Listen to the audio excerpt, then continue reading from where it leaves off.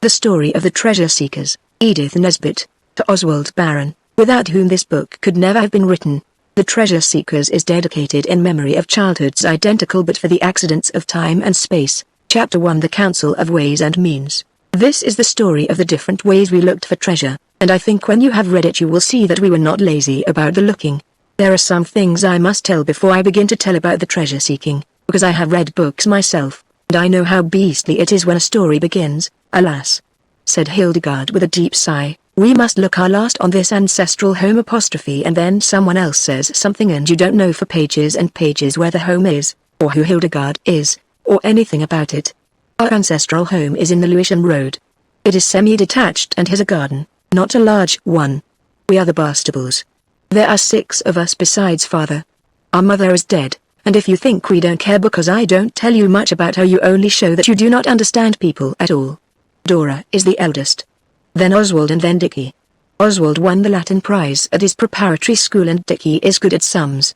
Alice and Noah last wins, they are 10, and Horace Octavius is my youngest brother. It is one of us that tells this story but I shall not tell you which, only at the very end perhaps I will. While the story is going on you may be trying to guess, only I bet you don't. It was Oswald who first thought of looking for treasure.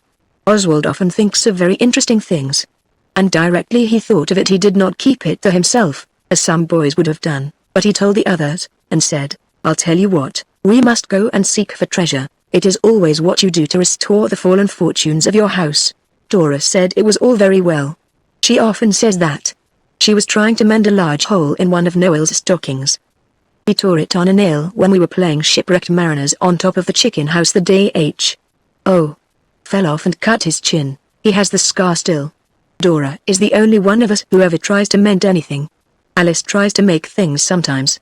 Once she knitted a red scarf for Noel because his chest is delicate, but it was much wider at one end than the other, and he wouldn't wear it. So we used it as a pennon, and it did very well, because most of our things are black or grey since mother died, and scarlet was a nice change. Father does not like you to ask for new things. That was one way we had of knowing that the fortunes of the ancient house of Bastable were really fallen. Another way was that there was no more pocket money except a penny now and then to the little ones, and people did not come to dinner any more, like they used to, with pretty dresses, driving up in cabs and the carpets got holes in them and when the legs came off things they were not sent to be mended, and we gave up having the gardener except for the front garden, and not that very often. And the silver in the big oak plate chest that is lined with green baize all went away to the shop to have the dents and scratches taken out of it, and it never came back. We think father hadn't enough money to pay the silver man for taking out the dents and scratches. The new spoons and forks were yellowy white, and not so heavy as the old ones, and they never shone after the first day or 2. Father was very ill after mother died, and while he was ill his business partner went to Spain and there was never much money afterwards.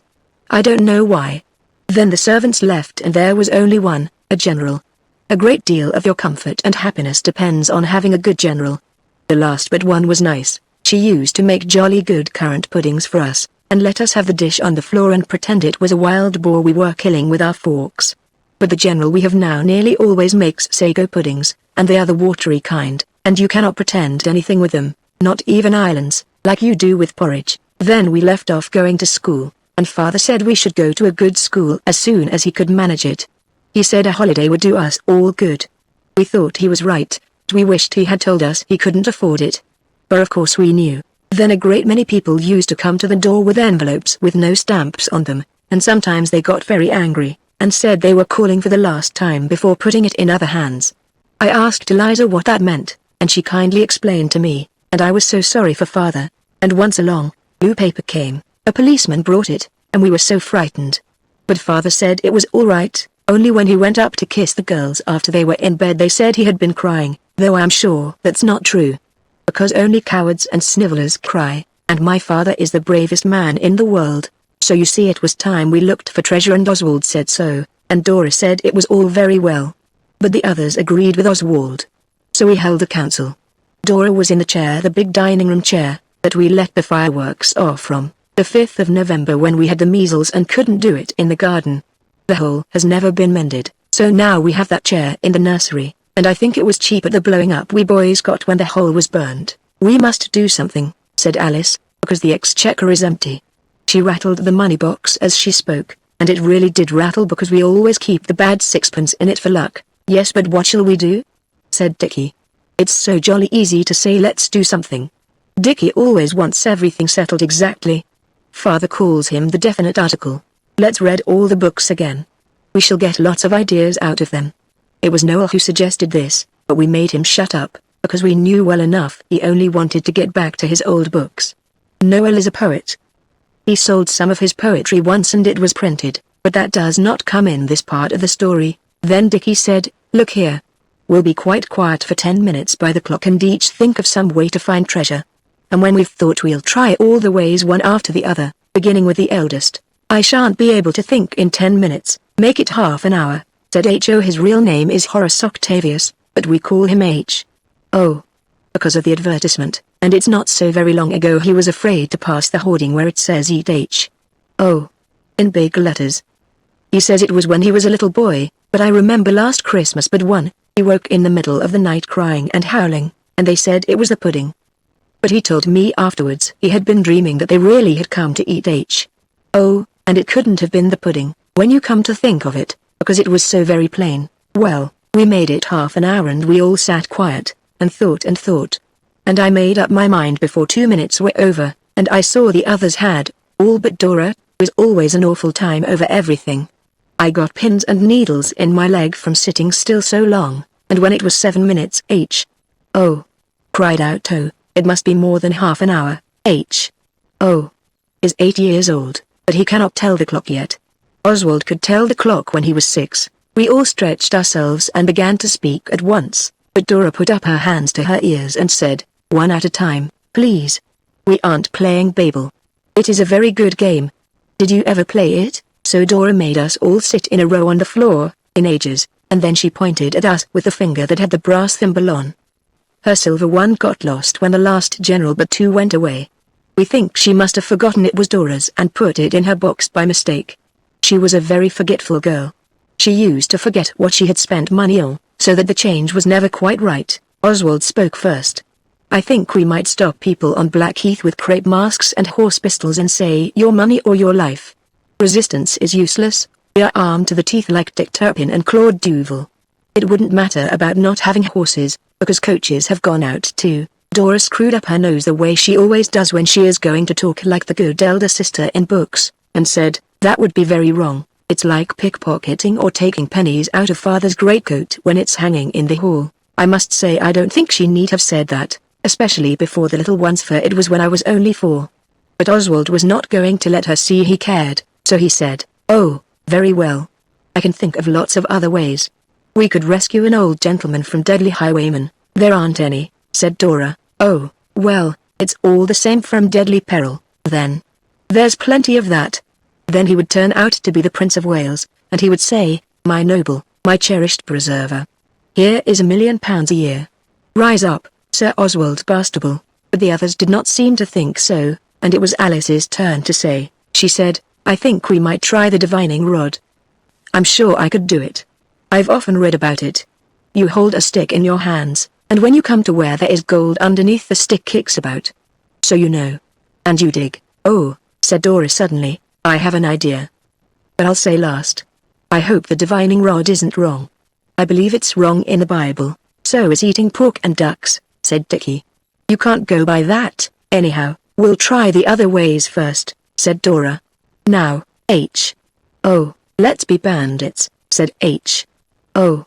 I dare say it's wrong, but it would be fun pretending. I'm sure it's wrong, said Dora, and Dickie said she thought everything wrong. She said she didn't, and Dickie was very disagreeable. So Oswald had to make peace, and he said, Dora needn't play if she doesn't want to. Nobody asked her.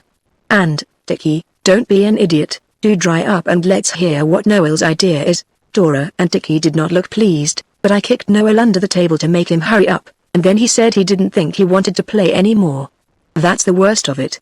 The others are so jolly ready to quarrel.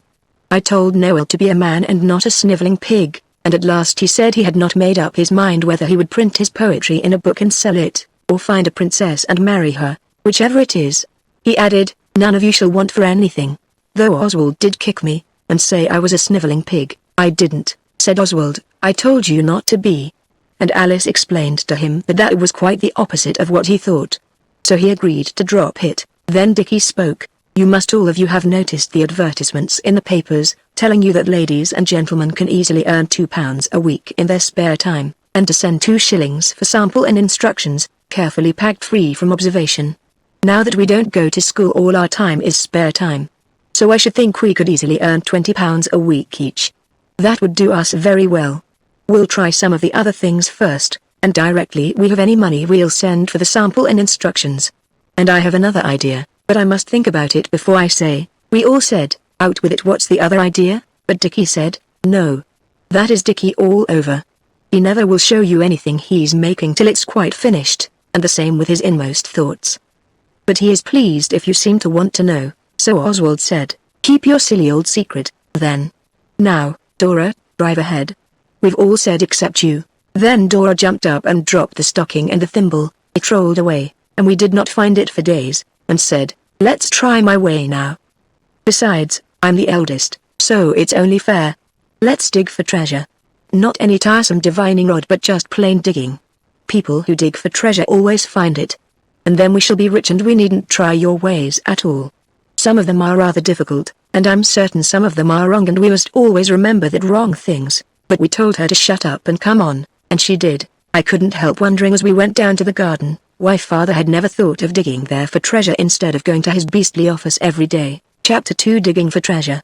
I am afraid the last chapter was rather dull. It is always dull in books when people talk and talk, and don't do anything, but I was obliged to put it in, or else you wouldn't have understood all the rest. The best part of books is when things are happening. That is the best part of real things too. This is why I shall not tell you in this story about all the days when nothing happened.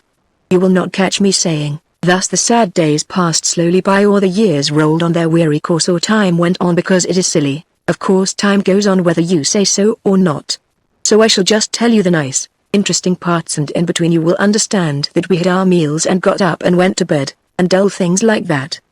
It would be sickening to write all that down, though of course it happens. I said so to Albert next door's uncle, who writes books, and he said, quite right, that's what we call selection, a necessity of true art. And he is very clever indeed. So you see, I have often thought that if the people who write books for children knew a little more, it would be better. I shall not tell you anything about us except what I should like to know about if I was reading the story and you were writing it. Albert's uncle says I ought to have put this in the preface, but I never read prefaces, and it is not much good writing things just for people to ship. I wonder other authors have never thought of this. Well, when we had agreed to dig for treasure, we all went down into the cellar and lighted the gas. Oswald would have liked to dig there, but it is stone flags. We looked among the old boxes and broken chairs and fenders and empty bottles and things, and at last we found the spades we had to dig in the sand with when we went to the seaside 3 years ago. They are not silly, babyish, wooden spades, that split if you look at them, but good iron, with a blue mark across the top of the iron part, and yellow wooden handles. We wasted a little time getting them dusted, because the girls wouldn't dig with spades that had cobwebs on them. Girls would never do for African explorers or anything like that, they are too beastly particular. It was no use doing the thing by halves. We marked out a sort of square inches, the mouldy part of the garden, about 3 yards across, and began to dig. But we found nothing except worms and stones, and the ground was very hard, so we thought we'd try another part of the garden, and we found a place in the big round flower bed, where the ground was much softer. We thought we'd make a smaller hole to begin with, and it was much better. We dug and dug and dug, and it was jolly hard work. We got very hot digging, but we found nothing. Presently Albert next door looked over the wall. We do not like him very much, but we let him play with us sometimes, because his father is dead, and you must not be unkind to orphans, even if their mothers are alive. Albert is always very tidy. He wears frilly collars and velvet knickerbockers. I can't think how he can bear to, so we said, hello. And he said, what are you up to? We're digging for treasure, said Alice. An ancient parchment revealed to us the place of concealment. Come over and help us. When we have dug deep enough we shall find a great pot of red clay, full of gold and precious jewels. Albert next door only sniggered and said, what silly nonsense. He cannot play properly at all. It is very strange, because he has a very nice uncle. You see, Albert next door doesn't care for reading, and he has not read nearly so many books as we have, so he is very foolish and ignorant. But it cannot be helped. and you just have to put up with it when you want him to do anything. Besides, it is wrong to be angry with people for not being so clever as you are yourself. It is not always their faults, so Oswald said, come and dig. Then you shall share the treasure when we've found it, but he said, I shan't, I don't like digging and I'm just going into my tea. Come along and dig. There's a good boy, Alice said. You can use my spade. It's much the best. So he came along and dug, and when once he was over the wall we kept him at it, and we worked as well, of course, and the hole got deep. Pincher worked too. He is our dog and he is very good at digging. He digs rats in the dustbin sometimes, and gets very dirty. But we love our dog, even when his face wants washing. I expect we shall have to make a tunnel, Oswald said, to reach the rich treasure. So he jumped into the hole and began to dig at one side. After that we took it in turns to dig at the tunnel, and Pincher was most useful in scraping the earth out of the tunnel. He does it with his back feet when you say rats. And he digs with his front ones, and burrows with his nose as well. At last the tunnel was nearly a yard long, and big enough to creep along to find the treasure, if only it had been a bit longer. Now it was Albert's turn to go in and dig, but he funked it. Take your turn like a man, said Oswald. Nobody can say that Oswald doesn't take his turn like a man. But Albert wouldn't. So we had to make him, because it was only fair. It's quite easy, Alice said. You just crawl in and dig with your hands. Then when you come out we can scrape out what you've done, with the spades. Come, be a man. You won't notice it being dark in the tunnel if you shut your eyes tight. We've all been in except Dora, and she doesn't like worms. I don't like worms neither. Albert next door said this, but we remembered how he had picked a fat red and black worm up in his fingers and thrown it at Dora only the day before. So we put him in, but he would not go in head first, the proper way, and dig with his hands as we had done, and though Oswald was angry at the time, for he hates snivellers, yet afterwards he owned that perhaps it was just as well. You should never be afraid to own that perhaps you were mistaken, but it is cowardly to do it unless you're quite sure you are in the wrong. Let me go in feet first, said Albert next door. I'll dig with my boots, I will truly, honor bright. So we let him get in feet first and he did it very slowly and at last he was in, and only his head sticking out into the hole, and all the rest of him in the tunnel. Now dig with your boots, said Oswald, and, Alice, do catch hold of Pincher, he'll be digging again in another minute. And perhaps it would be uncomfortable for Albert if Pincher threw the mold into his eyes. You should always try to think of these little things. Thinking of other people's comfort makes them like you. Alice held Pincher, and we all shouted, kick.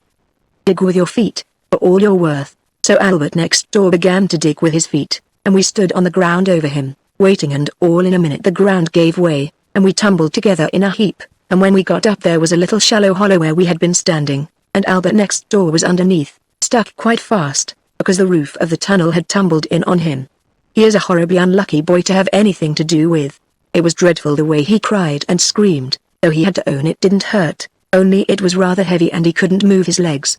We would have dug him out all right enough, in time, but he screamed so we were afraid the police would come, so Dickie climbed over the wall, to tell the cook that to tell Albert next door's uncle he had been buried by mistake, and to come and help dig him out. Dickie was a long time gone.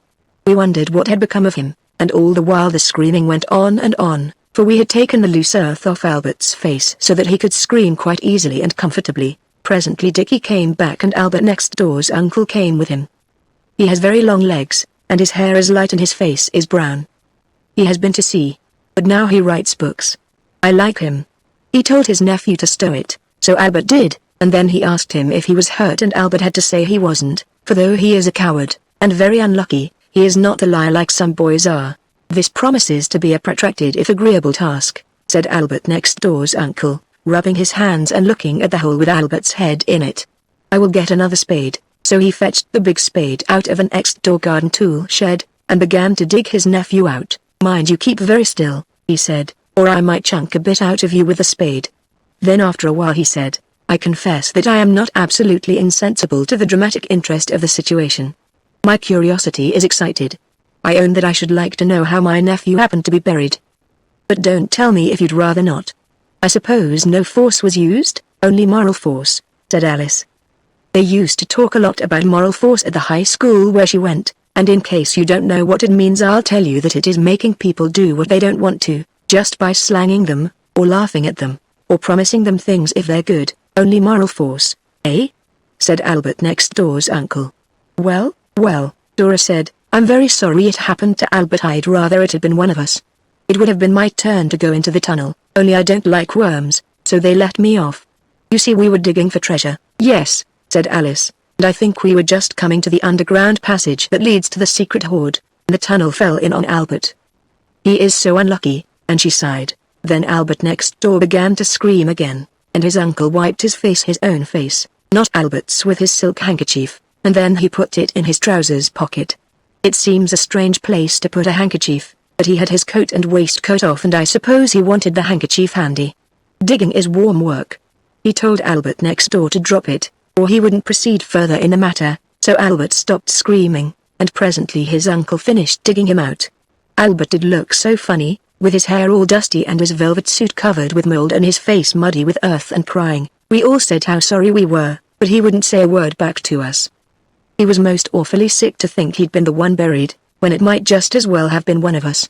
I felt myself that it was hard lines. "So you were digging for treasure," said Albert next door's uncle, wiping his face again with his handkerchief.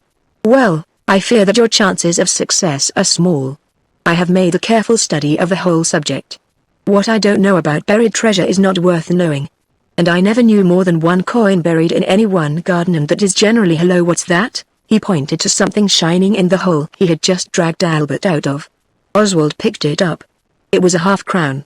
We looked at each other, speechless with surprise and delight, like in books. "Well, that's lucky, at all events," said Albert next door's uncle. "Let's see, that's 5 pence each for you." "It's 4 pence something." "I can't do fractions," said Dickie. "There are 7 of us, you see." "Oh, you count Albert as one of yourselves on this occasion, eh?" "Of course," said Alice, "and I say, he was buried after all. Why shouldn't we let him have the odd somethings, and we'll have 4 pence each." We all agreed to do this, and told Albert next door we would bring his share as soon as we could get the half-crown changed. He cheered up a little at that, and his uncle wiped his face again. He did look hot and began to put on his coat and waistcoat. When he had done it, he stooped and picked up something. He held it up, and you will hardly believe it, but it is quite true. It was another half-crown. "To think that there should be 2. He said, "In all my experience of buried treasure I never heard of such a thing. I wish Albert next door's uncle would come treasure-seeking with us regularly. He must have very sharp eyes, for Dora says she was looking just the minute before at the very place where the second half-crown was picked up from, and she never saw it." Chapter 3, Being Detectives. The next thing that happened to us was very interesting. It was as real as the half-crowns, not just pretending. I shall try to write it as like a real book as I can. Of course we have read Mr. Sherlock Holmes, as well as the yellow-covered books with pictures outside that are so badly printed, and you get them for 4 pence halfpenny at the bookstall when the corners of them are beginning to curl up and get dirty, with people looking to see how the story ends when they are waiting for trains. I think this is most unfair to the boy at the bookstall. The books are written by a gentleman named Gaborio, and Albert's uncle says they are the worst translations in the world and written in vile English. Of course they're not like Kipling, but they're jolly good stories. And we had just been reading a book by Dick Diddlington. That's not his right name. But I know all about libel actions, so I shall not say what his name is really, because his books are rot. Only they put it into our heads to do what I am going to narrate. It was in September, and we were not to go to the seaside because it is so expensive, even if you go to Sheerness, where it is all tin cans and old boots and no sand at all. But everyone else went, even the people next door, not Albert's side, but the other. Their servant told Eliza they were all going to Scarborough, and next day sure enough all the blinds were down and the shutters up, and the milk was not left any more. There is a big horse-chestnut tree between their garden and ours, very useful for getting conkers out of and for making stuff to rub on your chilblains. This prevented our seeing whether the blinds were down at the back as well, but Dickie climbed to the top of the tree and looked, and they were. It was jolly hot weather, and very stuffy indoors. We used to play a good deal in the garden. We made a tent out of the kitchen clothes horse and some blankets off our beds, and though it was quite as hot in the tent as in the house, it was a very different sort of hotness. Albert's uncle called it the Turkish bath. It is not nice to be kept from the seaside, but we know that we have much to be thankful for. We might be poor little children living in a crowded alley where even at summer noon hardly a ray of sunlight penetrates, clothed in rags and with bare feet, though I do not mind holes in my clothes myself, and bare feet would not be at all bad in this sort of weather. Indeed we do, sometimes, when we are playing at things which require it. It was shipwrecked mariners that day, I remember, and we were all in the blanket tent. We had just finished eating the things we had saved, at the peril of our lives, from the sinking vessel. They were rather nice things. 2 pennyworth of coconut candy it was got in Greenwich, where it is 4 ounces a penny, 3 apples, some macaroni the straight sort that is so useful to suck things through, some raw rice, and a large piece of cold suet pudding that Alice nicked from the larder when she went to get the rice and macaroni. And when we had finished, someone said, "I should like to be a detective. I wish to be quite fair." But I cannot remember exactly who said it.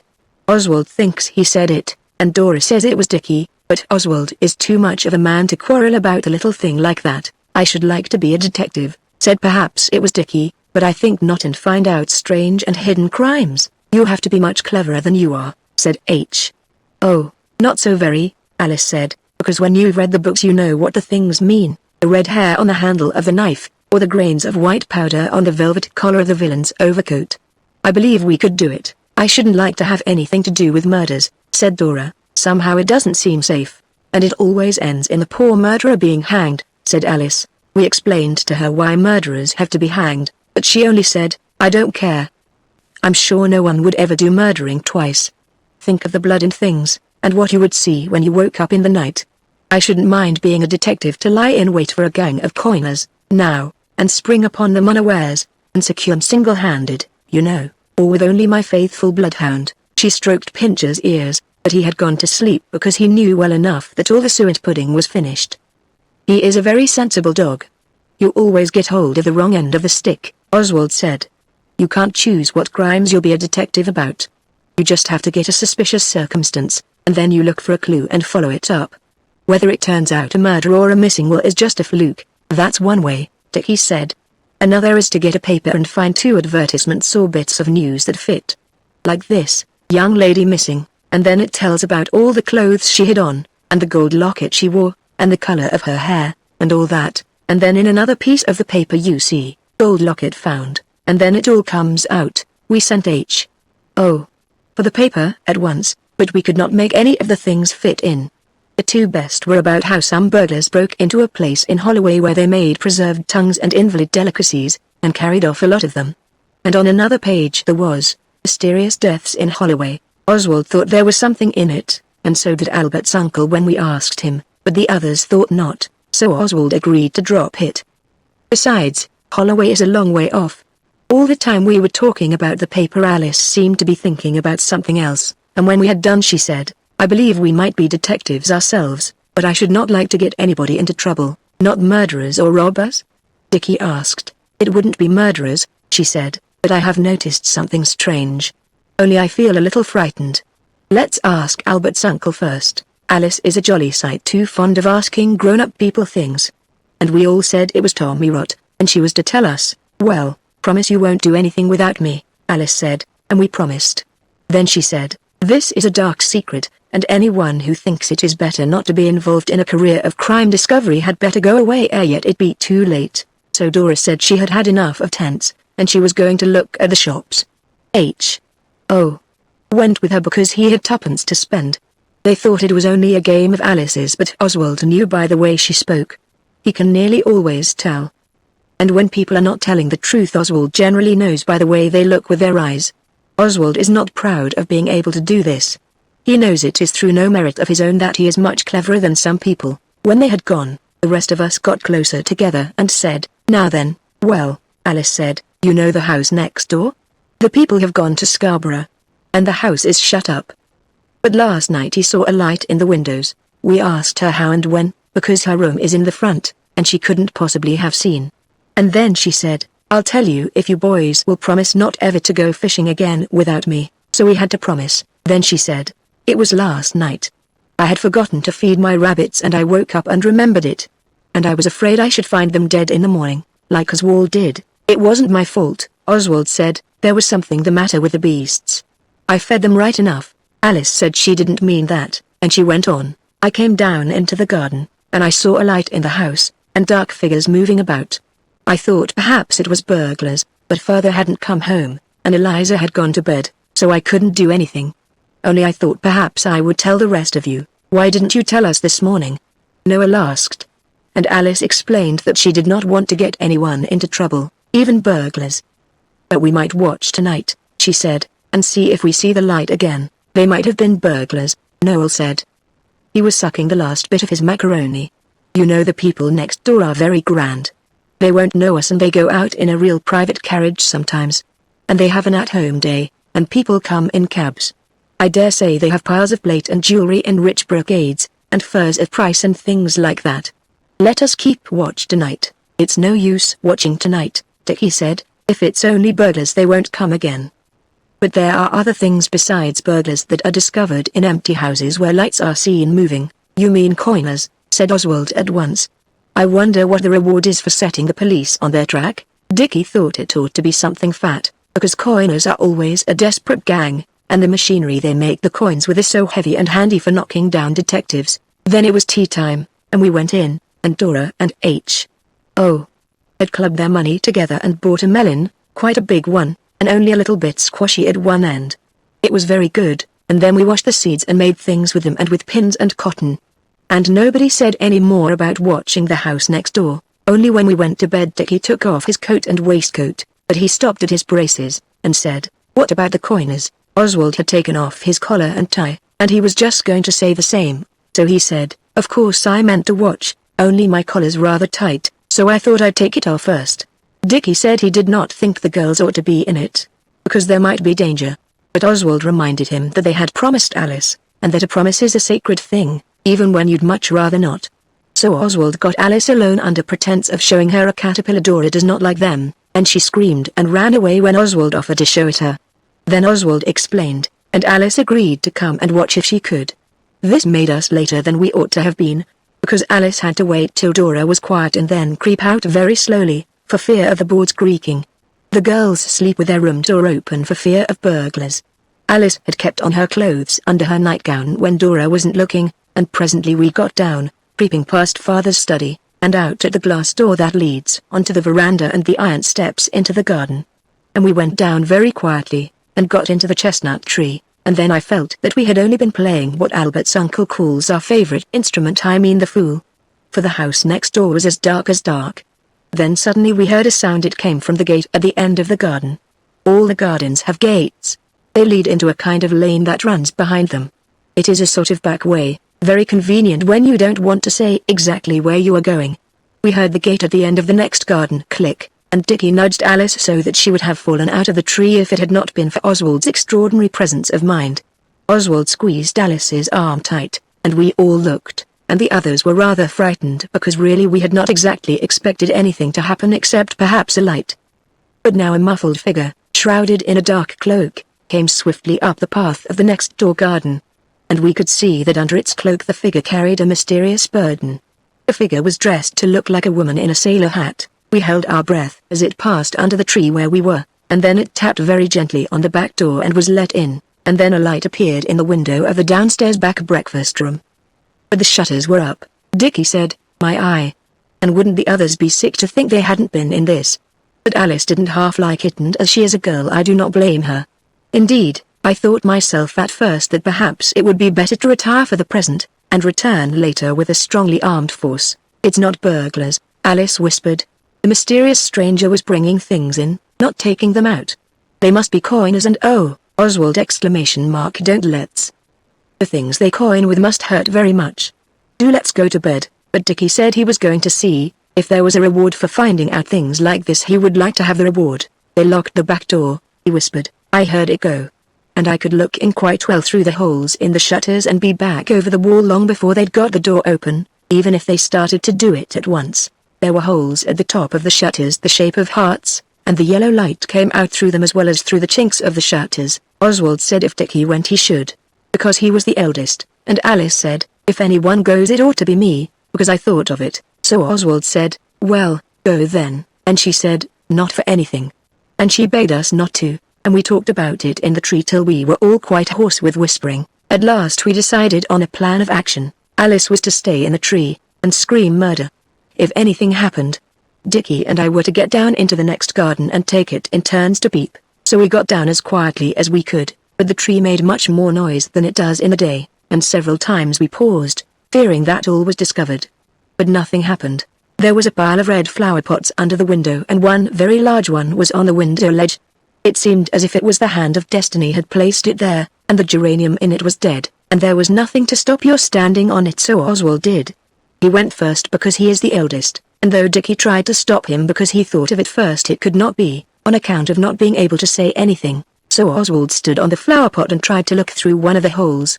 He did not really expect to see the coiners at their full work, though he had pretended to when we were talking in the tree. But if he had seen them pouring the base molten metal into tin molds the shape of half-crowns, he would not have been half so astonished as he was at the spectacle now revealed. At first he could see little, because the hole had unfortunately been made a little too high, so that the eye of a detective could only see the prodigal son in a shiny frame on the opposite wall. But Oswald held on to the window frame and stood on tiptoe, and then he saw. There was no furnace, and no base metal, no bearded men in leathern aprons with tongs and things, but just a table with a tablecloth on it for supper, and a tin of salmon and a lettuce and some bottled beer. And there on a chair was the cloak and the hat of the mysterious stranger, and the two people sitting at the table were the two youngest grown-up daughters of the lady next door, and one of them was saying, "So I got the salmon 3 halfpence cheaper, and the lettuces are only 6 a penny in the Broadway, just fancy. We must save as much as ever we can on our housekeeping money if we want to go away decent next year." And the other said, "I wish we could all go every year. Or else really, I almost wish." And all the time Oswald was looking, Dickie was pulling at his jacket to make him get down and let Dickie have a squint. And just as she said "I almost," Dickie pulled too hard and Oswald felt himself toppling on the giddy verge of the big flower pots. Putting forth all his strength, our hero strove to recover his what's-its-name, but it was now lost beyond recall. "You've done it this time," he said, then he fell heavily among the flower pots piled below. He heard them crash and rattle and crack, and then his head struck against an iron pillar used for holding up the next door veranda. His eyes closed and he knew no more. Now you will perhaps expect that at this moment Alice would have cried murder. If you think so, you little know what girls are. Directly she was left alone in that tree, she made a bolt to tell Albert's uncle all about it and bring him to our rescue in case the coiners' gang was a very desperate one. And just when I fell, Albert's uncle was getting over the wall. Alice never screamed at all when Oswald fell, but Dickie thinks he heard Albert's uncle say, "Confound those kids." Which would not have been kind or polite, so I hope he did not say it. The people next door did not come out to see what the row was. Albert's uncle did not wait for them to come out. He picked up Oswald and carried the insensible body of the gallant young detective to the wall, laid it on the top, and then climbed over and bore his lifeless burden into our house and put it on the sofa in Father's study. Father was out, so we needn't have crept so when we were getting into the garden. Then Oswald was restored to consciousness, and his head tied up, and sent to bed, and next day there was a lump on his young brow as big as a turkey's egg, and very uncomfortable. Albert's uncle came in next day and talked to each of us separately.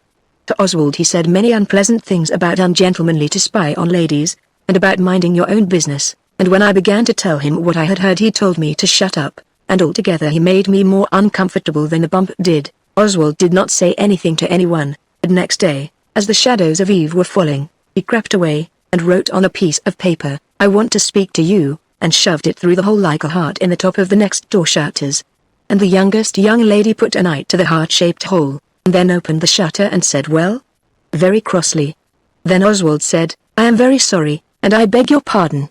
We wanted to be detectives, and we thought a gang of coiners infested your house, so we looked through your window last night. I saw the lettuce, and I heard what you said about the salmon being 3 halfpence cheaper, and I know it is very dishonorable to pry into other people's secrets, especially ladies, and I never will again if you will forgive me this once." Then the lady frowned and then she laughed, and then she said, "So it was you tumbling into the flower pots last night? We thought it was burglars. It frightened us horribly. Why, what a bump on your poor head." And then she talked to me a bit, and presently she said she and her sister had not wished people to know they were at home, because and then she stopped short and grew very red, and I said, "I thought you were all at Scarborough, your servant told Eliza so. Why didn't you want people to know you were at home?" The lady got redder still, and then she laughed and said, "Never mind the reason why. I hope your head doesn't hurt much. Thank you for your nice, manly little speech. You've nothing to be ashamed of, at any rate." Then she kissed me, and I did not mind. And then she said, "Run away now, dear. I'm going to pull up the blinds and open the shutters, and I want to do it at once, before it gets dark, so that everyone can see we're at home, and not at Scarborough." Chapter 4 Good Hunting. When we had got that 4 shillings by digging for treasure, we ought, By rights, to have tried Dickie's idea of answering the advertisement about ladies and gentlemen and spare time and £2 a week, but there were several things we rather wanted. Dora wanted a new pair of scissors, and she said she was going to get them with her 8p. But Alice said, "You ought to get her those, Oswald, 'cause you know you broke the points off as getting the marble out of the brass thimble." It was quite true, though I had almost forgotten it. But then it was H.O. who jammed the marble into the thimble first of all. So I said, "It's H.O.'s fault as much as mine, anyhow. Why shouldn't he pay?" Oswald didn't so much mind paying for the beastly scissors, but he hates injustice of every kind. "He's such a little kid," said Dickie, and of course H.O. said he wasn't a little kid, and it very nearly came to being a row between them. But Oswald knows when to be generous, so he said, "Look here. I'll pay 6p of the scissors, and H.O. shall pay the rest, to teach him to be careful." H.O. agreed. He is not at all a mean kid, but I found out afterwards that Alice paid his share out of her own money. Then we wanted some new paints, and Noel wanted a pencil and a halfpenny account book to write poetry with, and it does seem hard never to have any apples. So, somehow or other nearly all the money got spent, and we agreed that we must let the advertisement run loose a little longer. "I only hope," Alice said, "that they won't have got all the ladies and gentlemen they want before we have got the money to write for the sample and instructions," and I was a little afraid myself, because it seemed such a splendid chance. We looked in the paper every day, and the advertisement was always there, so we thought it was all right.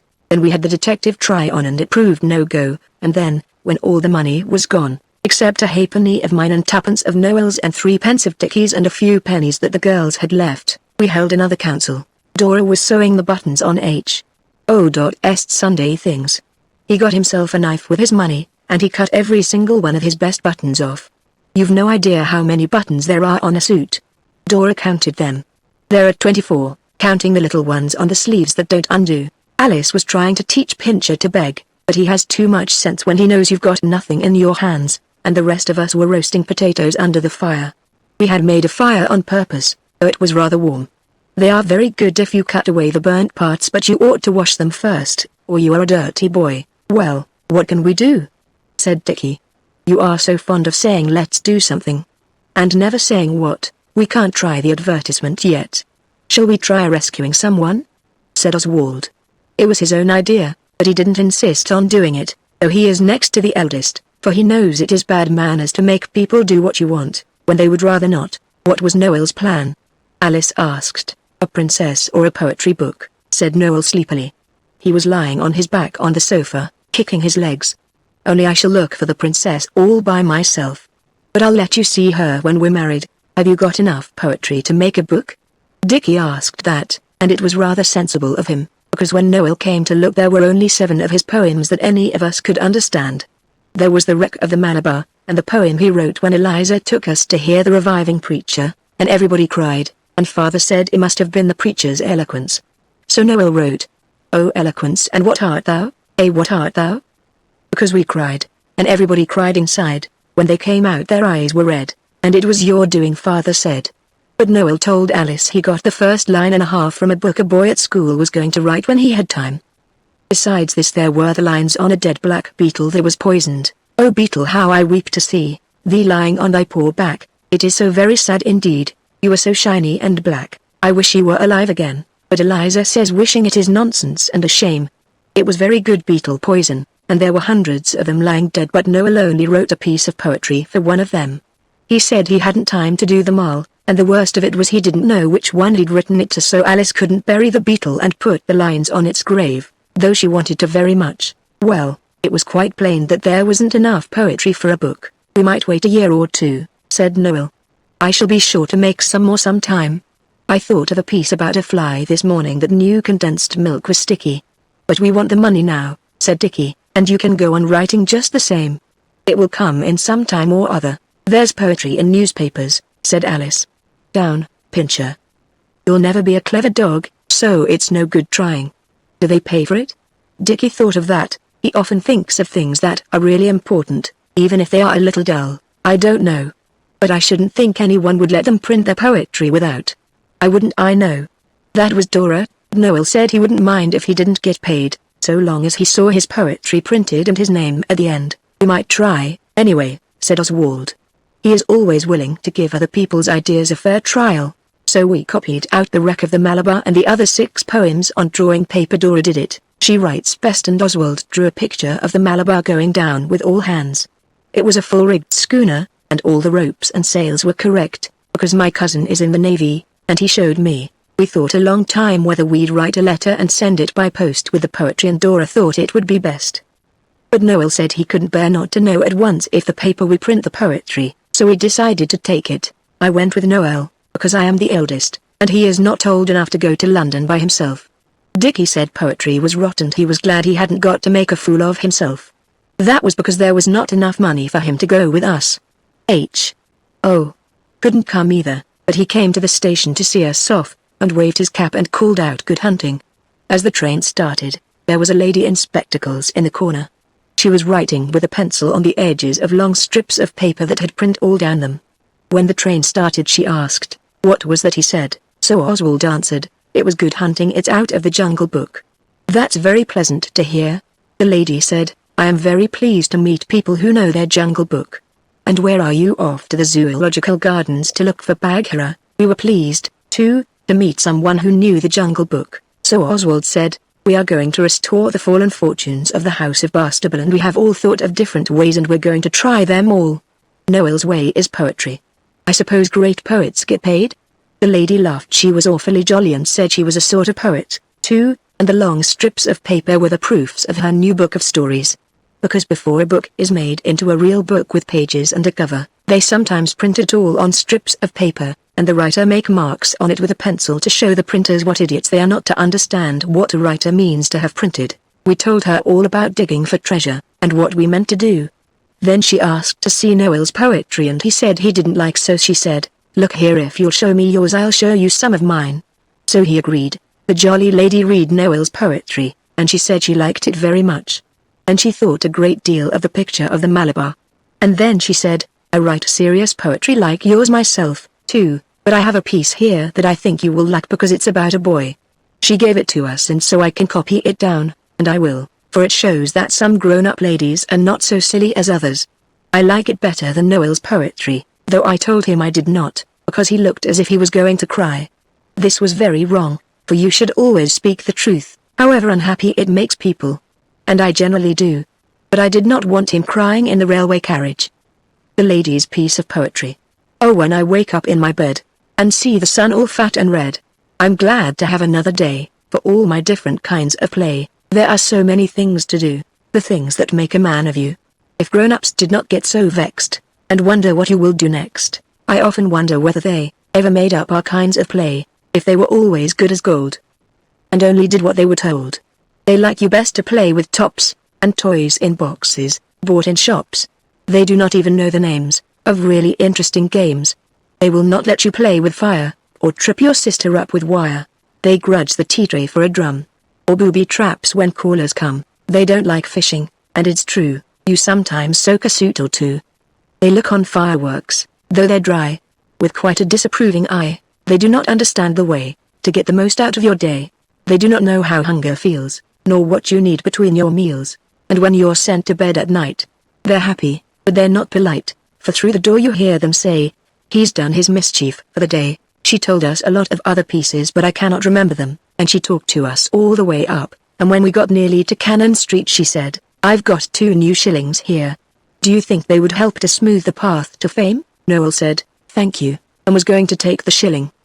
But Oswald, who always remembers what he is told, said, "Thank you very much. Father told us we ought never to take anything from strangers." "That's a nasty one," said the lady. She didn't talk a bit like a real lady, but more like a jolly sort of grown-up boy in a dress and hat. A very nasty one. "But don't you think as Noel and I are both poets I might be considered a sort of relation? You've heard of brother poets, haven't you? Don't you think Noel and I are aunt and nephew poets, or some relationship of that kind?" I didn't know what to say, and she went on, "It's awfully straight of you to stick to what your father tells you, but look here, you take the shillings, and here's my card. When you get home tell your father all about it, and if he says no, you can just bring the shillings back to me." So we took the shillings, and she shook hands with us and said, "Goodbye, and good hunting." We did tell father about it, and he said it was all right, and when he looked at the card he told us we were highly honored. for the lady wrote better poetry than any other lady alive now.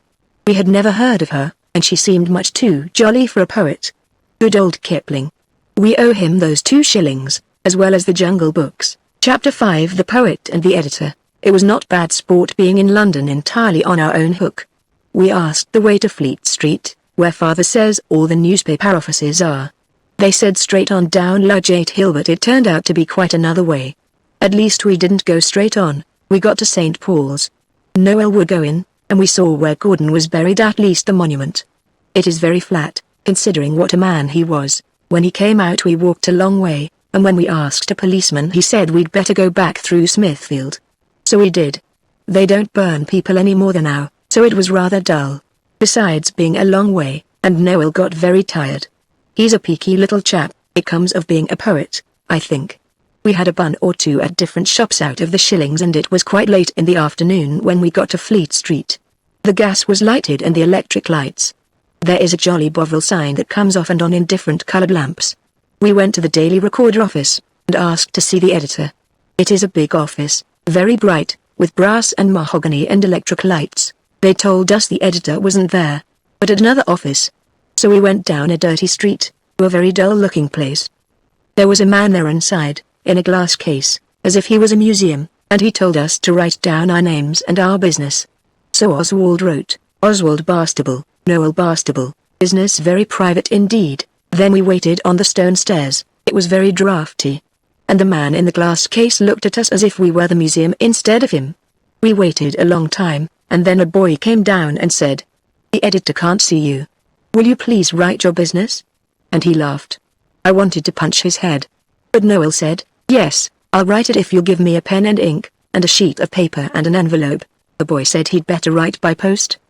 But Noel is a bit pig-headed, it's his worst fault. So he said no, I'll write it now.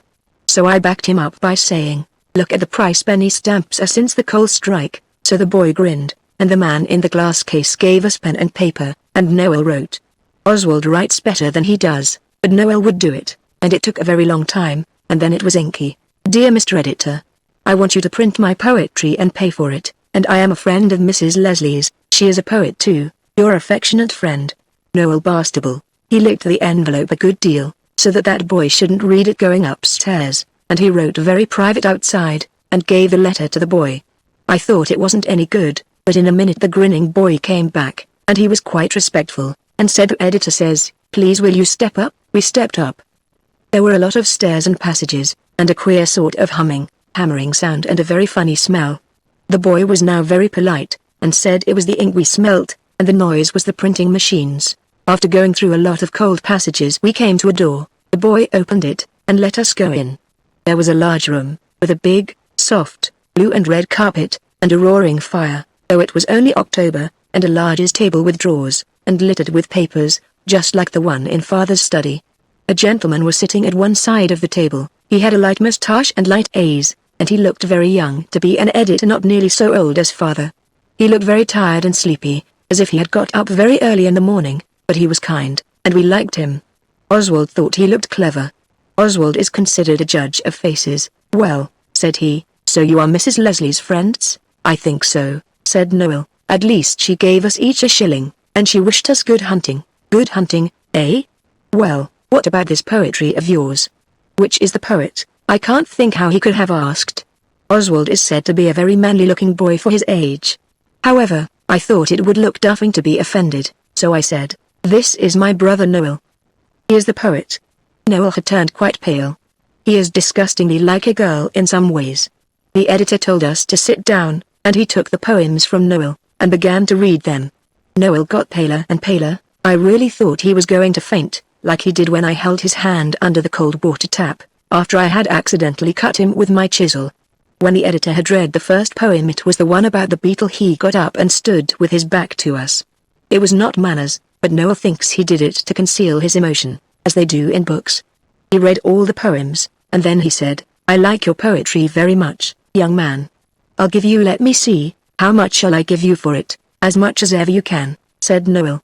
"You see, I want a good deal of money to restore the fallen fortunes of the house of Barstable." The gentleman put on some eyeglasses and looked hard at us. Then he sat down. "That's a good idea," said he. Tell me how you came to think of it. And, I say, have you had any tea? They've just sent out for mine." He rang a tingly bell, and the boy brought in a tray with a teapot and a thick cup and saucer and things, and he had to fetch another tray for us, when he was told to, and we had tea with the editor of the Daily Recorder. I suppose it was a very proud moment for Noel, though I did not think of that till afterwards. The editor asked us a lot of questions, and we told him a good deal, though of course I did not tell a stranger all our reasons for thinking that the family fortunes wanted restoring. We stayed about half an hour, and when we were going away he said again, "I shall print all your poems, my poet, and now what do you think they're worth?" "I don't know," Noel said. "You see, I didn't write them to sell." "Why did you write them then?" he asked. Noel said he didn't know, he supposed because he wanted to, art for art's sake, eh? Said the editor, and he seemed quite delighted, as though Noel had said something clever. "Well, would a guinea meet your views?" he asked. "I have read of people being at a loss for words, and dumb with emotion, and I've read of people being turned to stone with astonishment, or joy, or something, but I never knew how silly it looked till I saw Noel standing staring at the editor with his mouth open. He went red and he went white, and then he got crimson, as if you were rubbing more and more crimson lake on a palette. But he didn't say a word, so Oswald had to say, 'I should jolly well think so.' So the editor gave Noel a sovereign and a shilling, and he shook hands with us both. But he thumped Noel on the back and said, 'Buck up, old man. It's your first guinea, but it won't be your last. Now go along home, and in about 10 years you can bring me some more poetry. Not before, see? I'm just taking this poetry of yours because I like it very much. We don't put poetry in this paper at all. I shall have to put it in another paper I know of.' 'What do you put in your paper?' I asked, for father always takes the Daily Chronicle, and I didn't know what the Recorder was like. 'We chose it because it is such a glorious office, and a clock outside lighted up.' 'Oh, news,' said he, 'and dull articles, and things about celebrities. If you know any celebrities, now?' Noel asked him what celebrities were. 'Oh, the Queen and the Princes, and people with titles, and people who write, or sing, or act or do something clever or wicked.' 'I don't know anybody wicked,' said Oswald, wishing he had known Dick Turpin, or Claude Duval, so as to be able to tell the editor things about them. 'But I know someone with the title Lord Tottenham, the mad old protectionist.' 'Eh? How did you come to know him?' 'We don't know him to speak to. But he goes over the heath every day at 3, and he strides along like a giant with a black cloak like Claude Tennyson's flying behind him, and he talks to himself like 1 o'clock. What does he say?' The editor had sat down again, and he was fiddling with a blue pencil. We only heard him once, close enough to understand, and then he said, 'The curse of the country, sir, ruin and desolation.' And then he went striding along again, hitting at the furze bushes as if they were the heads of his enemies. 'Excellent descriptive touch,' said the editor. 'Well, go on. That's all I know about him, except that he stops in the middle of the heath every day, and he looks all round to see if there's anyone about, and if there isn't, he takes his collar off.' The editor interrupted, which is considered rude, and said, 'You're not romancing?' 'I beg your pardon?' said Oswald, drawing the long bow. 'I mean,' said the editor. Oswald drew himself up, and said he wasn't a liar. The editor only laughed, and said romancing and lying were not at all the same, only it was important to know what you were playing at. So Oswald accepted his apology, and went on. 'We were hiding among the furze bushes one day, and we saw him do it. He took off his collar, and he put on a clean one, and he threw the other among the furze bushes. We picked it up afterwards, and it was a beastly paper one.' 'Thank you,' said the editor, and he got up and put his hand in his pocket. 'That's well worth 5 shillings, and there they are. Would you like to see round the printing offices before you go home?' I pocketed my 5 bob, and thanked him, and I said we should like it very much. He called another gentleman and said something we couldn't hear. Then he said goodbye again, and all this time Noel hadn't said a word. But now he said, 'I've made a poem about you. It is called Lines to a Noble Editor. Shall I write it down?' The editor gave him the blue pencil, and he sat down at the editor's table and wrote. It was this, he told me afterwards as well as he could remember: 'May life's choicest blessings be your lot. I think you ought to be very blessed, for you are going to print my poems, and you may have this one as well as the rest.' 'Thank you,' said the editor. 'I don't think I ever had a poem addressed to me before. I shall treasure it, I assure you.' Then the other gentleman said something about Masseners, and we went off to see the printing office with at least £1.7 in our pockets. It was good hunting, and no mistake, but he never put Noel's poetry in the Daily Recorder. It was quite a long time afterwards we saw a sort of story thing in a magazine, on the station bookstall, and that kind, sleepy-looking editor had written it, I suppose. It was not at all amusing. It said a lot about Noel and me, describing us all wrong, and saying how we had tea with the editor, and all Noel's poems were in the story thing. I think myself the editor seemed to make game of them, but Noel was quite pleased to see them printed, so that's all right. It wasn't my poetry anyhow, I am glad to say. Chapter 6 Noel's Princess. She happened quite accidentally. We were not looking for a princess at all just then, but Noel had said he was going to find a princess all by himself, and marry her, and he really did. Which was rather odd, because when people say things are going to befall, very often they don't. It was different, of course, with the prophets of old. We did not get any treasure by it, except 12 chocolate drops, but we might have done, and it was an adventure, anyhow. Greenwich Park is a jolly good place to play in, especially the parts that aren't near Greenwich. The parts near the Heath are first-rate. I often wish the park was nearer our house, but I suppose a park is a difficult thing to move. Sometimes we get Eliza to put lunch in a basket, and we go up to the park. She likes that, it saves cooking dinner for us, and sometimes she says of her own accord, "I've made some pasties for you, and you might as well go into the park as not." It's a lovely day. She always tells us to rinse out the cup at the drinking fountain, and the girls do, but I always put my head under the tap and drink. Then you are an intrepid hunter at a mountain stream, and besides, you're sure it's clean. Dickie does the same, and so does H.O., but Noel always drinks out of the cup. He says it is a golden goblet wrought by enchanted gnomes. The day the princess happened was a fine, hot day, last October, and we were quite tired with the walk up to the park. We always go in by the little gate at the top of Crumb's Hill. It is the postern gate that things always happen at in stories. It was dusty walking, but when we got in the park it was ripping, so we rested a bit, and lay on our backs, and looked up at the trees, and wished we could play monkeys. I have done it before now, but the park keeper makes sorrow if he catches you. When we rested a little, Alice said, "It was a long way to the enchanted wood, but it is very nice now we are there. I wonder what we shall find in it." "We shall find deer," said Dickie, "if we go to look, but they go on the other side of the park because of the people with buns." Saying buns made us think of lunch, so we had it, and when we had done we scratched a hole under a tree and buried the papers, because we know it spoils pretty places to leave beastly, greasy papers lying about. I remember Mother teaching me and Dora that, when we were quite little. I wish everybody's parents would teach them this useful lesson, and the same about orange peel. When we'd eaten everything there was, Alice whispered, "I see the white witch bear yonder among the trees. Let's track it and slay it in its lair."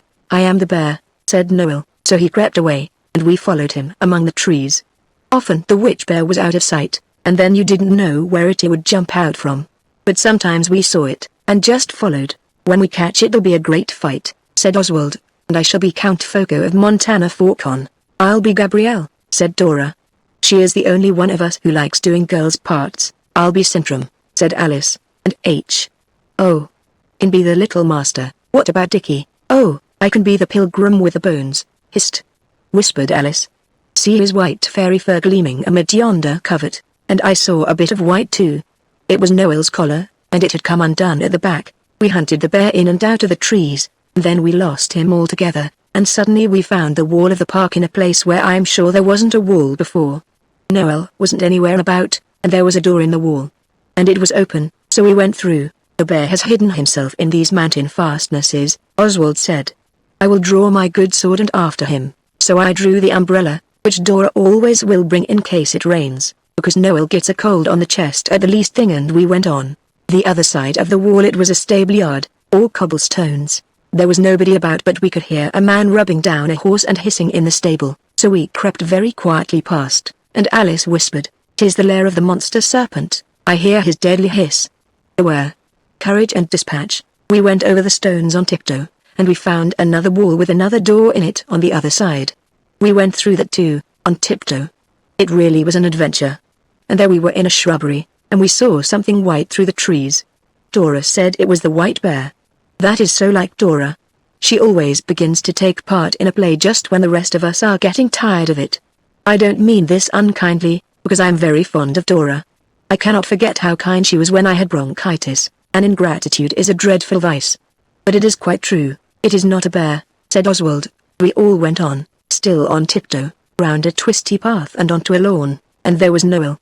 His collar had come undone, as I said, and he had an inky mark on his face that he made just before we left the house, and he wouldn't let Dora wash it off, and one of his bootlaces was coming down. He was standing looking at a little girl. She was the funniest little girl you ever saw. She was like a china doll, the sixpenny kind. She had a white face, and long yellow hair, done up very tight into pigtails. Her forehead was very big and lumpy, and her cheeks came high up, like little shelves under her eyes. Her eyes were small and blue. She had on a funny black frock, with curly braid on it, and button boots that went almost up to her knees. Her legs were very thin. She was sitting in a hammock chair nursing a blue kitten, not a sky blue one, of course, but the color of a new slate pencil. As we came up we heard her say to Noel, "Who are you?" Noel had forgotten about the bear, and he was taking his favorite part, so he said, "I'm Prince Camaralzaman." The funny little girl looked pleased. "I thought at first you were a common boy," she said. Then she saw the rest of us and said, "Are you all princesses and princes too?" Of course we said yes, and she said, "I am a princess also." She said it very well too, exactly as if it were true. We were very glad, because it is so seldom you meet any children who can begin to play right off without having everything explained to them. And even then they will say they are going to pretend to be a lion, or a witch, or a king. Now this little girl just said, "I am a princess." Then she looked at Oswald and said, "I fancy I've seen you at Baden." Of course Oswald said, "Very likely." The little girl had a funny voice, and all her words were quite plain, each word by itself. She didn't talk at all like we do. Oh. Asked her what the cat's name was, and she said Katinka. Then Dickie said, "Let's get away from the windows. If you play near windows someone inside generally knocks at them and says don't." The princess put down the cat very carefully and said, "I am forbidden to walk off the grass." "That's a pity," said Dora, "but I will if you like," said the princess. "You mustn't do things you are forbidden to do," Dora said, but Dickie showed us that there was some more grass beyond the shrubs with only a gravel path between. So I lifted the princess over the gravel, so that she should be able to say she hadn't walked off the grass. When we got to the other grass we all sat down, and the princess asked us if we liked druggies. I know that's how you spell it, for I asked Albert next door's uncle. We said we thought not, but she pulled a real silver box out of her pocket and showed us. They were just flat, round chocolates. We had 2 each. Then we asked her name, and she began, and when she began she went on, and on, and on, till I thought she was never going to stop. Oh. Said she had 50 names, but Dickie is very good at figures, and he says there were only 18.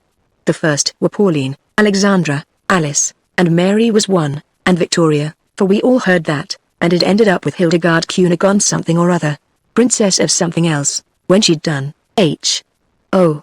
Said, "That's jolly good. Say it again." And she did, but even then we couldn't remember it. We told her our names, but she thought they were too short, so when it was Noel's turn he said he was Prince Noel Camaralzaman Ivan Constantine Charlemagne James John Edward Biggs Maximilian Bastable Prince of Lewisham, but when she asked him to say it again of course he could only get the first 2 names right, because he'd made it up as he went on, so the princess said, "You are quite old enough to know your own name."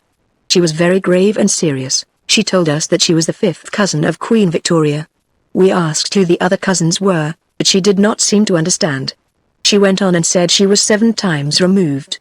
She couldn't tell us what that meant either, but Oswald thinks it means that the Queen's cousins are so fond of her that they will keep coming bothering, so the Queen's servants have orders to remove them. This little girl must have been very fond of the Queen to try so often to see her, and to have been 7 times removed. We could see that it is considered something to be proud of, but we thought it was hard on the Queen that her cousins wouldn't let her alone. Presently the little girl asked us where our maids and governesses were. We told her we hadn't any just now. And she said, "How pleasant. And did you come here alone?" "Yes," said Dora, "we came across the heath." "You are very fortunate," said the little girl. She sat very upright on the grass, with her fat little hands in her lap. "I should like to go on the heath. There are donkeys there, with white saddle covers. I should like to ride them, but my governess will not permit. I'm glad we haven't a governess." Oh. Said. "We ride the donkeys whenever we have any pennies, and once I gave the man another penny to make it gallop." "You are indeed fortunate," said the princess again, and when she looked sad the shelves on her cheeks showed more than ever. "You could have laid a 6pence on them quite safely if you had had one." "Never mind," said Noel, "I've got a lot of money. Come out and have a ride now." but the little girl shook her head and said she was afraid it would not be correct. Dora said she was quite right. Then all of a sudden came one of those uncomfortable times when nobody can think of anything to say, so we sat and looked at each other. But at last Alice said we ought to be going. Do not go yet, the little girl said.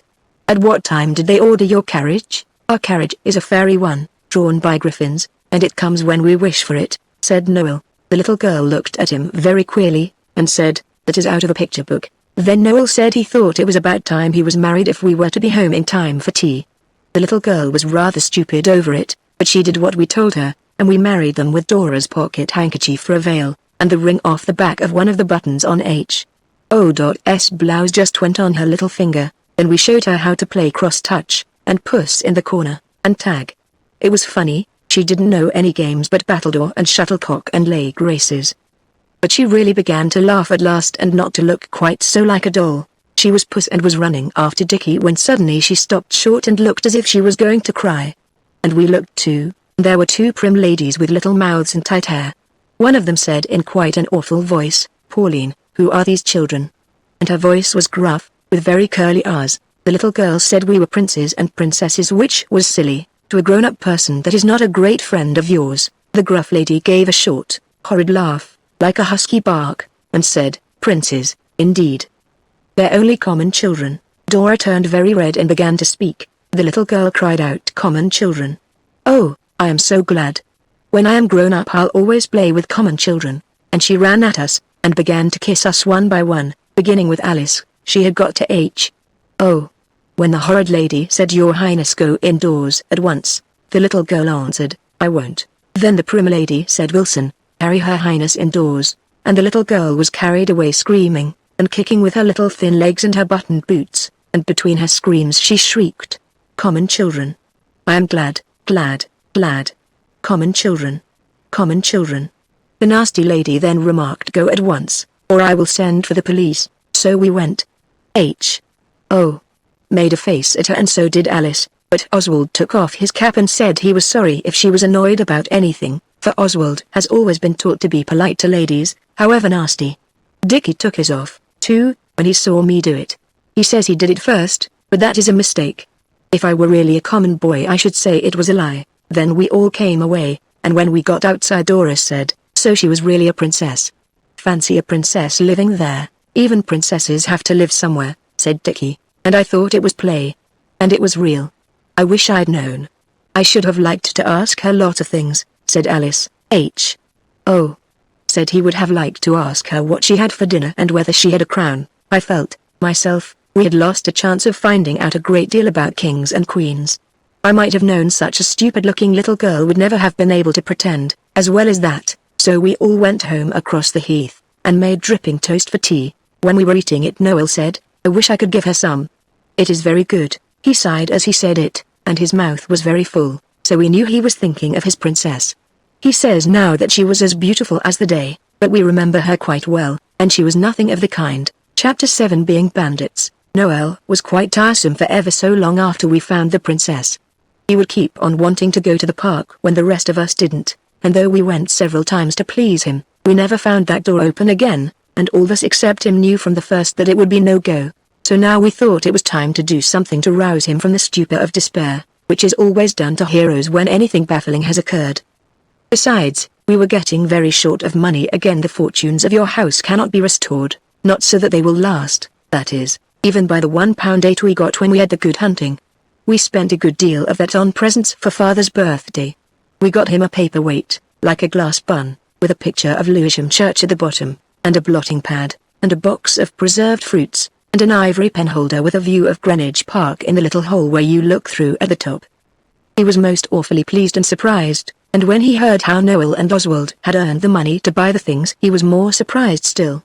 Nearly all the rest of our money went to get fireworks for the 5th of November. We got 6 Catherine wheels and 4 rockets, 2 hand lights, 1 red and 1 green, a 6-penny maroon, 2 Roman candles they cost a shilling, some Italian streamers, a fairy fountain, and a tourbillon that cost 18 pence and was very nearly worth it, but I think crackers and squibs are a mistake. It's true you get a lot of them for the money, and they are not bad fun for the first 2 or 3 dozen, but you get jolly sick of them before you've let off your 6 penn'orth. And the only amusing way is not allowed, It is putting them in the fire. It always seems a long time till the evening when you have got fireworks in the house, and I think as it was a rather foggy day we should have decided to let them off directly after breakfast, only father had said he would help us to let them off at 8 o'clock after he had had his dinner, and you ought never to disappoint your father if you can help it. You see, we had 3 good reasons for trying H.O.'s idea of restoring the fallen fortunes of our house by becoming bandits on the 5th of November. We had a 4th reason as well, and that was the best reason of the lot. You remember Dora thought it would be wrong to be bandits. And the 5th of November came while Dora was away at Stroud staying with her godmother. Stroud is in Gloucestershire. We were determined to do it while she was out of the way, because we did not think it wrong. Besides, we meant to do it anyhow. We held a council, of course, and laid our plans very carefully. We let H.O. be captain, because it was his idea. Oswald was lieutenant. Oswald was quite fair, because he let H.O. call himself captain, but Oswald is the eldest next to Dora. After all, our plan was this. We were all to go up onto the heath. Our house is in the Lewisham Road, but it's quite close to the heath if you cut up the short way opposite the confectioner's, past the nursery gardens and the cottage hospital, and turn to the left again and afterwards to the right. You come out then at the top of the hill, where the big guns are with the iron fence round them, and where the bands play on Thursday evenings in the summer. We were to lurk in ambush there, and waylay an unwary traveller. We were to call upon him to surrender his arms, and then bring him home and put him in the deepest dungeon below the castle moat. Then we were to load him with chains and send to his friends for ransom. You may think we had no chains, but you are wrong, because we used to keep 2 other dogs once, besides Pincher, before the fall of the fortunes of the ancient house of Bastable. And they were quite big dogs. It was lattish in the afternoon before we started. We thought we could lurk better if it was nearly dark. It was rather foggy, and we waited a good while beside the railings, but all the belated travellers were either grown up or else they were board school children. We weren't going to get into a row with grown-up people, especially strangers, and no true bandit would ever stoop to ask a ransom from the relations of the poor and needy. So we thought it better to wait. As I said, it was Guy Fawkes' day, and if it had not been we should never have been able to be bandits at all, for the unwary traveller we did catch had been forbidden to go out because he had a cold in his head.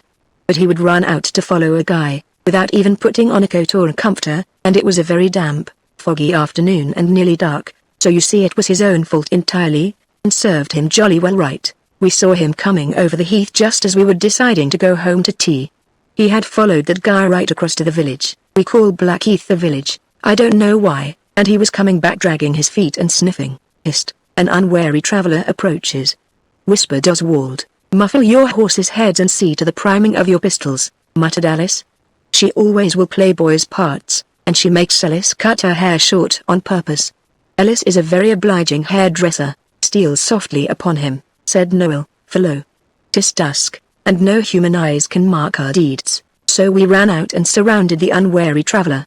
It turned out to be Albert next door, and he was very frightened indeed until he saw who we were. Surrender, hissed Oswald, in a desperate-sounding voice, as he caught the arm of the unwary. And Albert next door said, all right. I'm surrendering as hard as I can. You needn't pull my arm off. We explained to him that resistance was useless, and I think he saw that from the first. We held him tight by both arms, and we marched him home down the hill in a hollow square of 5. He wanted to tell us about the guy, but we made him see that it was not proper for prisoners to talk to the guard, especially about guys that the prisoner had been told not to go after because of his cold. When we got to where we live he said, all right, I don't want to tell you. You'll wish I had afterwards. You never saw such a guy, I can see you. Said H.O. It was very rude, and Oswald told him so at once, because it is his duty as an elder brother. But H.O. is very young and does not know better yet, and besides it wasn't bad for H.O. Albert next door said, you haven't any manners, and I want to go in to my tea. Let go of me, but Alice told him, quite kindly, that he was not going into his tea, but coming with us. I'm not, said Albert next door, I'm going home. Leave go. I've got a bad cold. You're making it worse. Then he tried to cough, which was very silly, because we'd seen him in the morning, and he'd told us where the cold was that he wasn't to go out with.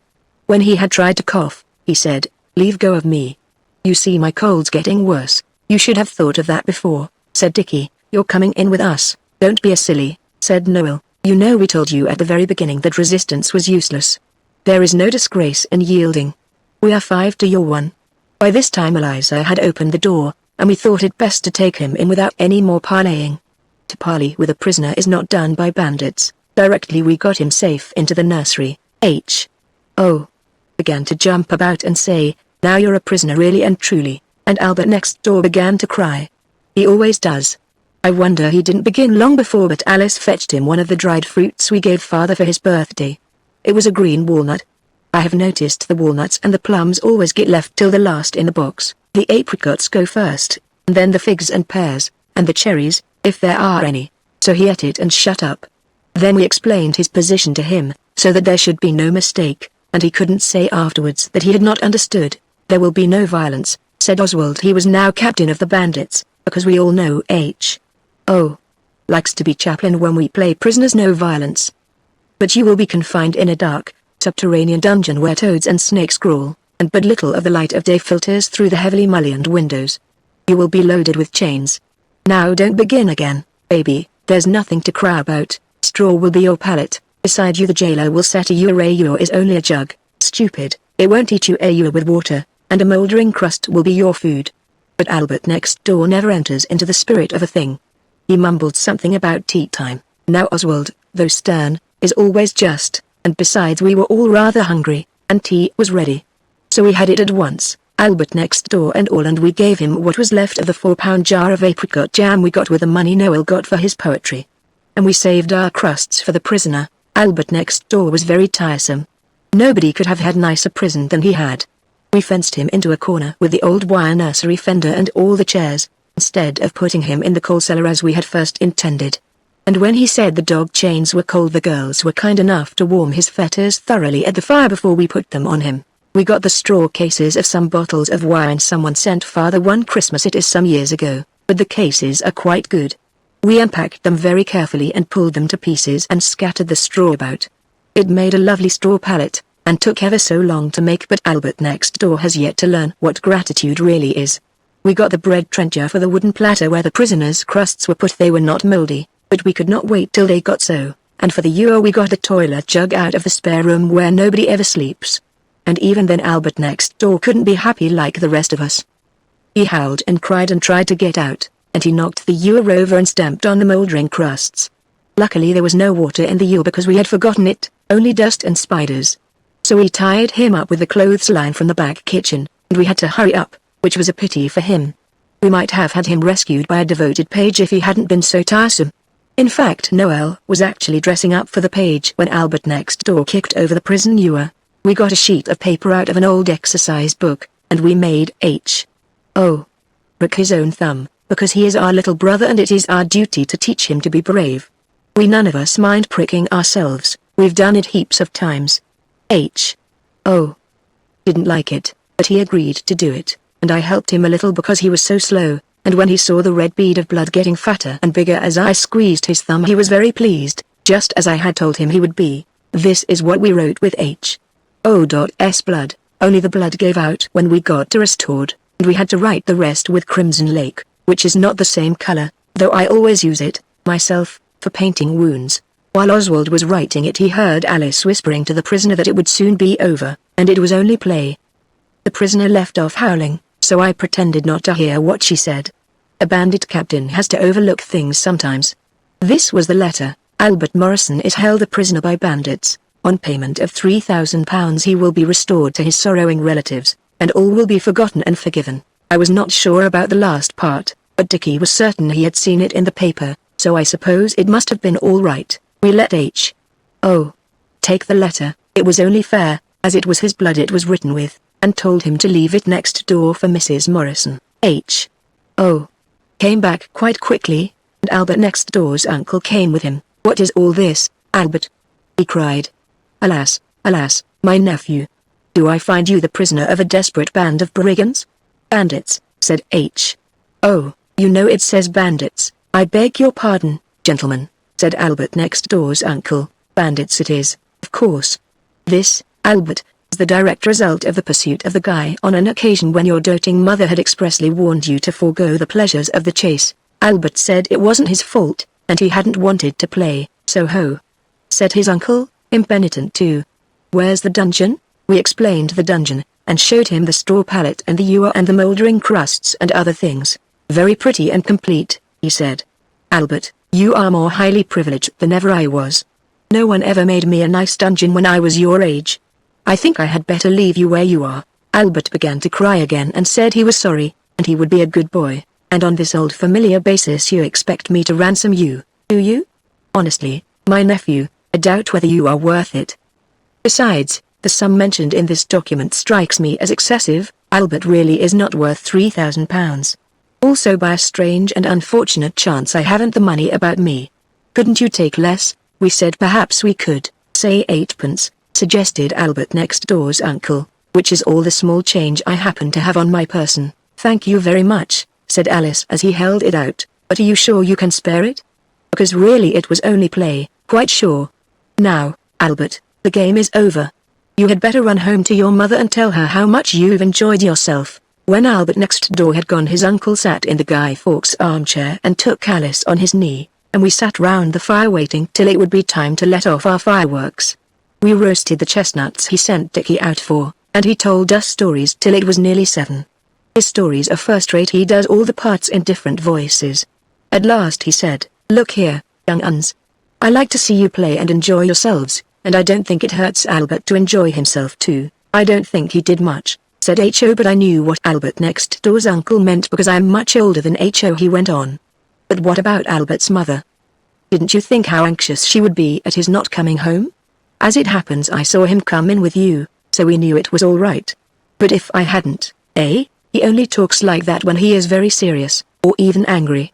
Other times he talks like people in books to us. I mean, we none of us said anything. But I was thinking." Then Alice spoke. "Girls seem not to mind saying things that we don't say." She put her arms round Albert next door's uncle's neck and said, "We're very, very sorry. We didn't think about his mother. You see, we try very hard not to think about other people's mothers because..." Just then we heard Further's key in the door and Albert next door's uncle kissed Alice and put her down, and we all went down to meet Father. As we went I thought I heard Albert next door's uncle say something that sounded like "poor little beggars." He couldn't have meant us, when we'd been having such a jolly time, and chestnuts, and fireworks to look forward to after dinner and everything. Chapter 8. Being editors. It was Albert's uncle who thought of our trying a newspaper. He said he thought we should not find the bandit business a paying industry, as a permanency, and that journalism might be. We had sold Noel's poetry and that piece of information about Lord Tottenham to the good editor, so we thought it would not be a bad idea to have a newspaper of our own. We saw plainly that editors must be very rich and powerful, because of the grand office and the man in the glass case, like a museum, and the soft carpets and big writing table. Besides our having seen a whole handful of money that the editor pulled out quite carelessly from his trousers pocket when he gave me my 5 bob. Dora wanted to be editor and so did Oswald. He gave way to her because she is a girl, and afterwards he knew that it is true what it says in the copybooks about virtue being its own reward. Because you've no idea what a bother it is. Everybody wanted to put in everything just as they liked, no matter how much room there was on the page. It was simply awful. Dora put up with it as long as she could, and then she said if she wasn't let alone she wouldn't go on being editor. They could be the paper's editors themselves. Then Oswald said, like a good brother, "I will help you if you like, Dora," and she said, "You're more trouble than all the rest of them. Come and be editor and see how you like it. I give it up to you." But she didn't, and we did it together. We let Albert next door be sub-editor, because he had hurt his foot with a nail in his boot that gathered. When it was done, Albert next door's uncle had it copied for us in typewriting, and we sent copies to all our friends, and then of course there was no one left that we could ask to buy it. We did not think of that until too late. We called the paper the Lewisham Recorder, Lewisham because we live the, and Recorder in memory of the good editor. I could write a better paper on my head, but an editor is not allowed to write all the paper. It is very hard, but he is not. You just have to fill up with what you can get from other writers. If I ever have time I will write a paper all by myself. It won't be patchy. We had no time to make it an illustrated paper, but I drew the ship going down with all hands for the first copy. But the typewriter can't draw ships, so it was left out in the other copies. The time the first paper took to write out no one would believe. This was the newspaper. The Lewisham Recorder, editors, Dora and Oswald Barstable. Editorial note. Every paper is written for some reason. Ours is because we want to sell it and get money. If what we have written brings happiness to any sad heart we shall not have labored in vain. but we want the money too. Many papers are content with the sad heart and the happiness, but we are not like that, and it is best not to be deceitful. Editors, there will be 2 serial stories, one by Dickie and one by all of us. In a serial story you only put in 1 chapter at a time. But we shall put all our serial story at once, if Dora has time to copy it. Dickie's will come later on. Serial story, by the United States All, Chapter 1 by Dora. The sun was setting behind a romantic-looking tower when 2 strangers might have been observed descending the crest of the hill. The eldest, a man in the prime of life, the other a handsome youth who reminded everybody of Quentin Durward. They approached the castle, in which the fair Lady Alicia awaited her deliverers. She leaned from the castellated window and waved her lily hand as they approached. They returned her signal, and retired to seek rest and refreshment at a neighboring hostelry. Chapter 2 by Alice. The princess was very uncomfortable in the tower, because her fairy godmother had told her all sorts of horrid things would happen if she didn't catch a mouse every day, and she had caught so many mice that now there were hardly any left to catch. So she sent her carrier pigeon to ask the noble strangers if they could send her a few mice because she would be of age in a few days and then it wouldn't matter. So the fairy godmother, I'm very sorry, but there's no room to make the chapters any longer. Ed. Chapter 3 by the sub-editor. I can't hide much, rather not, I don't know how. Chapter 4 by Dickie. I must now retrace my steps and tell you something about our hero. You must know he had been to an awfully jolly school, where they had turkey and goose every day for dinner, and never any mutton, and as many helps of pudding as a fellow cared to send up his plate for, so of course they had all grown up very strong, and before he left school he challenged the head to have it out man to man. And he gave it him, I tell you. That was the education that made him able to fight Red Indians, and to be the stranger who might have been observed in the first chapter. Chapter 5 by Noel. I think it's time something happened in this story. So then the dragon he came out, blowing fire out of his nose, and he said, Come on, you valiant man and true, I'd like to have a set to along of you. That's bad English. Ed. I don't care, it's what the dragon said. Who told you dragons didn't talk bad English? Noel. So the hero, whose name was Noel Ninurus, replied, My blade is sharp, my axe is keen. You're not nearly as big as a good many dragons I've seen. Don't put in so much poetry, Noel. It's not fair, because none of the others can do it. Ed. And then they went at it, and he beat the dragon, just as he did the head in Dickie's part of the story, and so he married the princess, and they lived. No, they didn't, not till the last chapter. Ed. Chapter 6 by H. Oh, I think it's a very nice story, but what about the mice? I don't want to say any more. Dora can have what's left of my chapter. Chapter 7 by the editors. And so when the dragon was dead there were lots of mice, because he used to kill them for his tea, but now they rapidly multiplied and ravaged the country, so the fair Lady Alicia, sometimes called the princess, had to say she would not marry anyone unless they could rid the country of this plague of mice. Then the prince, whose real name didn't begin with N, but it was Osrawildo, waved his magic sword, and the dragon stood before them, bowing gracefully.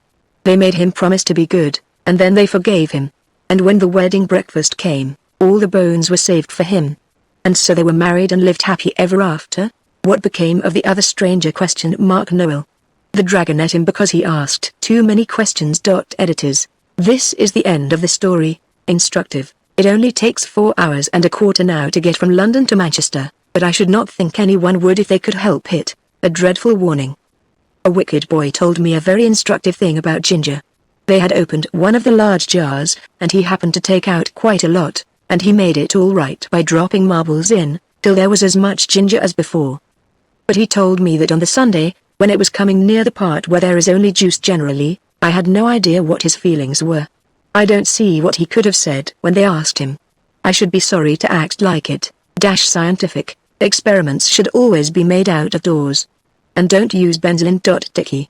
That was when he burned his eyebrows off. Ed. The Earth is 2,400 miles round, and 800 through, at least I think so, but perhaps it's the other way. Dickie. You ought to have been sure before you began. Ed. Scientific column. In this so-called 19th century science is but too little considered in the nurseries of the rich and proud. But we are not like that. It is not generally known that if you put bits of camphor in lukewarm water it will move about. If you drop sweet oil in, the camphor will dart away and then stop moving. But don't drop any till you are tired of it, because the camphor won't any more afterwards. Much amusement and instruction is lost by not knowing things like this. If you put a sixpence under a shilling in a wine glass, and blow hard down the side of the glass, The sixpence will jump up and sit on the top of the shilling. At least I can't do it myself. But my cousin can. He is in the Navy. Answers to correspondence, Noel. You are very poetical, but I am sorry to say it will not do, Alice. Nothing will ever make your hair curl, so it's no use. Some people say it's more important to tidy up as you go along. I don't mean you in particular, but everyone. We never said you were tubby, but the editor does not know any cure, Noel. If there is any of the paper over when this newspaper is finished, I will exchange it for your shut-up inkstand, or the knife that is the useful thing in it for taking stones out of horses' feet. But you can't have it without. There are many ways how your steam engine might stop working. You might ask Dickie. He knows one of them. I think it is the way you're stopped, Noel. If you think that by filling the garden with sand you can make crabs build their nests, then you are not at all sensible. You have altered your poem about the Battle of Waterloo so often, that we cannot read it except where the Duke waves his sword and says something we can't read either. Why did you write it on blotting paper with purple chalk? Ed. Because you know WHO sneaked my pencil. Noel. Poetry. The Assyrian came down like a wolf on the fold. And the way he came down was awful, I'm told. But it's nothing to the way one of the editors comes down on me. If I crumble my bread and butter or spill my tea, Noel. Curious facts. If you hold a guinea pig up by his tail his eyes drop out. You can't do half the things yourself that children in books do, making models or soon.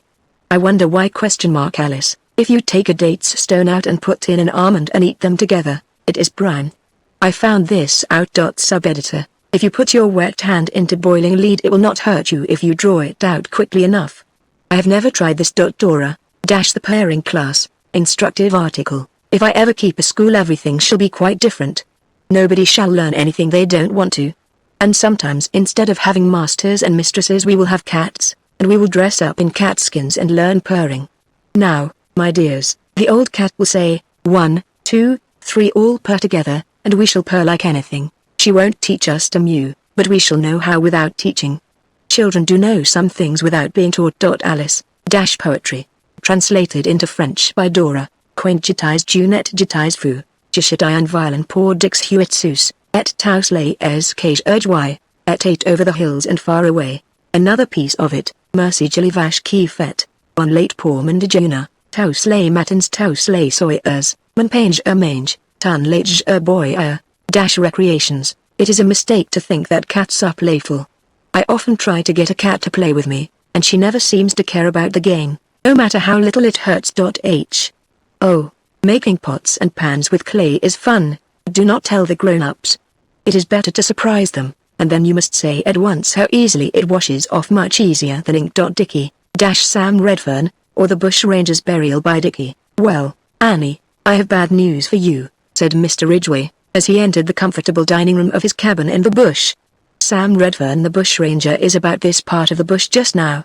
I hope he will not attack us with his gang. I hope not, responded Annie, a gentle maiden of some 16 summers. Just then came a knock at the door of the hut, and a gruff voice asked them to open the door. It is Sam Redfern the bushranger, father, said the girl. The same, responded the voice, and the next moment the hall door was smashed in, and Sam Redfern sprang in, followed by his gang. Chapter 2. Annie's father was at once overpowered, and Annie herself lay bound with cords on the drawing-room sofa. Sam Redfern set a guard round the lonely hut, and all human aid was despaired of. But you never know. Far away in the bush a different scene was being enacted. Must be Injuns, said a tall man to himself as he pushed his way through the brushwood. It was Jim Carlton, the celebrated detective. I know them, he added, they are Apaches. Just then 10 Indians in full war paint appeared. Carlton raised his rifle and fired, and slinging their scalps on his arm he hastened towards the humble log hut where resided his affianced bride, Annie Ridgway, sometimes known as the Flower of the Bush. Chapter 3. The moon was low on the horizon, and Sam Redfern was seated at a drinking bout with some of his boon companions. They had rifled the cellars of the hut, and the rich wines flowed like water in the golden goblets of Mr. Ridgway, but Annie had made friends with one of the gang, a noble, good-hearted man who had joined Sam Redfern by mistake, and she had told him to go and get the police as quickly as possible. Ha! Ha! Cried Redfern, now I am enjoying myself. He little knew that his doom was near upon him. Just then Annie gave a piercing scream, and Sam Redfern got up, seizing his revolver. Who are you? He cried, As a man entered. "I am Jim Carlton, the celebrated detective," said the new arrival. Sam Redfern's revolver dropped from his nerveless fingers, but the next moment he had sprung upon the detective with the well-known activity of the mountain sheep, and Annie shrieked. She had grown to love the rough bush ranger. To be continued at the end of the paper if there is room. Scholastic. A new slate is horrid till it is washed in milk. I like the green spots on them to draw patterns round. I know a good way to make a slate pencil squeak, but I won't put it in because I don't want to make it common. Sub-editor. Peppermint is a great help with arithmetic. The boy who was second in the Oxford local always did it. He gave me 2. The examiner said to him, "Are you eating peppermints?" And he said, "No, sir." He told me afterwards it was quite true, because he was only sucking 1. I'm glad I wasn't asked. I should never have thought of that, and I could have had to say yes. Oswald. The Wreck of the Malabar by Noel, author of A Dream of Ancient Ancestors. He isn't really, but he put it in to make it seem more real. Hark. What is that noise of rolling waves and thunder in the air? 'Tis the death knell of the sailors, and officers and passengers of the good ship Malabar. It was a fair and lovely noon, when the good ship put out of port, and people said, "Ah, little we think, how soon she will be the elements' sport." She was indeed a lovely sight, upon the billows with sails spread, but the captain folded his gloomy arms. Ah, if she had been a lifeboat instead! See the captain, stern yet gloomy, flings his son upon a rock, hoping that there his darling boy may escape the wreck. Alas, in vain the loud winds roared, and nobody was saved. That was the wreck of the Malabar. Then let us toll for the brave. Noel. Gardening notes. It is useless to plant cherry stones in the hope of eating the fruit, because they don't. Alice won't lend her gardening tools again, because the last time Noel left them out in the rain, and I don't like it. He said he didn't. Seeds and bulbs. These are useful to play at shop with, until you are ready. Not at dinner parties, for they will not grow unless uncooked. Potatoes are not grown with seed, but with chopped up potatoes. Apple trees are grown from twigs, which is less wasteful. Oak trees come from acorns. Everyone knows this. When Noel says he could grow one from a peach stone wrapped up in oak leaves, he shows that he knows nothing about gardening but marigolds. And when I passed by his garden I thought they seemed just like weeds now the flowers have been picked. A boy once dared me to eat a bulb. Dogs are very industrious and fond of gardening. Pincher is always planting bones, but they never grow up. There couldn't be a bone tree. I think this is what makes him bark so unhappily at night. He has never tried planting dog biscuit, but he is fonder of bones, and perhaps he wants to be quite sure about them first. Sam Redfern, or The Bushranger's Burial by Dickey. Chapter 4 and last. This would have been a jolly good story if they had let me finish it at the beginning of the paper as I wanted to. But now I have forgotten how I meant it to end, and I have lost my book about Red Indians, and all my boys of England have been sneaked. The girls say good riddance. So I expect they did it. They want me just to put in which Annie married, but I shan't, so they will never know. We have now put everything we can think of into the paper. It takes a lot of thinking about. I don't know how grown-ups manage to write all they do. It must make their heads ache, especially lesson books. Albert next door only wrote 1 chapter of the serial story, but he could have done some more if he had wanted to.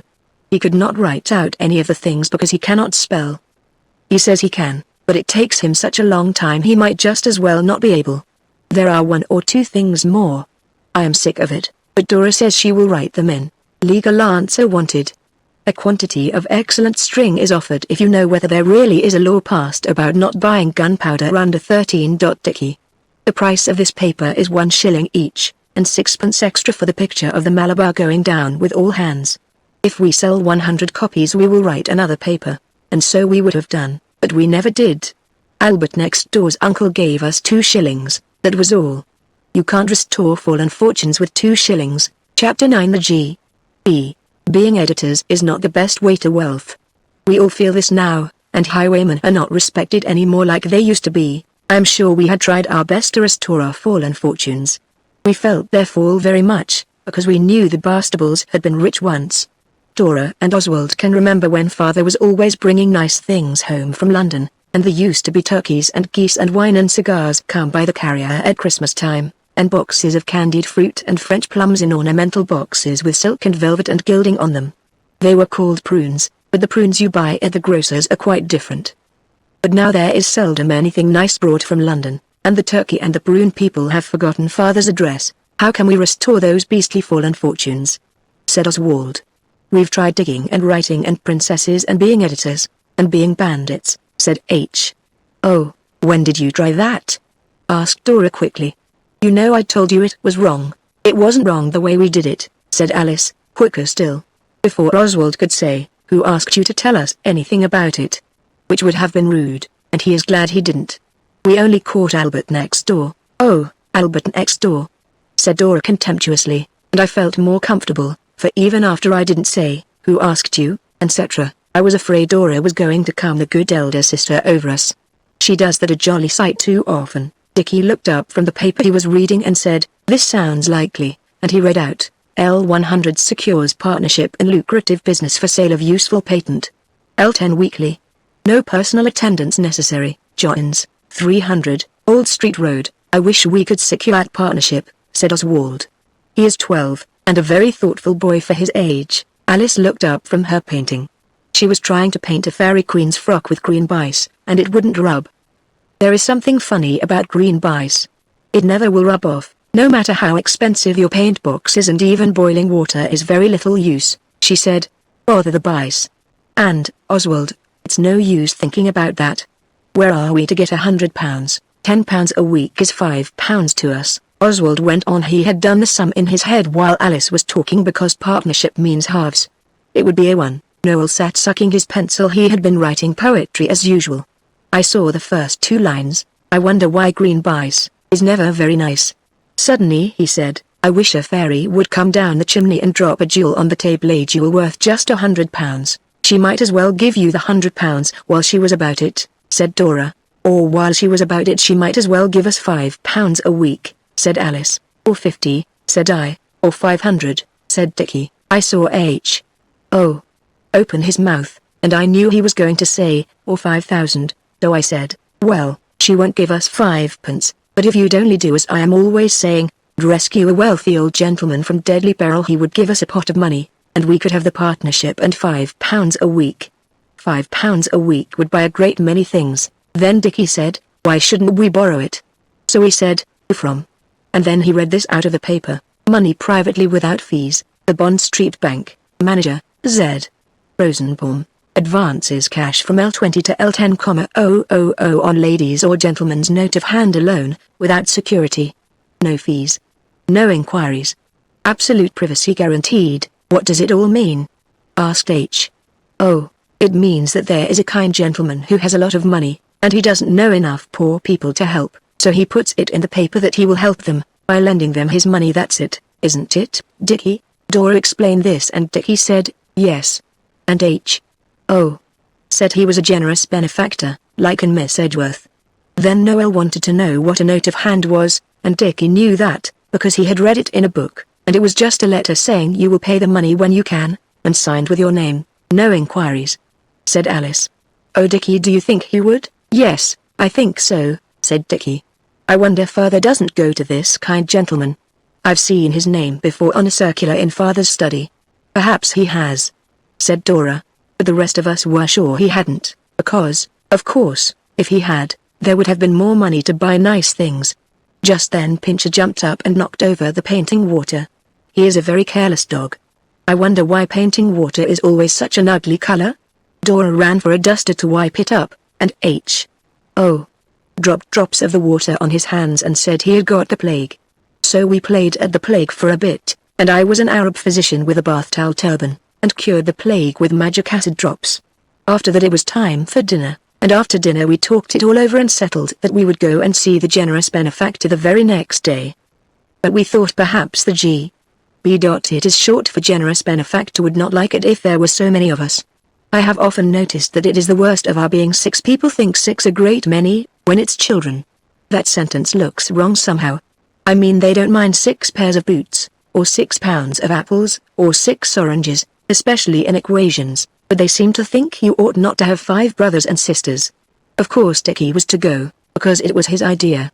Dora had to go to Blackheath to see an old lady, a friend of Father's, so she couldn't go. Alice said she ought to go, because it said, ladies and a gentleman, and perhaps the G.B. wouldn't let us have the money unless there were both kinds of us. H. Oh. Said Alice wasn't a lady. and she said he wasn't going, anyway. Then he called her a disagreeable cat, and she began to cry. But Oswald always tries to make up quarrels, so he said, "You're little sillies, both of you," and Doris said, "Don't cry, Alice, he only meant you weren't a grown-up lady." Then H.O. said, "What else did you think I meant, disagreeable?" So Dickie said, "Don't be disagreeable yourself, H.O. Let her alone and say you're sorry, or I'll jolly well make you." So H.O. said he was sorry. Then Alice kissed him and said she was sorry too, and after that H.O. gave her a hug, and said, "Now I'm really and truly sorry." So it was all right. Noel went the last time any of us went to London, so he was out of it, and Doris said she would take him to Blackheath if we'd take H.O. So as there'd been a little disagreeableness we thought it was better to take him, and we did. At first we thought we'd tear our oldest things a bit more, and put some patches of different colors on them, to show the G.E. how much we wanted money. But Dora said that would be a sort of cheating, pretending we were poorer than we are. And Dora is right sometimes, though she is our elder sister. Then we thought we'd better wear our best things, so that the G.E. might see we weren't so very poor that he couldn't trust us to pay his money back when we had it. But Dora said that would be wrong too. So it came to our being quite honest, as Dora said, and going just as we were, without even washing our faces and hands. But when I looked at H.O. in the train I wished we had not been quite so particularly honest. Everyone who reads this knows what it is like to go in the train, so I shall not tell about it, though it was rather fun, especially the part where the guard came for the tickets at Waterloo, and H.O. was under the seat and pretended to be a dog without a ticket. We went to Charing Cross, and we just went round to Whitehall to see the soldiers and then by St. James's for the same reason, and when we'd looked in the shops a bit we got to Brook Street, Bond Street. It was a brass plate on a door next to a shop, a very grand place, where they sold bonnets and hats all very bright and smart, and no tickets on them to tell you the price. We rang a bell and a boy opened the door and we asked for Mr. Rosenbaum. The boy was not polite, he did not ask us in. So then Dickie gave him his visiting card. It was one of Father's really, but the name is the same, Mr. Richard Bastable, and we others wrote our names underneath. I happened to have a piece of pink chalk in my pocket and we wrote them with that. Then the boy shut the door in our faces and we waited on the step. But presently he came down and asked our business. So Dickie said, "Money advanced, young shaver. And don't be all day about it," and then he made us wait again, till I was quite stiff in my legs, but Alice liked it because of looking at the hats and bonnets, and at last the door opened, and the boy said, "Mr. Rosenbaum will see you," so we wiped our feet on the mat, which said so, and we went upstairs with soft carpets and into a room. It was a beautiful room. I wished then we had put on our best things, or at least washed a little. But it was too late now. The room had velvet curtains and a soft carpet, and it was full of the most splendid things. Black and gold cabinets, and china, and statues, and pictures. There was a picture of a cabbage and a pheasant and a dead hare that was just like life, and I would have given worlds to have it for my own. The fur was so natural I should never have been tired of looking at it, but Alice liked the one of the girl with the broken jug best. Then besides the pictures there were clocks and candlesticks and vases, and gilt-looking glasses, and boxes of cigars and scent and things littered all over the chairs and tables. It was a wonderful place, and in the middle of all the splendor was a little old gentleman with a very long black coat and a very long white beard and a hooky nose like a falcon. And he put on a pair of gold spectacles and looked at us as if he knew exactly how much our clothes were worth. And then, while we elder ones were thinking how to begin, for we had all said good morning as we came in, of course, H.O. began before we could stop him. He said, "Are you the G.E.?" "The what?" said the little old gentleman. "The G.E., said H.O., and I winked at him to shut up, but he didn't see me, and the G.E. did. He waved his hand at me to shut up, so I had to, and H.O. went on. "It stands for generous benefactor." The old gentleman frowned. Then he said, "Your father sent you here, I suppose?" "No, he didn't," said Dickie. "Why did you think so?" The old gentleman held out the card, and I explained that we took that because Father's name happens to be the same as Dickie's. "Doesn't he know you've come?" "No," said Alice, "we shan't tell him till we've got the partnership, because his own business worries him a good deal and we don't want to bother him with ours till it's settled, and then we shall give him half our share." The old gentleman took off his spectacles and rumpled his hair with his hands. Then he said, "Then what did you come for?" "We saw your advertisement," Dickie said, and we want £100 on our note of hand, and my sister came so that there should be both kinds of us, and we wanted to buy a partnership within the lucrative business for sale of useful patent. No personal attendance necessary. I don't think I quite follow you, said the G.E. But one thing I should like settled before entering more fully into the matter. Why did you call me generous benefactor? Well, you see, said Alice, smiling at him to show she wasn't frightened, though I know really she was, awfully. We thought it was so very kind of you to try to find out the poor people who want money and to help them and lend them your money. Said the G.E. Sit down. He cleared the clocks and vases and candlesticks off some of the chairs. We sat down. The chairs were velvety, with gilt legs. It was like a king's palace. Now, he said, you ought to be at school, instead of thinking about money. Why aren't you? We told him that we should go to school again when father could manage it, but meantime we wanted to do something to restore the fallen fortunes of the House of Bastable. And we said we thought the lucrative patent would be a very good thing. He asked a lot of questions, and we told him everything we didn't think father would mind our telling, and at last he said, you wish to borrow money. When will you repay it? As soon as we've got it, of course, Dickie said. Then the G.E. said to Oswald, you seem the eldest, but I explained to him that it was Dickie's idea, so my being eldest didn't matter. Then he said to Dickie, you are a miner, I presume? Dickie said he wasn't yet, but he had thought of being a mining engineer someday, and going to Klondike. Miner, not miner, said the G.E. I mean you're not of age. I shall be in 10 years, though, said Dickie.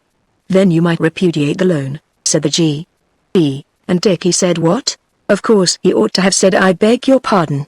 I didn't quite catch what you said. That is what Oswald would have said. It is more polite than what? Repudiate the loan, the G.B. repeated. I mean you might say you would not pay me back the money. The law could not compel you to do so. Oh, well, if you think we're such sneaks, said Dickie, and he got up off his chair. But the G.E.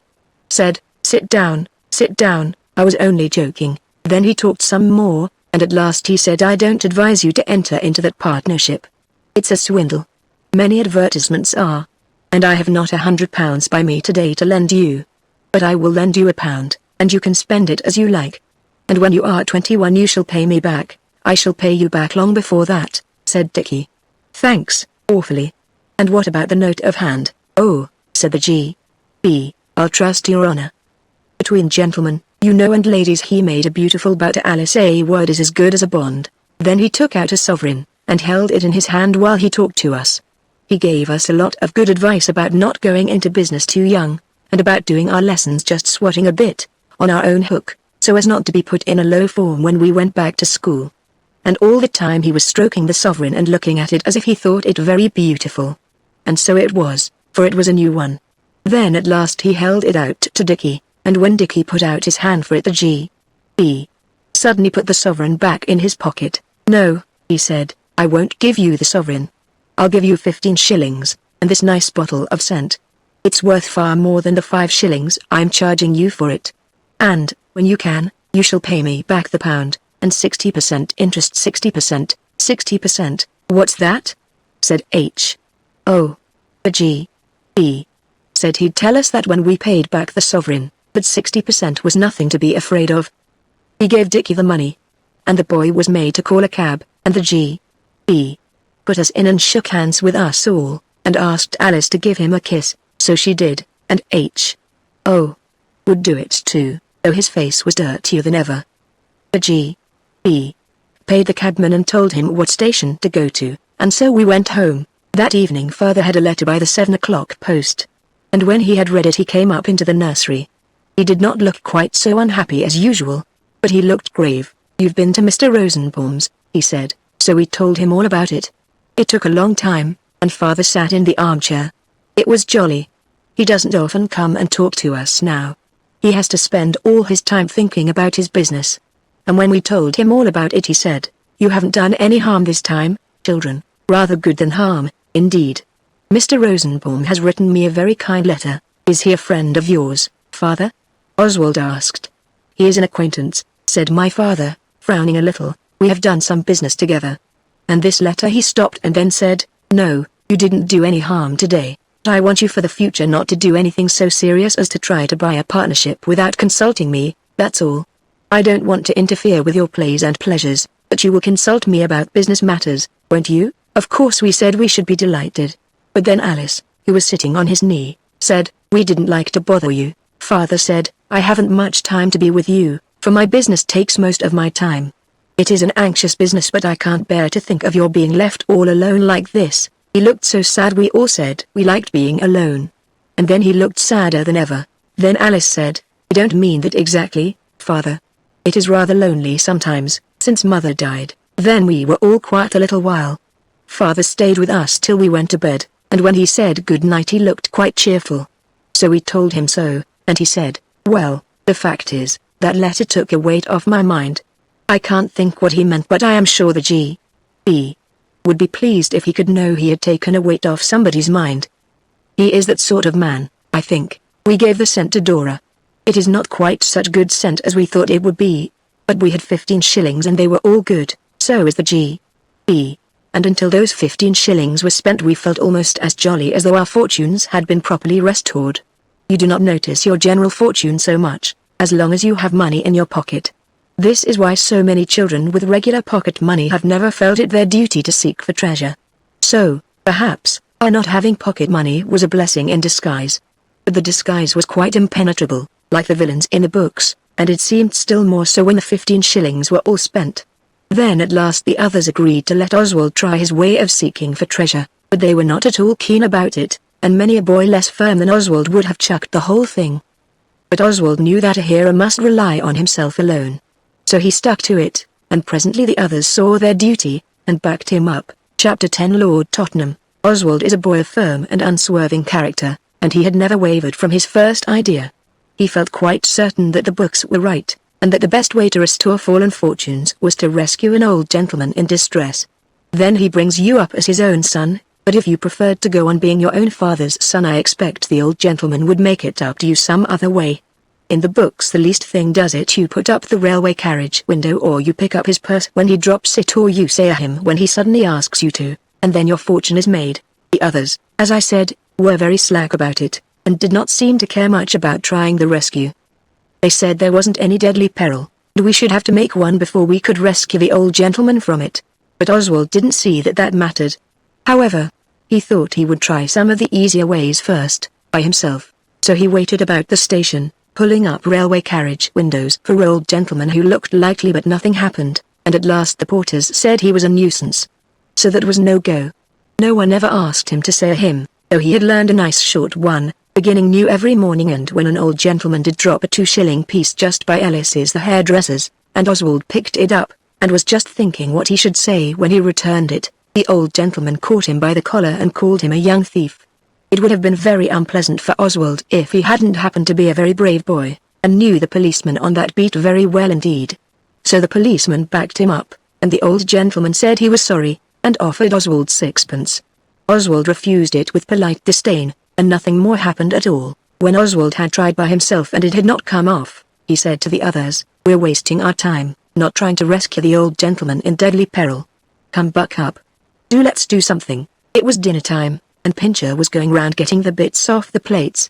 There were plenty because it was cold mutton day. And Alice said, "It's only fair to try Oswald's way. He has tried all the things the others thought of. Why couldn't we rescue Lord Tottenham?"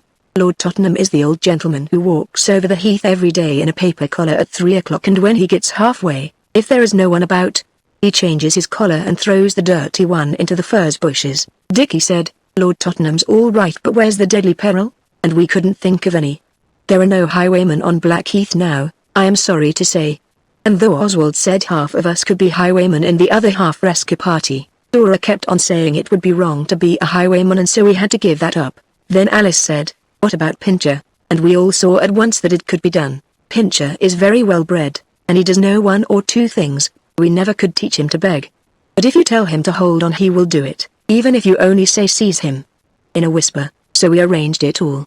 Dora said she wouldn't play, she said she thought it was wrong, and she knew it was silly, so we left her out, and she went and sat in the dining room with a goodie book, so as to be able to say she didn't have anything to do with it, if we got into a row over it. Alice and H.O. were to hide in the furze bushes just by where Lord Tottenham changes his collar, and they were to whisper, "Seize him," to Pincher, and then when Pincher had seized Lord Tottenham we were to go and rescue him from his deadly peril. And he would say, "How can I reward you, my noble young preservers?" And it would be all right. So we went up to the heath. We were afraid of being late. Oswald told the others what procrastination was, so they got to the furze bushes a little after 2 o'clock, and it was rather cold. Alice and H.O. and Pincher hid, but Pincher did not like it any more than they did, and as we three walked up and down we heard him whining. And Alice kept saying, "I am so cold. Isn't he coming yet?" And H.O. wanted to come out and jump about to warm himself. But we told him he must learn to be a Spartan boy, and that he ought to be very thankful he hadn't got a beastly fox eating his inside all the time. H.O. is our little brother, and we are not going to let it be our fault if he grows up a milksop. Besides, it was not really cold. It was his knees. He wears socks. So they stayed where they were. And at last, when even the other three who were walking about were beginning to feel rather chilly, we saw Lord Tottenham's big black cloak coming along, flapping in the wind like a great bird. So we said to Alice, "Hist! He approaches." You'll know when to set Pincher on by hearing Lord Tottenham talking to himself. He always does while he is taking off his collar. Then we three walked slowly away whistling to show we were not thinking of anything. Our lips were rather cold, but we managed to do it. Lord Tottenham came striding along, talking to himself. People call him the mad protectionist. I don't know what it means, but I don't think people ought to call a lord such names. As he passed us he said, "Ruin of the country, sir. Fatal error, fatal error." And then we looked back and saw he was getting quite near where Pincher was, and Alice and H.O. we walked on so that he shouldn't think we were looking, and in a minute we heard Pincher's bark. And then nothing for a bit, and then we looked round, and sure enough good old Pincher had got Lord Tottenham by the trouser leg and was holding on like Billy Ho, so we started to run. Lord Tottenham had got his collar half off, it was sticking out sideways under his ear, and he was shouting, "Help, help, murder." Exactly as if someone had explained to him beforehand what he was to do. Pincher was growling and snarling and holding on. When we got to him I stopped and said, "Dickie, we must rescue this good old man." Lord Tottenham roared in his fury, "Good old man be something or othered. Call the dog off." So Oswald said, "It is a dangerous task, but who would hesitate to do an act of true bravery?" And all the while Pincher was worrying and snarling, and Lord Tottenham shouting to us to get the dog away. He was dancing about in the road with Pincher hanging on like grim death, and his collar flapping about, where it was undone. Then Noel said, "Haste, ere yet it be too late." So I said to Lord Tottenham, "Stand still, aged sir, and I will endeavour to alleviate your distress." He stood still, and I stooped down and caught hold of Pincher and whispered, "Drop it, sir, drop it." So then Pincher dropped it, and Lord Tottenham fastened his collar again. He never does change it if there's anyone looking, and he said, "I'm much obliged, I'm sure. Nasty vicious brute. Here's something to drink my health." But Dickie explained that we are teetotalers, and do not drink people's healths. So Lord Tottenham said, "Well, I'm much obliged anyway.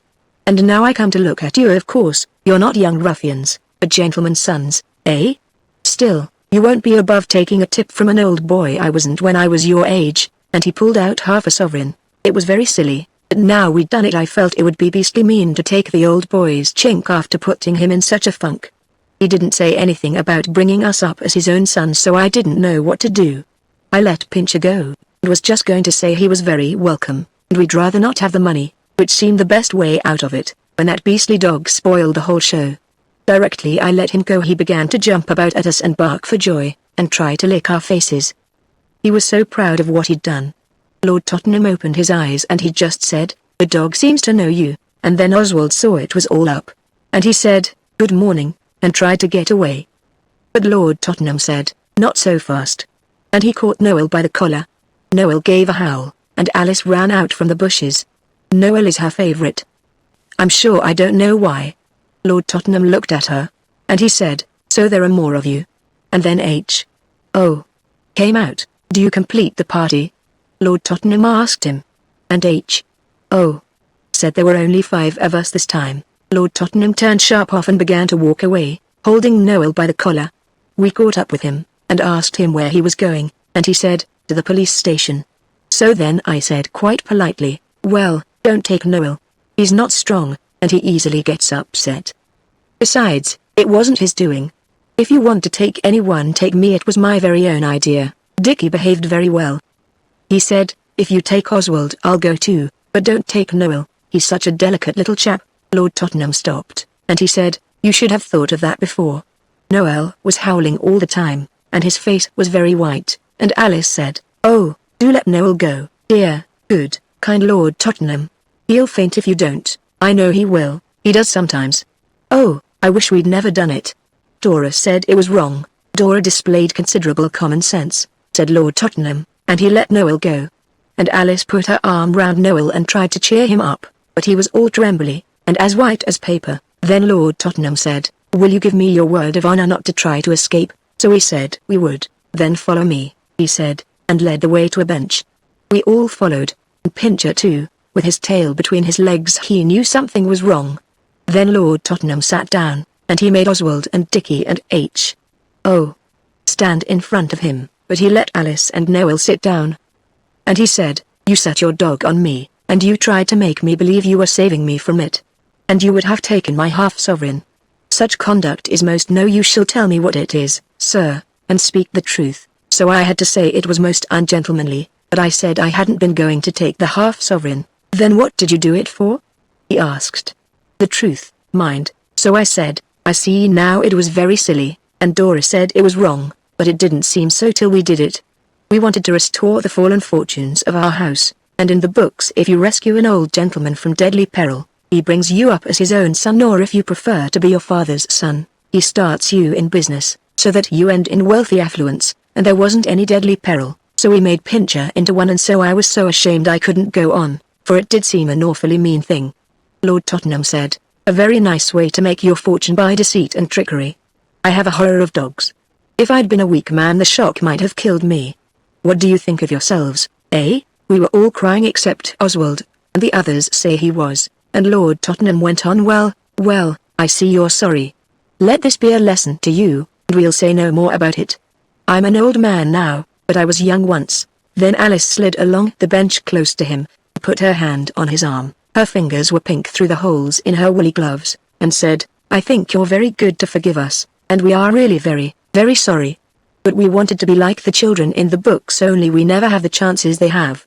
Everything they do turns out all right. But we are sorry, very, very. And I know Oswald wasn't going to take the half-sovereign. Directly you said that about a tip from an old boy I began to feel bad inside, and I whispered to H.O. that I wished we hadn't. Then Lord Tottenham stood up, and he looked like the death of Nelson, for he is clean-shaved and it is a good face, and he said, always remember never to do a dishonorable thing, for money or for anything else in the world. And we promised we would remember. Then he took off his hat, and we took off ours, and he went away, and we went home. I never felt so cheap in all my life. Dora said, I told you so. We didn't mind even that so much, though it was indeed hard to bear. It was what Lord Tottenham had said about ungentlemanly. We didn't go on to the heath for a week after that, but at last we all went, and we waited for him by the bench. When he came along Alice said, please, Lord Tottenham, we have not been on the heath for a week, to be a punishment because you let us off. And we have brought you a present each if you will take them to show you are willing to make it up. He sat down on the bench, and we gave him our presents. Oswald gave him a sixpenny compass. He bought it with my own money on purpose to give him. Oswald always buys useful presents. The needle would not move after I'd had it a day or two, but Lord Tottenham used to be an admiral, so he will be able to make that go all right. Alice had made him a shaving case, with a rose worked on it. And H.O. gave him his knife, the same one he once cut all the buttons off his best suit with. Dickie gave him his prize, Naval Heroes, 'cause it was the best thing he had, and Noel gave him a piece of poetry he had made himself. When sin and shame bow down the brow, then people feel just like we do now. We are so sorry with grief and pain, we never will be so ungentlemanly again. Lord Tottenham seemed very pleased. He thanked us, and talked to us for a bit, and when he said goodbye he said, all's fair weather now, mates, and shook hands, and whenever we meet him he nods to us, and if the girls are with us he takes off his hat, so he can't really be going on thinking us ungentlemanly now. Chapter 11 Castilian Amoroso. One day when we suddenly found out we had half a crown we decided that we really ought to try Dickie's way of restoring our fallen fortunes while yet the deed was in our power. Because it might easily have happened to us never to have half a crown again. So we decided to dally no longer with being journalists and bandits and things like them. but to send for sample and instructions how to earn £2 a week each in our spare time. We had seen the advertisement in the paper, and we had always wanted to do it. But we had never had the money to spare before, somehow. The advertisement says, any lady or gentleman can easily earn £2 a week in their spare time. Sample and instructions, 2 shillings. Packed free from observation. A good deal of the half-crown was Dora's. It came from her godmother. She said she would not mind letting Dickie have it if he would pay her back before Christmas, and if we were sure it was right to try to make our fortune that way. Of course that was quite easy, because out of £2 a week in your spare time you can easily pay all your debts, and have almost as much left as you began with, and as to the right we told her to dry up, Dickie had always thought that this was really the best way to restore our fallen fortunes, and we were glad that now he had a chance of trying because of course we wanted the £2 a week each, and besides, we were rather tired of Dickie's always saying, when our ways didn't turn out well, why don't you try the sample and instructions about our spare time? When we found out about our half-crown we got the paper. Noel was playing admirals in it, but he had made the cocked hat without tearing the paper, and we found the advertisement, and it said just the same as ever. So we got a 2-shilling postal order and a stamp, and what was left of the money it was agreed we would spend in ginger beer to drink success to trade. We got some nice paper out of Father's study, and Dickie wrote the letter, and we put in the money and put on the stamp, and made H.O. posted. Then we drank the ginger beer, and then we waited for the sample and instructions. It seemed a long time coming, and the postman he got quite tired of us running out and stopping him in the street to ask if it had come. But on the 3rd morning it came. It was quite a large parcel, and it was packed, as the advertisement said it would be, free from observation. That means it was in a box, and inside the box was some stiff browny cardboard, crinkled like the galvanized iron on the tops of chicken houses, and inside that was a lot of paper, some of it printed and some scrappy, and in the very middle of it all a bottle, not very large, and black, and sealed on the top of the cork with yellow sealing wax. We looked at it as it lay on the nursery table, and while all the others grabbed at the papers to see what the printing said, Oswald went to look for the corkscrew, so as to see what was inside the bottle. He found the corkscrew in the dresser drawer. It always gets there, though it is supposed to be in the sideboard drawer in the dining room, and when he got back the others had read most of the printed papers. I don't think it's much good, and I don't think it's quite nice to sell wine, Dora said, and besides, it's not easy to suddenly begin to sell things when you aren't used to it. I don't know, said Alice, I believe I could. They all looked rather down in the mouth, though, and Oswald asked how you were to make your £2 a week. Why, you've got to get people to taste that stuff in the bottle. It's Sherry Castilian Amoroso its name is, and then you get them to buy it, and then you write to the people and tell them the other people want the wine, and then for every dozen you sell you get 2 shillings from the wine people, so if you sell 20 dozen a week you get your £2.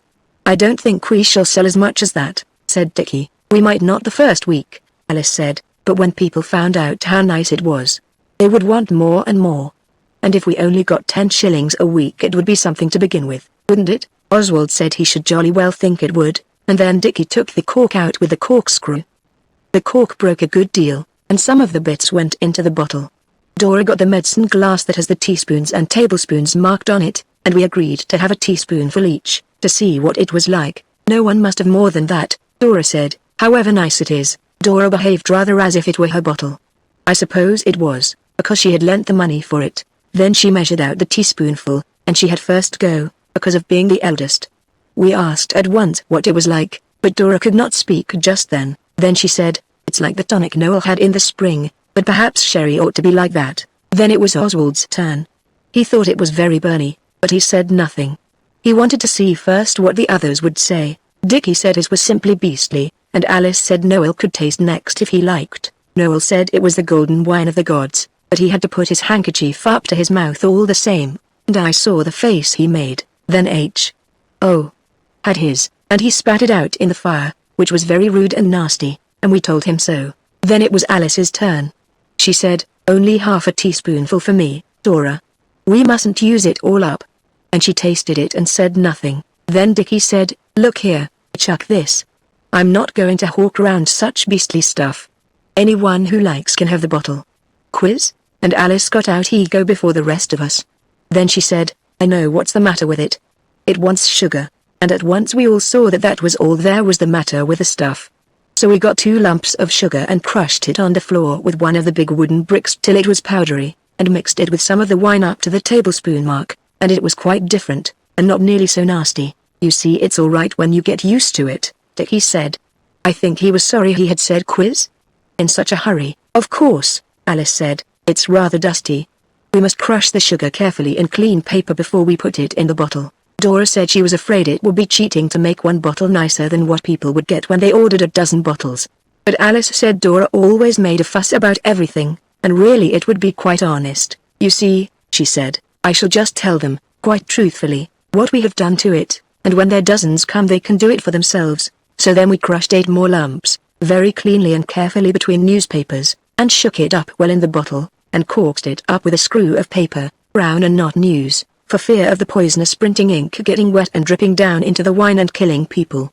We made Pincher have a taste, and he sneezed for ever so long, and after that he used to go under the sofa whenever we showed him the bottle. Then we asked Alice who she would try and sell it to. She said, I shall ask everybody who comes to the house. And while we are doing that, we can be thinking of outside people to take it to. We must be careful, there's not much more than half of it left, even counting the sugar. We did not wish to tell Eliza, I don't know why. And she opened the door very quickly that day, so that the taxes and a man who came to our house by mistake for next door got away before Alice had a chance to try them with the Castilian Amoroso. But about 5 Eliza slipped out for half an hour to see a friend who was making her a hat for Sunday, and while she was gone there was a knock. Alice went, and we looked over the banisters. When she opened the door, she said at once, will you walk in, please? The person at the door said, I called to see your pa, miss. Is he at home? Alice said again, will you walk in, please? Then the person, it sounded like a man, said, he is in, then? But Alice only kept on saying, will you walk in, please? So at last the man did, rubbing his boots very loudly on the mat. Then Alice shut the front door, and we saw that it was the butcher, with an envelope in his hand. He was not dressed in blue, like when he is cutting up the sheep and things in the shop.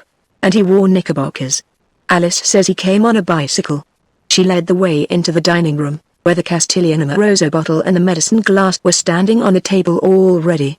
The others stayed on the stairs. But Oswald crept down and looked through the door crack. Please sit down, said Alice quite calmly, though she told me afterwards I had no idea how silly she felt. And the butcher sat down. Then Alice stood quite still and said nothing, but she fiddled with the medicine glass and put the screw of brown paper straight in the Castilian bottle. Will you tell your pa I'd like a word with him? The butcher said, when he got tired of saying nothing, he'll be in very soon, I think, Alice said, and then she stood still again and said nothing. It was beginning to look very idiotic of her, and H.O.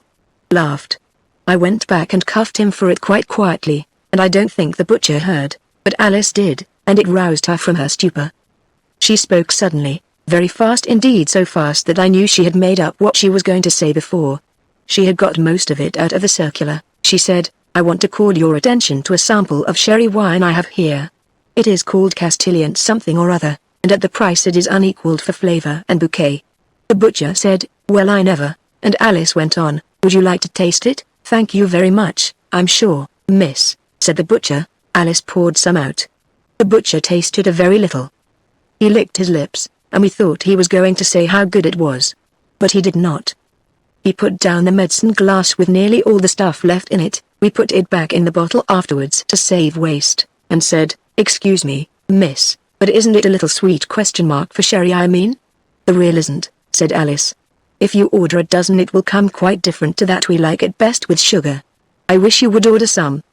The butcher asked why. Alice did not speak for a minute, and then she said, I don't mind telling you, you are in business yourself, aren't you?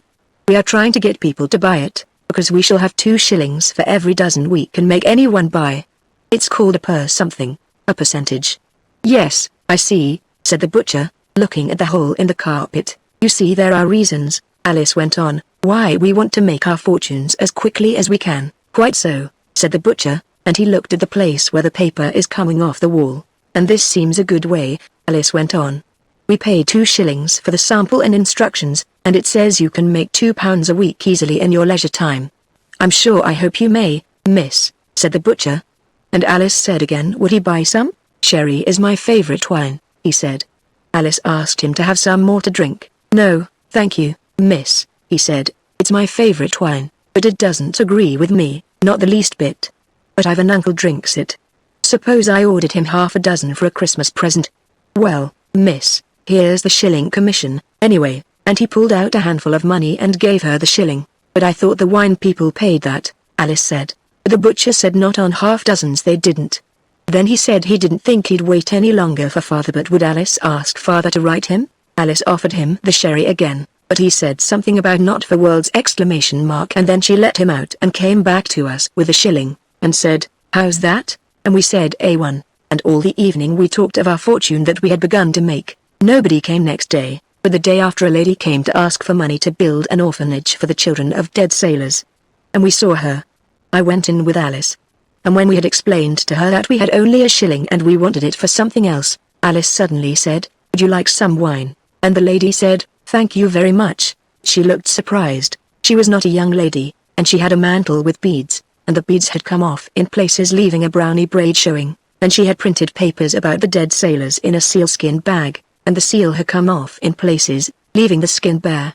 We gave her a tablespoonful of the wine in a proper wine glass out of the sideboard, because she was a lady. And when she had tasted it she got up in a very great hurry, and shook out her dress and snapped her bag shut, and said, you naughty, wicked children. What do you mean by playing a trick like this? You ought to be ashamed of yourselves. I shall write to your mamma about it. You dreadful little girl! You might have poisoned me. But your mamma. Then Alice said, I'm very sorry. The butcher liked it, only he said it was sweet. And please don't write to mother. It makes father so unhappy when letters come for her! And Alice was very near crying. What do you mean, you silly child? Said the lady, looking quite bright and interested. Why doesn't your father like your mother to have letters, eh? And Alice said, oh, you. And began to cry, and bolted out of the room. Then I said, our mother is dead, and will you please go away now? The lady looked at me a minute, and then she looked quite different, and she said, I'm very sorry. I didn't know. Never mind about the wine. I dare say your little sister meant it kindly. And she looked round the room just like the butcher had done. Then she said again, I didn't know, I'm very sorry. So I said, don't mention it, and shook hands with her, and let her out. Of course we couldn't have asked her to buy the wine after what she'd said. But I think she was not a bad sort of person. I do like a person to say they're sorry when they ought to be, especially a grown-up. They do it so seldom. I suppose that's why we think so much of it. But Alice and I didn't feel jolly for ever so long afterwards. And when I went back into the dining room I saw how different it was from when mother was here, and we are different, and further is different, and nothing is like it was. I am glad I am not made to think about it every day. I went and found Alice, and told her what the lady had said, and when she had finished crying we put away the bottle and said we would not try to sell any more to people who came. And we did not tell the others, we only said the lady did not buy any, but we went up on the heath, and some soldiers went by and there was a Punch and Judy show, and when he came back we were better. The bottle got quite dusty where we had put it, and perhaps the dust of ages would have laid thick and heavy on it. Only a clergyman called when we were all out. He was not our own clergyman. Mr. Bristow is our own clergyman, and we all love him, and we would not try to sell sherry to people we like, and make £2 a week out of them in our spare time. It was another clergyman, just a stray one, and he asked Eliza if the dear children would not like to come to his little Sunday school. We always spend Sunday afternoons with father. But as he had left the name of his vicarage with Eliza, and asked her to tell us to come, we thought we would go and call on him, just to explain about Sunday afternoons, and we thought we might as well take the sherry with us. I won't go unless you all go too, Alice said, and I won't do the talking. Dora said she thought we had much better not go, but we said rot. And it ended in her coming with us, and I am glad she did. Oswald said he would do the talking if the others liked, and he learned up what to say from the printed papers. We went to the vicarage early on Saturday afternoon, and rang at the bell. It is a new red house with no trees in the garden, only very yellow mold and gravel. It was all very neat and dry. Just before we rang the bell we heard someone inside call Jane. Jane. And we thought we would not be Jane for anything. It was the sound of the voice that called that made us sorry for her. The door was opened by a very neat servant in black, with a white apron. We saw her tying the strings as she came along the hall, through the different colored glass in the door. Her face was red, and I think she was Jane. We asked if we could see Mr. Mallow. The servant said Mr. Mallow was very busy with his sermon just then, but she would see. But Oswald said, it's all right. He asked us to come, so she let us all in and shut the front door. and showed us into a very tidy room with a bookcase full of a lot of books covered in black cotton with white labels, and some dull pictures, and a harmonium. And Mr. Mallow was writing at a desk with drawers, copying something out of a book. He was stout and short, and wore spectacles. He covered his writing up when we went in. I didn't know why. He looked rather cross, and we heard Jane or somebody being scolded outside by the voice.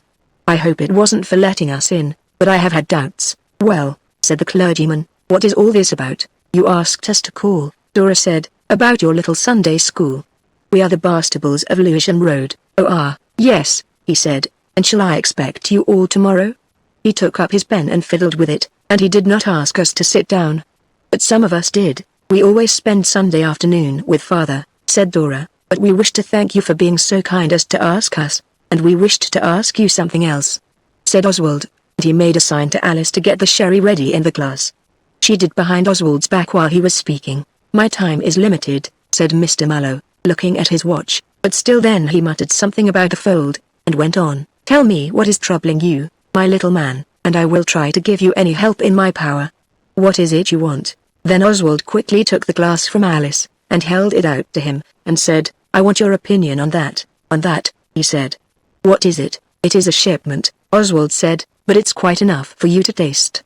Alice had filled the glass half full. I suppose she was too excited to measure properly. A shipment? Said the clergyman, taking the glass in his hand. Yes, Oswald went on, an exceptional opportunity.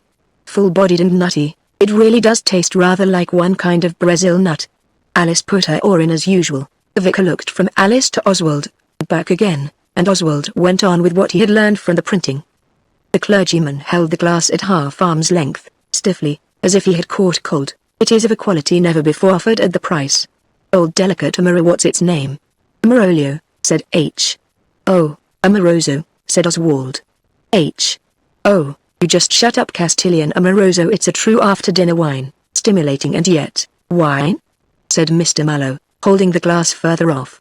Do you know, he went on, making his voice very thick and strong, I expect he does it like that in church. Have you never been taught that it is the drinking of wine and spirits, yes, and beer, which makes half the homes in England full of wretched little children, and degraded, miserable parents? Not if you put sugar in it, said Alice firmly, 8 lumps and shake the bottle. We have each had more than a teaspoonful of it, and we were not ill at all.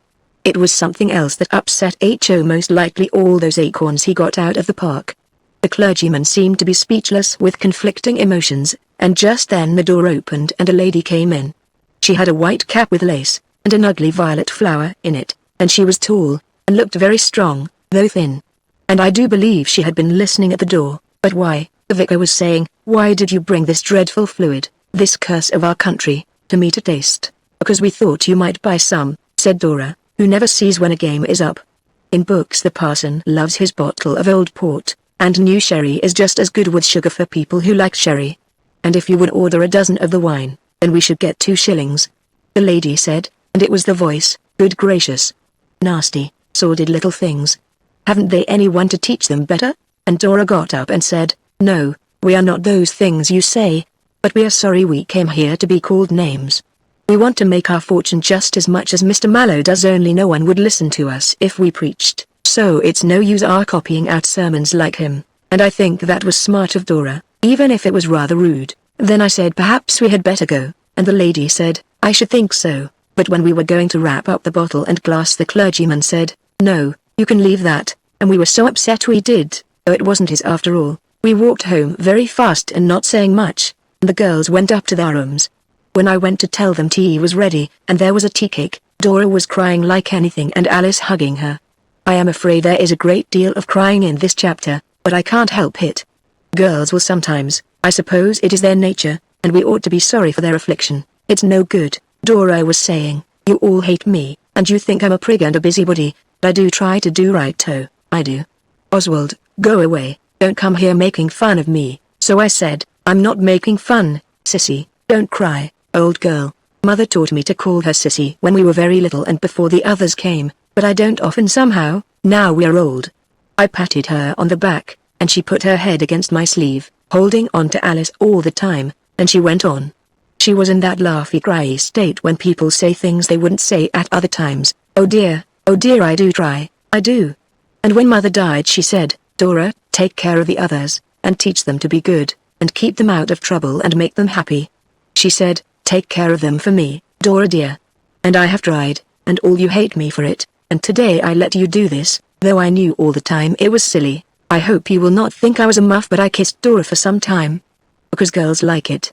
And I will never say again that she comes the good elder sister too much. And I have put all this in, though I do hate telling about it, because I own I have been hard on Dora, but I never will be again. She is a good old sort. Of course we never knew before about what Mother told her, or we wouldn't have ragged her as we did. We did not tell the little ones, but I got Alice to speak to Dickie, and we three can sit on the others if requisite. This made us forget all about the sherry, but about 8 o'clock there was a knock, and Eliza went, and we saw it was poor Jane, if her name was Jane, from the vicarage. She handed in a brown paper parcel and a letter. And 3 minutes later Father called us into his study. On the table was the brown paper parcel, open, with our bottle and glass on it, and Father had a letter in his hand. He pointed to the bottle and sighed, and said, "What have you been doing now?" The letter in his hand was covered with little black writing, all over the 4 large pages, so Dickie spoke up, and he told Father the whole thing, as far as he knew it, for Alice and I had not told about the dead sailor's lady, and when he had done, Alice said, "Has Mr. Mallow written to you to say he will buy a dozen of the sherry after all? It is really not half bad with sugar in it." Father said no. He didn't think clergymen could afford such expensive wine, and he said he would like to taste it. So we gave him what there was left, for we had decided coming home that we would give up trying for the £2 a week in our spare time. Father tasted it, and then he acted just as H.O. had done when he had his teaspoonful, but of course we did not say anything. Then he laughed till I thought he would never stop. I think it was the sherry, because I am sure I have read somewhere about wine that maketh glad the heart of man. He had only a very little, which shows that it was a good after-dinner wine, stimulating, and yet, I forget the rest, but when he had done laughing he said, "It's all right, kids. Only don't do it again. The wine trade is overcrowded, and besides, I thought you promised to consult me before going into business." "Before buying one I thought you meant," said Dickie. "This was only on commission." And Father laughed again. I am glad we got the Castilian Amoroso, because it did really cheer Father up, and you cannot always do that. However hard you try, even if you made jokes, or give him a comic paper. Chapter 12 The Nobleness of Oswald. The part about his nobleness only comes at the end, but you would not understand it unless you knew how it began. It began, like nearly everything about that time, with treasure-seeking. Of course, as soon as we had promised to consult my father about business matters we all gave up wanting to go into business. I don't know how it is, but having to consult about a thing with grown-up people, even the bravest and the best, seems to make the thing not worth doing afterwards. We don't mind Albert's uncle chipping in sometimes when the thing's going on, but we are glad he never asked us to promise to consult him about anything. Yet Oswald saw that my father was quite right, and I dare say if we had had that £100 we should have spent it on the share in that lucrative business for the sale of useful patent, and then found out afterwards that we should have done better to spend the money in some other way. My father says so, and he ought to know. We had several ideas about that time, but having so little chink always stood in the way. This was the case with H.O.'s idea of setting up a coconut shy on this side of the heath, where there are none generally. We had no sticks or wooden balls, and the greengrocer said he could not book so many as 12 dozen coconuts without Mr. Bastable's written order. And as we did not wish to consult my father it was decided to drop it. And when Alice dressed up Pincher in some of the doll's clothes and we made up our minds to take him round with an organ as soon as we had taught him to dance, we were stopped at once by Dickie's remembering how he had once heard that an organ cost £700. Of course this was the big church kind, but even the ones on 3 legs can't be got for 1 and 7pence, which was all we had when we first thought of it. So we gave that up too. It was a wet day, I remember. And mutton hash for dinner, very tough with pale gravy with lumps in it. I think the others would have left a good deal on the sides of their plates, although they know better. Only Oswald said it was a savoury stew made of the red deer that Edward shot. So then we were the children of the New Forest. The mutton tasted much better. No one in the New Forest minds venison being tough and the gravy pale. Then after dinner we let the girls have a doll's tea party, on condition they didn't expect us boys to wash up, and it was when we were drinking the last of the licorice water out of the little cups that Dickie said, "This reminds me." So we said, "What of?" Dickie answered us at once, though his mouth was full of bread with licorice stuck in it to look like cake. "You should not speak with your mouth full, even to your own relations, And you shouldn't wipe your mouth on the back of your hand, but on your handkerchief, if you have one. Dickie did not do this. He said, "Why, you remember when we first began about treasure seeking, I said I had thought of something, only I could not tell you because I hadn't finished thinking about it." We said yes. "Well, this licorice water, tea," said Alice softly. "Well, he then made me think."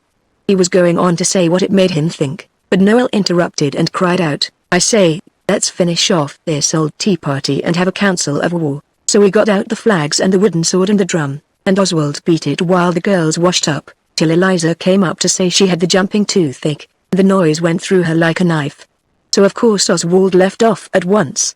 When you are polite to Oswald he never refuses to grant your requests. When we were all dressed up we sat down round the campfire, and Dickie began again. "Everyone in the world wants money. Some people get it. The people who get it are the ones who see things. I have seen one thing." Dickie stopped and smoked a pipe of peace. "It is the pipe we did bubbles with in the summer, and somehow it has not got broken yet. We put tea leaves in it for the pipe of peace, but the girls are not allowed to have any. It is not right to let girls smoke. They get to think too much of themselves if you let them do everything the same as men." Oswald said, "Out with it, I see that glass bottles only cost a penny." "Oh, if you dare to snigger I'll send you round selling old bottles, and you shan't have any sweets except out of the money you get for them. And the same with you, Noel." "Noel wasn't sniggering," said Alice in a hurry. "It is only his taking so much interest in what you were saying makes him look like that." "Be quiet, Oh, and don't you make faces, either. Do go on, Dickie dear." So Dickie went on. "There must be hundreds of millions of bottles of medicines sold every year. Because all the different medicines say, thousands of cures daily, and if you only take that as 2,000, which it must be, at least, it mounts up. And the people who sell them must make a great deal of money by them because they are nearly always 2 and 9 pence the bottle, and 3 and 6 for one, nearly double the size. Now the bottles, as I was saying, don't cost anything like that, it's the medicine costs the money," said Dora. "Look how expensive jujubes are at the chemist's, and peppermints too." "That's only because they're nice," Dickie explained. "Nasty things are not so dear. Look what a lot of brimstone you get for a penny." The same with alum. "We would not put the nice kinds of chemists' things in our medicine." Then he went on to tell us that when we had invented our medicine we would write and tell the editor about it, and he would put it in the paper, and then people would send their 2 and 9 pence and 3 and 6 for the bottle, nearly double the size, and then when the medicine had cured them they would write to the paper and their letters would be printed, saying how they had been suffering for years, and never thought to get about again, but thanks to the blessing of our ointment. Dora interrupted and said, "Not ointment, it's so messy." And Alice thought so too. And Dickie said he did not mean it. He was quite decided to let it be in bottles. So now it was all settled, and we did not see at the time that this would be a sort of going into business, but afterwards when Albert's uncle showed us we saw it, and we were sorry. We only had to invent the medicine. You might think that was easy, because of the number of them you see every day in the paper, but it is much harder than you think. First we had to decide what sort of illness we should like to cure, and a heated discussion ensued, like in Parliament. Dora wanted it to be something to make the complexion of dazzling fairness, but we remembered how her face came all red and rough when she used the Rosabella soap that was advertised to make the darkest complexion fair as the lily, and she agreed that perhaps it was better not. Noel wanted to make the medicine first and then find out what it would cure, but Dickie thought not, because there are so many more medicines than there are things the matter with us, so it would be easier to choose the disease first. Oswald would have liked wounds. I still think it was a good idea, but Dickie said, "Who has wounds, especially now there aren't any wars? We shouldn't sell a bottle a day." So Oswald gave in because he knows what manners are, and it was Dickie's idea. Oh. Wanted a cure for the uncomfortable feeling that they give you powders for, but we explained to him that grown-up people do not have this feeling, however much they eat, and he agreed. Dickie said he did not care a straw what the loathsome disease was, as long as we hurried up and settled on something. Then Alice said, it ought to be something very common, and only one thing. Not the pains in the back and all the hundreds of things that people have in somebody's syrup. What's the commonest thing of all? And at once we said, colds. So that was settled. Then we wrote a label to go on the bottle. When it was written it would not go on the vinegar bottle that we had got, but we knew it would go small when it was printed. It was like this. Less than block quote style equals text to line, center, greater than, Bastable's certain cure for colds, coughs, asthma, shortness of breath, and all infections of the chest. One dose gives immediate relief. It will cure your cold in one bottle, especially the larger size at 3s. 6D. Order at once of the makers. To prevent disappointment. Makers. D-O-R-A-N and H-O. Bastable. 150, Lewisham Road, SC. A halfpenny for all bottles returned. Of course the next thing was for one of us to catch a cold and try what cured it. We all wanted to be the one, but it was Dickie's idea, and he said he was not going to be done out of it, so we let him. It was only fair. He left off his undershirt that very day, and next morning he stood in a draught in his nightgown for quite a long time. And we damped his day shirt with a nail brush before he put it on. But all was vain. They always tell you that these things will give you cold, but we found it was not so. So then we all went over to the park, and Dickie went right into the water with his boots on, and stood there as long as he could bear it, for it was rather cold, and we stood and cheered him on. He walked home in his wet clothes, which they say is a sure thing, but it was no go, for his boots were quite spoiled. And 3 days after Noel began to cough and sneeze, so then Dickie said it was not fair. I can't help it, Noel said.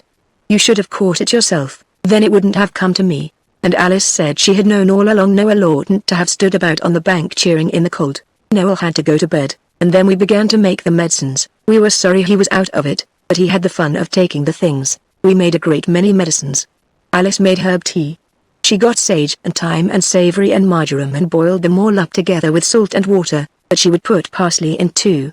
Oswald is sure parsley is not a herb. It is only put on the cold meat and you are not supposed to eat it. It kills parrots to eat parsley, I believe. I expect it was the parsley that disagreed so with Noel. The medicine did not seem to do the cough any good. Oswald got a pennyworth of alum, because it is so cheap, and some turpentine which everyone knows is good for colds, and a little sugar and an aniseed ball. These were mixed in a bottle with water, but Eliza threw it away and said it was nasty rubbish, and I hadn't any money to get more things with. Dora made him some gruel, and he said it did his chest good, but of course that was no use, because you cannot put gruel in bottles and say it is medicine. It would not be honest, and besides nobody would believe you. Dick mixed up lemon juice and sugar and a little of the juice of the red flannel that Noel's throat was done up in. It comes out beautifully in hot water. Noel took this and he liked it. Noel's own idea was licorice water, and we let him have it. But it is too plain and black to sell in bottles at the proper price. Noel liked H.O.'s medicine the best, which was silly of him, because it was only peppermints melted in hot water, and a little cobalt to make it look blue. It was all right, because H.O.'s paint box is the French kind, with Cool's non-venenuses on it. This means you may suck your brushes if you want to, or even your paints if you are a very little boy. It was rather jolly while Noel had that cold. He had a fire in his bedroom which opens out of Dickie's and Oswald's, and the girls used to read aloud to Noel all day. They will not read aloud to you when you are well. Father was away at Liverpool on business, and Albert's uncle was at Hastings.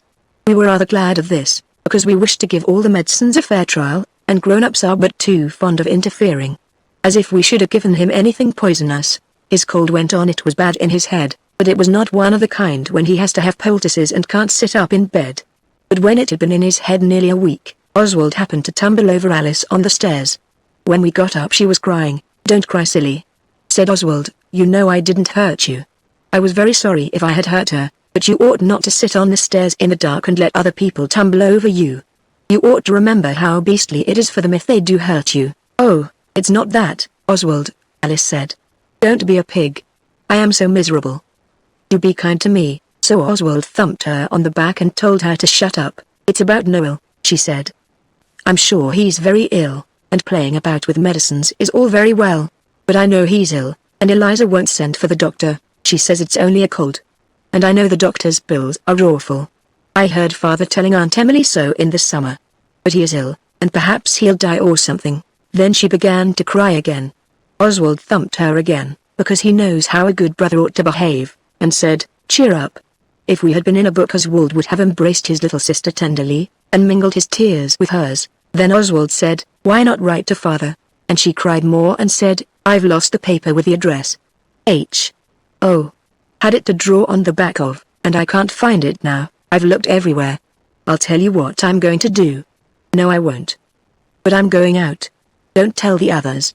And I say, Oswald, you pretend I'm in if Eliza asks. Promise." "Tell me what you're going to do," I said. But she said no, and there was a good reason why not.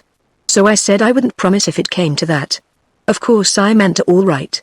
But it did seem mean of her not to tell me, so Alice went out by the side door while Eliza was setting tea, and she was a long time gone. She was not into tea. When Eliza asked Oswald where she was, he said he did not know, but perhaps she was tidying her corner drawer. Girls often do this, and it takes a long time. Noel coughed a good bit after tea, and asked for Alice. Oswald told him she was doing something and it was a secret. Oswald did not tell any lies even to save his sister. When Alice came back she was very quiet, but she whispered to Oswald that it was all right. When it was rather late, Eliza said she was going out to post a letter. This always takes her an hour, because she will go to the post office across the heath instead of the pillar box. Because once a boy dropped fuses in our pillar box and burned the letters. It was not any of us. Eliza told us about it. And when there was a knock at the door a long time after, we thought it was Eliza come back, and that she had forgotten the back door key. We made H.O. go down to open the door, because it is his place to run about, his legs are younger than ours. And we heard boots on the stairs besides H.O.S., and we listened spellbound till the door opened, and it was Albert's uncle. He looked very tired. "I am glad you've come," Oswald said. Alice began to think Noel. Alice stopped me, and her face was very red. Her nose was shiny too, with having cried so much before tea. She said, "I only said I thought Noel ought to have the doctor. Don't you think he ought?" She got hold of Albert's uncle and held on to him. "Let's have a look at you, young man," said Albert's uncle, and he sat down on the edge of the bed.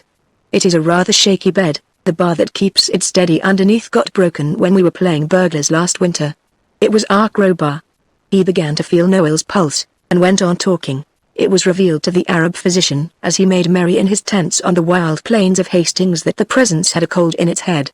So he immediately seated himself on the magic carpet, and bade it bear him hither, only pausing in the flight to purchase a few sweetmeats in the bazaar. He pulled out a jolly lot of chocolate and some butterscotch, and grapes for Noel. When we had all said thank you, he went on, "The physicians are the words of wisdom. It's high time this kid was asleep. I have spoken. Ye have my leave to depart." So we bunked, and Dora and Albert's uncle made Noel comfortable for the night. Then they came to the nursery which we had gone down to, and he sat down in the Guy Fawkes chair and said, "Now then," Alice said, "you may tell them what I did. I dare say they'll all be in the wax, but I don't care. I think you are very wise," said Albert's uncle, pulling her close to him to sit on his knee. "I am very glad you telegraphed." So then Oswald understood what Alice's secret was. She had gone out and sent a telegram to Albert's uncle at Hastings. But Oswald thought she might have told him. Afterwards she told me what she had put in the telegram. It was, "Come home. We have given Noel a cold, and I think we are killing him." With the address it came to 10 halfpenny. Then Albert's uncle began to ask questions, and it all came out. How Dickie had tried to catch the cold, but the cold had gone to Noel instead, and about the medicines and all. Albert's uncle looked very serious. "Look here," he said, "you're old enough not to play the fool like this. Health is the best thing you've got. You ought to know better than to risk it. You might have killed your little brother with your precious medicines. You've had a lucky escape, certainly. But poor Noel, oh, do you think he's going to die?" Alice asked that, and she was crying again. "No, no," said Albert's uncle, "but look here. Do you see how silly you've been? And I thought you promised your father, and then he gave us a long talking to.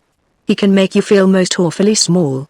At last he stopped, and we said we were very sorry, and he said, "You know I promised to take you all to the pantomime," so we said, yes, and knew but too well that now he wasn't going to. Then he went on, "Well, I will take you if you like, or I will take Noel to the sea for a week to cure his cold. Which is it to be?" Of course he knew we should say, "Take Noel," and we did, but Dickie told me afterwards he thought it was hard on H.O. Albert's uncle stayed till Eliza came in, and then he said good night in a way that showed us that all was forgiven and forgotten, and we went to bed. It must have been the middle of the night when Oswald woke up suddenly, and there was Alice with her teeth chattering, shaking him to wake him. "Oh, Oswald," she said, "I am so unhappy. Suppose I should die in the night." Oswald told her to go to bed and not gas. But she said, "I must tell you, I wish I told Albert's uncle. I'm a thief, and if I die tonight I know where thieves go to." So Oswald saw it was no good and he sat up in bed and said, "Go ahead." So Alice stood shivering and said I hadn't enough money for the telegram, so I took the bad 6 out of the exchequer. and I paid for it with that and the 5 pence I had. And I wouldn't tell you, because if you'd stopped me doing it I couldn't have borne it, and if you'd helped me you'd have been a thief too. Oh, what shall I do? Oswald thought a minute, and then he said, you'd better have told me. But I think it will be all right if we pay it back. Go to bed. Cross with you? No, stupid. Only another time you'd better not keep secrets. So she kissed Oswald, and he let her, and she went back to bed. The next day Albert's uncle took Noel away, before Oswald had time to persuade Alice that we ought to tell him about the 6 pence. Alice was very unhappy, but not so much as in the night. You can be very miserable in the night if you have done anything wrong and you happen to be awake. I know this for a fact. None of us had any money except Eliza, and she wouldn't give us any unless we said what for, and of course we could not do that because of the honor of the family. And Oswald was anxious to get the 6 pence to give to the telegraph people because he feared that the badness of that 6 pence might have been found out, and that the police might come for Alice at any moment. I don't think I ever had such an unhappy day. Of course we could have written to Albert's uncle, but it would have taken a long time, and every moment of delay added to Alice's danger. We thought and thought, but we couldn't think of any way to get that 6 pence. It seems a small sum, but you see Alice's liberty depended on it. It was quite late in the afternoon when I met Mrs. Leslie on the parade. She had a brown fur coat and a lot of yellow flowers in her hands. She stopped to speak to me, and asked me how the poet was. I told her he had a cold, and I wondered whether she would lend me 6 pence if I asked her, but I could not make up my mind how to begin to say it. It is a hard thing to say, much harder than you would think. She talked to me for a bit, and then she suddenly got into a cab, and said, I'd no idea it was so late, and told the man where to go. And just as she started she shoved the yellow flowers through the window and said, for the sick poet, with my love, and was driven off. Gentle reader, I will not conceal from you what Oswald did. He knew all about not disgracing the family, and he did not like doing what I am going to say, and they were really Noel's flowers, only he could not have sent them to Hastings, and Oswald knew he would say yes if Oswald asked him. Oswald sacrificed his family pride because of his little sister's danger. I do not say he was a noble boy, I just tell you what he did, and you can decide for yourself about the nobleness. He put on his oldest clothes, they are much older than any you would think he had if you saw him when he was tidy, and he took those yellow chrysanthemums and he walked with them to Greenwich Station and waited for the trains bringing people from London. He sold those flowers in penny bunches and got 10 pence. Then he went to the telegraph office at Lewisham, and said to the lady there, a little girl gave you a bad 6 pence yesterday. Here are 6 good pennies. The lady said she had not noticed it, and never mind, but Oswald knew that honesty is the best policy, and he refused to take back the pennies. So at last she said she should put them in a plate on Sunday. She is a very nice lady. I like the way she does her hair. Then Oswald went home to Alice and told her, and she hugged him, and said he was a dear, good, kind boy, and he said, oh, it's all right. We bought peppermint bullseyes with the 4 pence I had over. The others wanted to know where we got the money, but we would not tell. Only afterwards when Noel came home we told him, because they were his flowers, and he said it was quite right. He made some poetry about it. I only remember one bit of it. The noble youth of high degree, consents to play a menial part, all for his sister Alice's sake, who was so dear to his faithful heart. But Oswald himself has never bragged about it.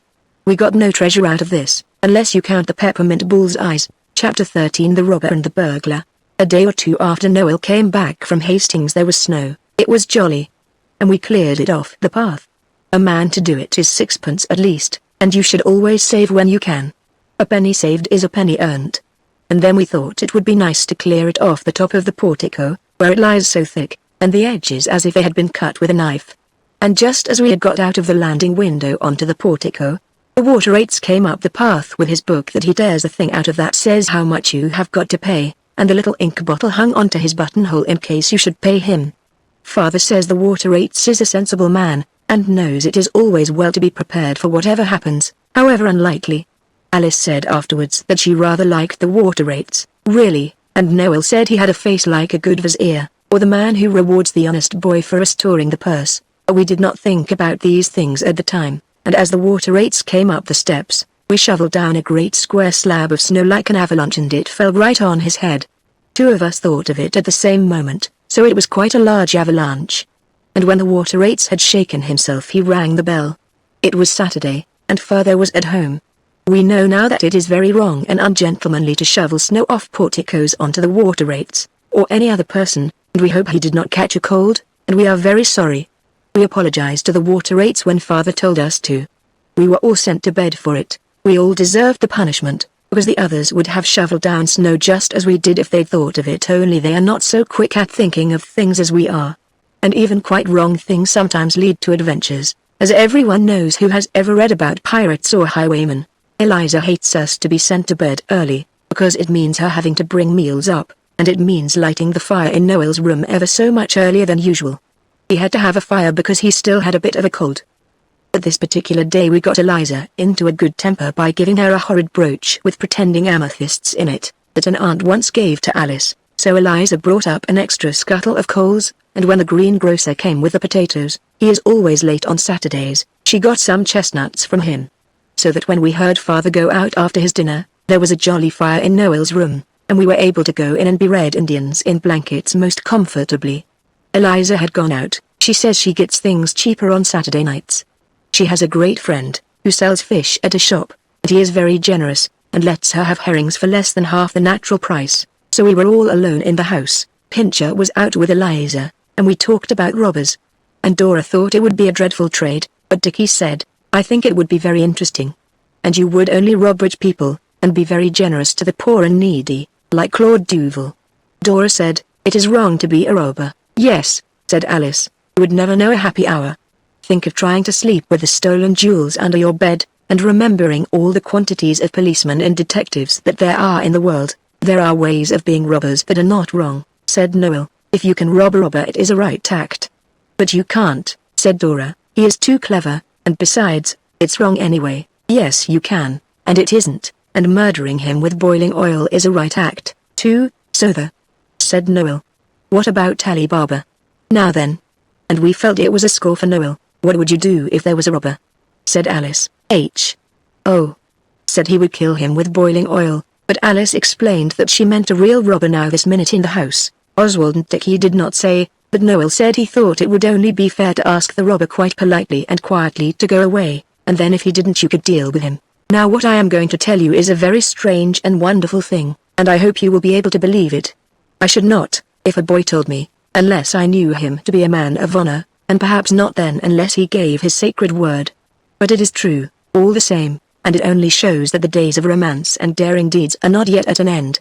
Alice was just asking Noel how he would deal with the robber who wouldn't go if he was asked politely and quietly, when we heard a noise downstairs, quite a plain noise, not the kind of noise you fancy you hear. It was like somebody moving a chair. We held our breath and listened, and then came another noise, like someone poking a fire. Now, you remember there was no one to poke a fire or move a chair downstairs, because Eliza and Father were both out. They could not have come in without our hearing them, because the front door is as hard to shut as the back one, and whichever you go in by you have to give a slam that you can hear all down the street. Oh. And Alice and Dora caught hold of each other's blankets and looked at Dickie and Oswald, and everyone was quite pale. And Noel whispered, it's ghosts, I know it is, and then we listened again, but there was no more noise. Presently Dora said in a whisper, whatever shall we do? Oh, whatever shall we do, what shall we do? And she kept on saying it till we had to tell her to shut up. Oh reader, have you ever been playing Red Indians in blankets round a bedroom fire in a house where you thought there was no one but you, and then suddenly heard a noise like a chair, and a fire being poked, downstairs? Unless you have, you will not be able to imagine at all what it feels like. It was not like in books. Our hair did not stand on end at all, and we never said hist once, but our feet got very cold, though we were in blankets by the fire, and the insides of Oswald's hands got warm and wet, and his nose was cold like a dog's, and his ears were burning hot. The girls said afterwards that they shivered with terror, and their teeth chattered, but we did not see or hear this at the time. Shall we open the window and call police? Said Dora, and then Oswald suddenly thought of something, and he breathed more freely and he said, I know it's not ghosts, and I don't believe it's robbers. I expect it's a stray cat got in when the coals came this morning, and she's been hiding in the cellar, and now she's moving about. Let's go down and see. The girls wouldn't, of course, but I could see that they breathed more freely too. But Dickie said, all right, I will if you will. Oh. Said, do you think it's really a cat? So he said he had better stay with the girls. And of course after that we had to let him and Alice both come. Dora said if we took Noel down with his cold, she would scream fire and murder. And she didn't mind if the whole street heard. So Noel agreed to be getting his clothes on, and the rest of us said we would go down and look for the cat. Now Oswald said that about the cat, and it made it easier to go down, but in his inside he did not feel at all sure that it might not be robbers after all. Of course, we had often talked about robbers before, but it is very different when you sit in a room and listen and listen and listen, and Oswald felt somehow that it would be easier to go down and see what it was, than to wait, and listen, and wait, and wait, and listen, and wait, and then perhaps to hear it, whatever it was, come creeping slowly up the stairs as softly as it could with its boots off, and the stairs creaking, towards the room where we were with the door open in case of Eliza coming back suddenly, and all dark on the landings.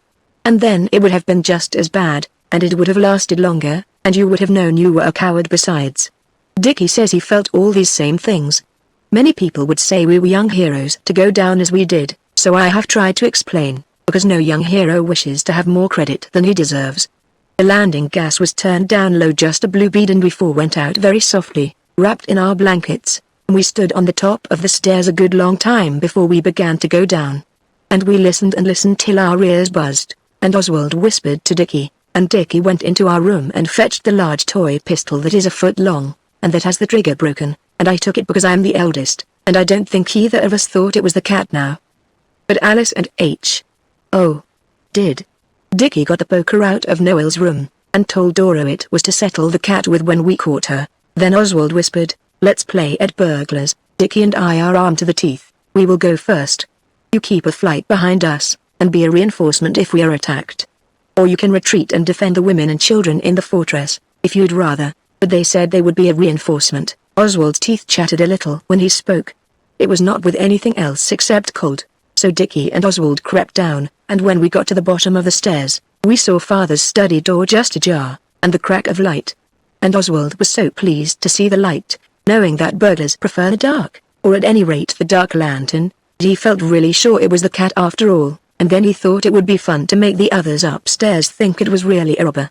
So he cocked the pistol. "You can cock it, but it doesn't go off," and he said, "Come on, Dick." And he rushed at the study door and burst into the room, crying, "Surrender. You are discovered. Surrender, or I fire. Throw up your hands." And, as he finished saying it, he saw before him, standing on the study hearthrug, a real robber. There was no mistake about it. Oswald was sure it was a robber, because it had a screwdriver in its hands, and was standing near the cupboard door that broke the lock off, and there were gimlets and screws and things on the floor. There is nothing in that cupboard but old ledgers and magazines and the tool chest, but of course, a robber could not know that beforehand. When Oswald saw that there really was a robber, and that he was so heavily armed with a screwdriver, he did not feel comfortable. But he kept the pistol pointed at the robber, and you will hardly believe it, but it is true, the robber threw down the screwdriver clattering on the other tools, and he did throw up his hands, and said, "I surrender, don't shoot me." "How many of you are there?" So Dickie said, "You are outnumbered." "Are you armed?" And the robber said, "No, not in the least." And Oswald said, still pointing the pistol, and feeling very strong and brave and as if he was in a book, "Turn out your pockets." The robber did, and while he turned them out, we looked at him. He was of the middle height, and clad in a black frock coat and grey trousers. His boots were a little gone at the sides, and his shirt cuffs were a bit frayed, but otherwise he was of gentlemanly demeanour. He had a thin, wrinkled face, with big, light eyes that sparkled, and then looked soft very queerly, and a short beard. In his youth it must have been of a fair golden colour, but now it was tinged with grey. Oswald was sorry for him, especially when he saw that one of his pockets had a large hole in it, and that he had nothing in his pockets but letters and string and 3 boxes of matches, and a pipe and a handkerchief and a thin tobacco pouch and 2 pennies. We made him put all the things on the table, and then he said, "Well, you've caught me, what are you going to do with me?" Police, Alice and had come down to be reinforcements, when they heard a shout, and when Alice saw that it was a real robber, and that he had surrendered, she clapped her hands and said, "Bravo, boys." And so did Ho, and now she said, "If he gives his word of honor not to escape, I shouldn't call the police, it seems a pity. Wait till Father comes home." The robber agreed to this, and gave his word of honor, and asked if he might put on a pipe, and we said yes, and he sat in Father's armchair and warmed his boots, which steamed, and I sent and Alice to put on some clothes and tell the others, and bring down Dickie's and my knickerbockers, and the rest of the chestnuts, and they all came, and we sat round the fire, and it was jolly. The robber was very friendly, and talked to us a great deal. I wasn't always in this low way of business, he said, when Noel said something about the things he had turned out of his pockets. It's a great come down to a man like me. But, if I must be caught, it's something to be caught by brave young heroes like you. My stars. How you did bolt into the room, surrender, and up with your hands. You might have been born and bred to the thief catching. Oswald is sorry if it was mean, but he could not own up just then that he did not think there was anyone in the study when he did that brave if rash act. He has told since. And what made you think there was anyone in the house? The robber asked, when he had thrown his head back, and laughed for quite half a minute. So we told him. And he applauded our valor, and Alice and H.O. explained that they would have said surrender, too, only they were reinforcements. The robber ate some of the chestnuts and we sat and wondered when father would come home, and what he would say to us for our intrepid conduct. And the robber told us of all the things he had done before he began to break into houses. Dickie picked up the tools from the floor, and suddenly he said, "Why, this is father's screwdriver and his gimlets, and all." "Well, I do call it jolly cheek to pick a man's locks with his own tools." "True, true," said the robber. "It is cheek, of the jolliest. But you see, I've come down in the world. I was a highway robber once, but horses are so expensive to hire 5 shillings an hour, you know, and I couldn't afford to keep them. The highwayman business isn't what it was." "What about a bike?" said H.O. But the robber thought cycles were low, and besides you couldn't go across country with them when occasion arose, as you could with a trusty steed. And he talked of highwaymen as if he knew just how we liked hearing it. Then he told us how he had been a pirate captain and how he had sailed over waves mountains high, and gained rich prizes, and how he did begin to think that here he had found a profession to his mind. "I don't say there are no ups and downs in it," he said, "especially in stormy weather. But what a trade! And a sword at your side, and the Jolly Roger flying at the peak, and a prize in sight. And all the black mouths of your guns pointed at the laden trader and the wind in your favor, and your trusty crew ready to live and die for you. Oh, but it's a grand life." I did feel so sorry for him. He used such nice words, and he had a gentleman's voice. "I'm sure you weren't brought up to be a pirate," said Dora. She had dressed even to her collar and made Noel do it too, but the rest of us were in blankets with just a few odd things put on anyhow underneath. The robber frowned and sighed. "No," he said, "I was brought up to the law. I was at Balliol, bless your hearts, and that's true anyway." He sighed again, and looked hard at the fire. "That was my father's college." H.O. was beginning, but Dickie said, "Why did you leave off being a pirate?" "A pirate?" he said, as if he had not been thinking of such things. "Oh, yes, why I gave it up because I could not get over the dreadful seasickness." "Nelson was seasick," said Oswald. "Ah," said the robber, "but I hadn't his luck or his pluck, or something. He stuck to it and won Trafalgar, didn't he? Kiss me, Hardy and all that, eh? I couldn't stick to it, I had to resign. And nobody kissed me." I saw by his understanding about Nelson that he was really a man who had been to a good school as well as to Balliol. Then we asked him, "And what did you do then?" And Alice asked if he was ever a coiner, and we told him how we had thought we'd caught the desperate gang next door. And he was very much interested and said he was glad he had never taken to coining. "Besides, the coins are so ugly nowadays," he said, "no one could really find any pleasure in making them. And it's a hole and corner business at the best, isn't it? And it must be a very thirsty one with the hot metal and furnaces and things." And again he looked at the fire. Oswald forgot for a minute that the interesting stranger was a robber, and asked him if he wouldn't have a drink. Oswald has heard father do this to his friends, so he knows it is the right thing. The robber said he didn't mind if he did. And that is right, too. And Dora went and got a bottle of father's ale, the light sparkling family, and a glass, and we gave it to the robber. Dora said she would be responsible. Then when he had had a drink he told us about bandits, but he said it was so bad in wet weather. Bandits' caves were hardly ever properly weathertight. And bush ranging was the same. "As a matter of fact," he said, "I was bush ranging this afternoon, among the furze bushes on the heath, but I had no luck. I stopped the Lord Mayor in his gilt coach, with all his footmen in plush and gold lace, smart as cockatoos. But it was no go. The Lord Mayor hadn't a stiver in his pockets. One of the footmen had 6 new pennies. The Lord Mayor always pays his servants' wages in new pennies. I spent 4pence of that in bread and cheese, but on the table's the 2pence. It's a poor trade."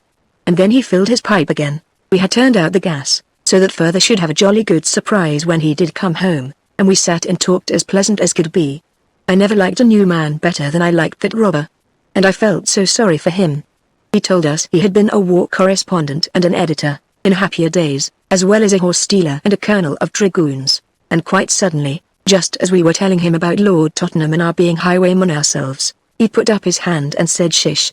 And we were quiet and listened. There was a scraping noise. It came from downstairs. "They're filing something," whispered the robber. "Here, shut up, give me that pistol, and the poker. There is a burglar now, and no mistake. It's only a toy one and it won't go off," I said, "but you can cock it." Then we heard a snap. "There goes the window bar," said the robber softly. "Jove. What an adventure. You kids stay here, I'll tackle it." But Dickie and I said we should come. So he let us go as far as the bottom of the kitchen stairs, and we took the tongs and shovel with us. There was a light in the kitchen, a very little light. It is curious we never thought, any of us, that this might be a plant of our robbers to get away. We never thought of doubting his word of honor. And we were right. The noble robber dashed the kitchen door open, and rushed in with a big toy pistol in one hand and the poker in the other, shouting out just like Oswald had done, "Surrender. You are discovered. Surrender, or I'll fire. Throw up your hands." And Dickie and I rattled the tongs and shovel so that he might know there were more of us, all bristling with weapons, and we heard a husky voice in the kitchen saying, "All right, Governor. Stow that scent sprinkler. I'll give in. Blowed if I ain't pretty well sick of the job, anyway." Then we went in. Our robber was standing in the grandest manner with his legs very wide apart, and the pistol pointing at the cowering burglar. The burglar was a large man who did not mean to have a beard, I think, but he had got some of one, and a red comforter, and a fur cap, and his face was red and his voice was thick. How different from our own robber. The burglar had a dark lantern, and he was standing by the plate basket. When we had lit the gas we all thought he was very like what a burglar ought to be. He did not look as if he could ever have been a pirate or a highwayman, or anything really dashing or noble, and he scowled and shuffled his feet and said, "Well, go on, why don't ye fetch the police?" "Upon my word, I don't know," said our robber, rubbing his chin. "Oswald, why don't we fetch the police? It is not every robber that I would stand Christian names from, I can tell you, but just then I didn't think of that." I just said, "Do you mean I'm to fetch one?" Our robber looked at the burglar and said nothing. Then the burglar began to speak very fast, and to look different ways with his hard, shiny little eyes. "Look here, Governor," he said, "I was stony broke, so help me, I was. And blessed if I've nicked a ha'porth of your little lot. You know yourself there ain't much to tempt a bloke." He shook the plate basket as if he was angry with it, and the yellowy spoons and forks rattled. "I was just looking through this bank holiday show. You come. Let me off, sir. Come now, I've got kids of my own at home. Strike me if I ain't same as yours. I've got a nipper just about his size, and what'll come of them if I'm lagged? I ain't been in it long, sir, and I ain't handy at it." "No," said our robber, "you certainly are not." Alice and the others had come down by now to see what was happening. Alice told me afterwards they thought it really was the cat this time. "No, I ain't dandy, as you say, sir, and if you let me off this once I'll chuck the whole blooming biz, rake my civvy, I will. Don't be hard on a cove, mister, think of the missus and the kids. I've got one just the cut of little missy, the bless her pretty Your family certainly fits your circumstances very nicely," said our robber. Then Alice said, "Oh, do let him go. If he's got a little girl like me, whatever will she do? Suppose it was father." "I don't think he's got a little girl like you, my dear," said our robber, "and I think he'll be safer under lock and key." "You ask your father to let me go, miss," said the burglar. "He won't have the art to refuse you." "If I do," said Alice, "will you promise never to come back?" "Not me, miss," the burglar said very earnestly, and he looked at the plate basket again, as if that alone would be enough to keep him away. Our robber said afterwards, "And will you be good and not rob any more?" Said Alice, "I'll turn over a new leaf, miss, so help me." Then Alice said, "Oh, do let him go. I'm sure he'll be good," but our robber said no, it wouldn't be right, we must wait till father came home. Then "Oh," said, very suddenly and plainly, "I don't think it's at all fair, when you're a robber yourself." The minute he'd said it the burglar said, "Kidded, by gum!" And then our robber made a step towards him to catch hold of him, and before you had time to think hello, the burglar knocked the pistol up with one hand and knocked our robber down with the other, and was off out of the window like a shot, though Oswald and Dickie did try to stop him by holding onto his legs, and that burglar had the cheek to put his head in at the window and say, "I'll give your love to the kids and the missus," and he was off like winking. and there were Alice and Dora trying to pick up our robber, and asking him whether he was hurt, and where. He wasn't hurt at all, except a lump at the back of his head.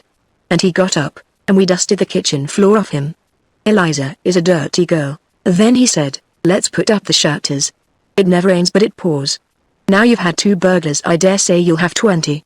So we put up the shutters, which Eliza has strict orders to do before she goes out, only she never does, and we went back to Father's study, and the robber said, what a night we are having.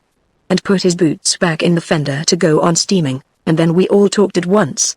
It was the most wonderful adventure we ever had, though it wasn't treasure-seeking, at least not ours. I suppose it was the burglar's treasure-seeking, but he didn't get much, and our robber said he didn't believe a word about those kids that were so like Alice and me. And then there was the click of the gate, and we said, here's Father, and the robber said, and now for the police. Then we all jumped up. We did like him so much, and it seemed so unfair that he should be sent to prison, and the horrid, lumping big burglar not. And Alice said, oh, no, run. Dickie will let you out at the back door. Oh, do go now. And we all said, yes, go, and pulled him towards the door, and gave him his hat and stick and the things out of his pockets. But Father's latchkey was in the door, and it was too late. Father came in quickly, purring with a cold, and began to say, it's all right, folks, I've got, and then he stopped short and stared at us. Then he said, in the voice we all hate, children, what is the meaning of all this? And for a minute nobody spoke. Then my father said, folks, I must really apologize for these very naughty, and then our robber rubbed his hands and laughed, and cried out, you're mistaken, my dear sir, I'm not folks, I'm robber, captured by these young people in the most gallant manner. Hands up, surrender, or I fire, and all the rest of it. My word, Bastable, but you've got some kids worth having. I wish my Denny had their pluck. Then we began to understand, and it was like being knocked down, it was so sudden. And our robber told us he wasn't a robber after all. He was only an old college friend of my father's, and he had come after dinner, when Father was just trying to mend the lock had broken, to ask Father to get him a letter to a doctor about his little boy Denny, who was ill. And Father had gone over the heath to Vanbrugh Park to see some rich people he knows and get the letter. And he had left Mr. Folks to wait till he came back, because it was important to know at once whether Father could get the letter, and if he couldn't Mr. Folks would have had to try someone else directly. We were dumb with amazement. Our robber told my father about the other burglar, and said he was sorry he'd let him escape, but my father said, oh, it's all right, poor beggar, if he really had kids at home, you never can tell, forgive us our debts, don't you know. Tell me about the first business. It must have been moderately entertaining. Then our robber told my father how I had rushed into the room with a pistol, crying out, but you know all about that. And he laid it on so thick and fat about plucky young uns, and chips of old blocks, and things like that, that I felt I was purple with shame, even under the blanket. So I swallowed the thing that tries to prevent you speaking when you ought to, and I said, look here, Father, I didn't really think there was anyone in the study. We thought it was a cat at first, and then I thought there was no one there, and I was just larking. And when I said surrender and all that, it was just the game, don't you know. Then our robber said, yes, old chap, but when you found there really was someone there, you dropped the pistol and bunked. Didn't you, eh? And I said, no, I thought, hello. Here's a robber.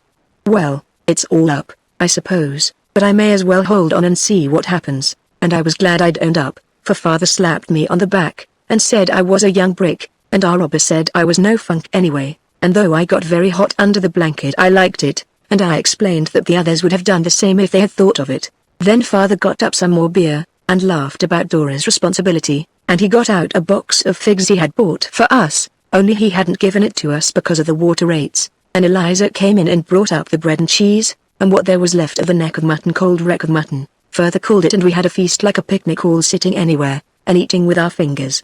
It was prime. We sat up till past 12 o'clock, and I never felt so pleased to think I was not born a girl.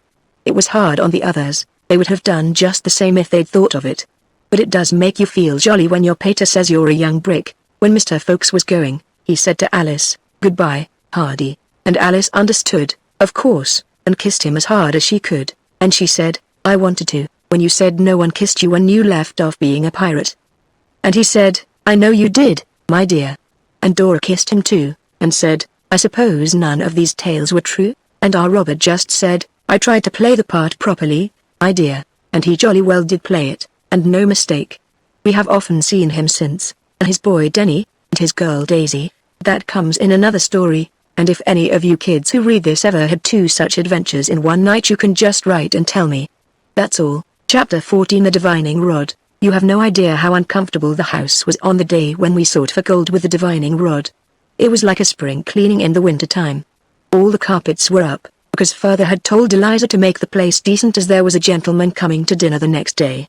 So she got in a charwoman, and they slopped water about, left brooms and brushes on the stairs for people to tumble over. Oh. Got a big bump on his head in that way, and when he said it was too bad, Eliza said he should keep in the nursery then, and not be where he'd no business. We bandaged his head with a towel, and then he stopped crying and played at being England's wounded hero dying in the cockpit, while every man was doing his duty, as the hero had told them to, and Alice was Hardy, and I was the doctor, and the others were the crew. Playing at Hardy made us think of our own dear Robber, and we wished he was there, and wondered if we should ever see him any more. We were rather astonished at Father's having anyone to dinner, because now he never seems to think of anything but business. Before Mother died, people often came to dinner, and Father's business did not take up so much of his time and was not the bother it is now. And we used to see who could go furthest down in our nightgowns and get nice things to eat, without being seen, out of the dishes as they came out of the dining room. Eliza can't cook very nice things. She told Father she was a good plain cook, but he says it was a fancy portrait. We stayed in the nursery till the charwoman came in and told us to be off. She was going to make one job of it, and have our carpet up as well as all the others. Now the man was here to beat them. It came up, and it was very dusty, and under it we found my 3-penny bit that I lost ages ago, which shows what Eliza is. Had got tired of being the wounded hero, and Dickie was so tired of doing nothing that Dora said she knew he'd begin to tease Noel in a minute. Then of course Dickie said he wasn't going to tease anybody, he was going out to the heath. He said he'd heard that nagging women drove a man from his home, and now he found it was quite true. Oswald always tries to be a peacemaker, so he told Dickie to shut up and not make an ass of himself. And Alice said, well, Dora began, and Dora trussed her chin up and said it wasn't any business of Oswald's anyway, and no one asked Alice's opinion. So we all felt very uncomfortable till Noel said, don't let's quarrel about nothing. You know, let dogs delight, and I made up another piece while you were talking. Quarreling is an evil thing. It fills with gall life's cup. For when once you begin, it takes such a long time to make it up. We all laughed then and stopped jawing at each other. Noel is very funny with his poetry. But that piece happened to come out quite true. You begin to quarrel and then you can't stop, often, long before the others are ready to cry and make it up. I see how silly it is, and I want to laugh, but it doesn't do to say so, for it only makes the others crosser than they were before. I wonder why that is? Alice said Noel ought to be poet laureate, and she actually went out in the cold and got some laurel leaves, the spotted kind, out of the garden, and Dora made a crown and we put it on him. He was quite pleased, but the leaves made a mess, and Eliza said, don't. I believe that's a word grown-ups use more than any other. Then suddenly Alice thought of that old idea of hers for finding treasure, and she said, do let's try the divining rod. So Oswald said, fair priestess, we do greatly desire to find gold beneath our land, therefore we pray thee practice with the divining rod, and tell us where we can find it. Do ye desire to fashion of it helms and hauberks? Said Alice. Yes, said Noel, and chains and dowkers. I bet you don't know what an ouch is, said Dickie. Yes I do, said Noel. It's a carcanet. I looked it out in the dicker. Now then. We asked him what a carcanet was, but he wouldn't say, and we want to make fair goblets of the gold, said Oswald. Yes, to drink coconut milk out of, said H. Oh, and we desire to build fair palaces of it, said Dickie, and to buy things, said Dora, a great many things. New Sunday frocks and hats and kid gloves, and she would have gone on for ever so long, only we reminded her that we hadn't found the gold yet. By this Alice had put on the nursery tablecloth, which is green, and tied the old blue and yellow antimacassar over her head, and she said, if your intentions are correct, fear nothing and follow me, and she went down into the hall. We all followed, chanting heroes.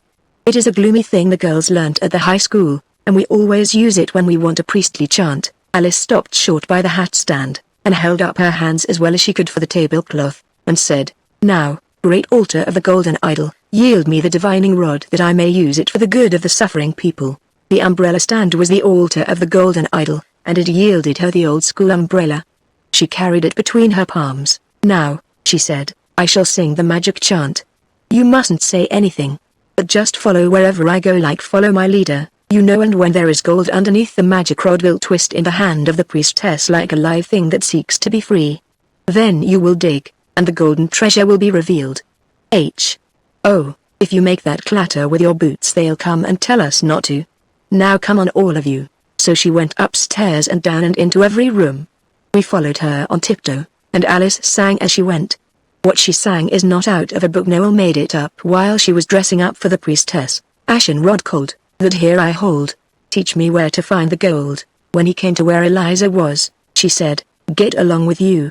But Dora said it was only a game, and we wouldn't touch anything, and our boots were quite clean, and Eliza might as well let us. So she did. It was all right for the priestess, but it was a little dull for the rest of us, because she wouldn't let us sing, too, so we said we'd had enough of it, and if she couldn't find the gold we'd leave off and play something else. The priestess said, all right, wait a minute, and went on singing. Then we all followed her back into the nursery, where the carpet was up and the boards smelt of soft soap. Then she said, moves, it moves. Once more the choral hymn. So we sang Heroes again, and in the middle the umbrella dropped from her hands. The magic rod has spoken, said Alice.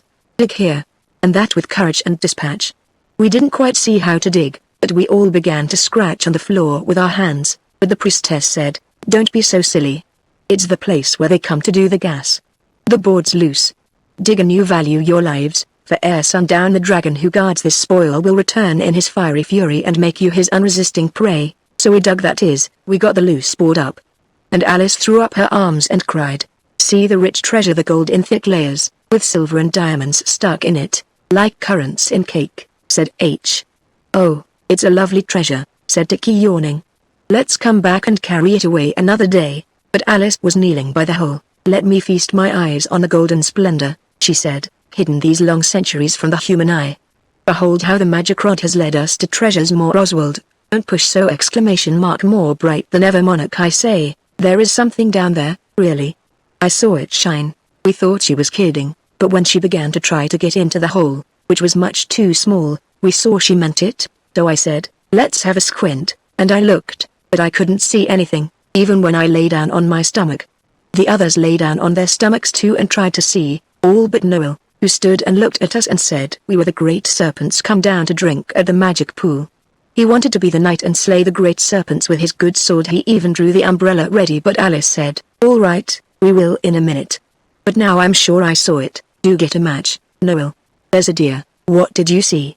Asked Noel, beginning to go for the matches very slowly. Something bright, away in the corner under the board against the beam. Perhaps it was a rat's eye, Noel said, or a snake's, and we did not put our heads quite so close to the hole till he came back with the matches. Then I struck a match, and Alice cried, there it is. And there it was, and it was a half-sovereign, partly dusty and partly bright.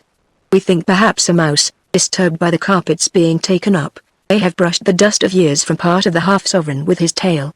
We can't imagine how it came there, only Dora thinks she remembers once when H.O. was very little, mother gave him some money to hold, and he dropped it, and it rolled all over the floor. So we think perhaps this was part of it. We were very glad. H.O. wanted to go out at once and buy a mask he had seen for 4p. It had been a shilling mask, but now it was going very cheap, because Guy Fawkes' day was over, and it was a little cracked at the top. But Dora said, I don't know that it's our money. Let's wait and ask father. But H.O. did not care about waiting, and I felt for him. Dora is rather like grown-ups in that way. She does not seem to understand that when you want a thing you do want it, and that you don't wish to wait, even a minute. So we went and asked Albert next door's uncle. He was pegging away at one of the rotten novels he has to write to make his living, but he said we weren't interrupting him at all. My hero's folly has involved him in a difficulty, he said. It is his own fault. I will leave him to meditate on the incredible fatuity, the harebrained recklessness which have brought him to this pass. It will be a lesson to him. I, meantime, will give myself unreservedly to the pleasures of your conversation. That's one thing I like Albert's uncle for. He always talks like a book, and yet you can always understand what he means. I think he is more like us, inside of his mind, than most grown-up people are. He can pretend beautifully. I never met anyone else so good at it, except our robber, and we began it, with him. But it was Albert's uncle who first taught us how to make people talk like books when you're playing things. and he made us learn to tell a story straight from the beginning, not starting in the middle like most people do. So now Oswald remembered what he had been told, as he generally does, and began at the beginning. But when he came to where Alice said she was the priestess, Albert's uncle said, "Let the priestess herself set forth the tale in fitting speech." So Alice said, "O high priest of the great idol, the humblest of thy slaves took the school umbrella for a divining rod, and sang the song of what's its name? Invocation perhaps?" said Albert's uncle. "Yes, and then I went about and the others got tired, so the divining rod fell on a certain spot, and I said, 'Dig,' and we dug. It was where the loose board is for the gus men, and then there really and truly was a half sovereign lying under the boards, and here it is." Albert's uncle took it and looked at it. "The great high priest will bite it to see if it's good," he said, and he did. "I congratulate you," he went on, "you are indeed among those favored by the immortals. First you find half-crowns in the garden, and now this. The high priest advises you to tell your father, and ask if you may keep it. My hero has become penitent, but impatient. I must pull him out of this scrape. Ye have my leave to depart." Of course we know from Kipling that means, "You'd better bunk, and be sharp about it," so we came away. I do like Albert's uncle. I shall be like that when I'm a man. He gave us our Jungle Books, and he is awfully clever, though he does have to write grown-up tales. We told father about it that night. He was very kind. He said we might certainly have the half-sovereign, and he hoped we should enjoy ourselves with our treasure trove. Then he said, "Your dear mother's Indian uncle is coming to dinner here tomorrow night. So will you not drag the furniture about overhead, please? More than you're absolutely obliged, and H.O. might wear slippers or something. I can always distinguish the note of H.O.'s boots." We said we would be very quiet, and father went on, "This Indian uncle is not used to children, and he is coming to talk business with me. It is really important that he should be quiet. Do you think, Dora, that perhaps bed at 6 for H.O. and Noel?" But H.O. said, "Father, I really and truly won't make a noise. I'll stand on my head all the evening sooner than disturb the Indian uncle with my boots," and Alice said Noel never made a row anyhow. So father laughed and said, "All right." And he said we might do as we liked with the half-sovereign. "Only for goodness sake don't try to go in for business with it," he said. "It's always a mistake to go into business with an insufficient capital." We talked it over all that evening, and we decided that as we were not to go into business with our half-sovereign, it was no use not spending it at once, and so we might as well have a right royal feast. The next day we went out and bought the things. We got figs, and almonds and raisins, and a real raw rabbit, and Eliza promised to cook it for us if we would wait till tomorrow, because of the Indian uncle coming to dinner. She was very busy cooking nice things for him to eat. We got the rabbit because we are so tired of beef and mutton, and father hasn't a bill at the poultry shop. And we got some flowers to go on the dinner table for father's party.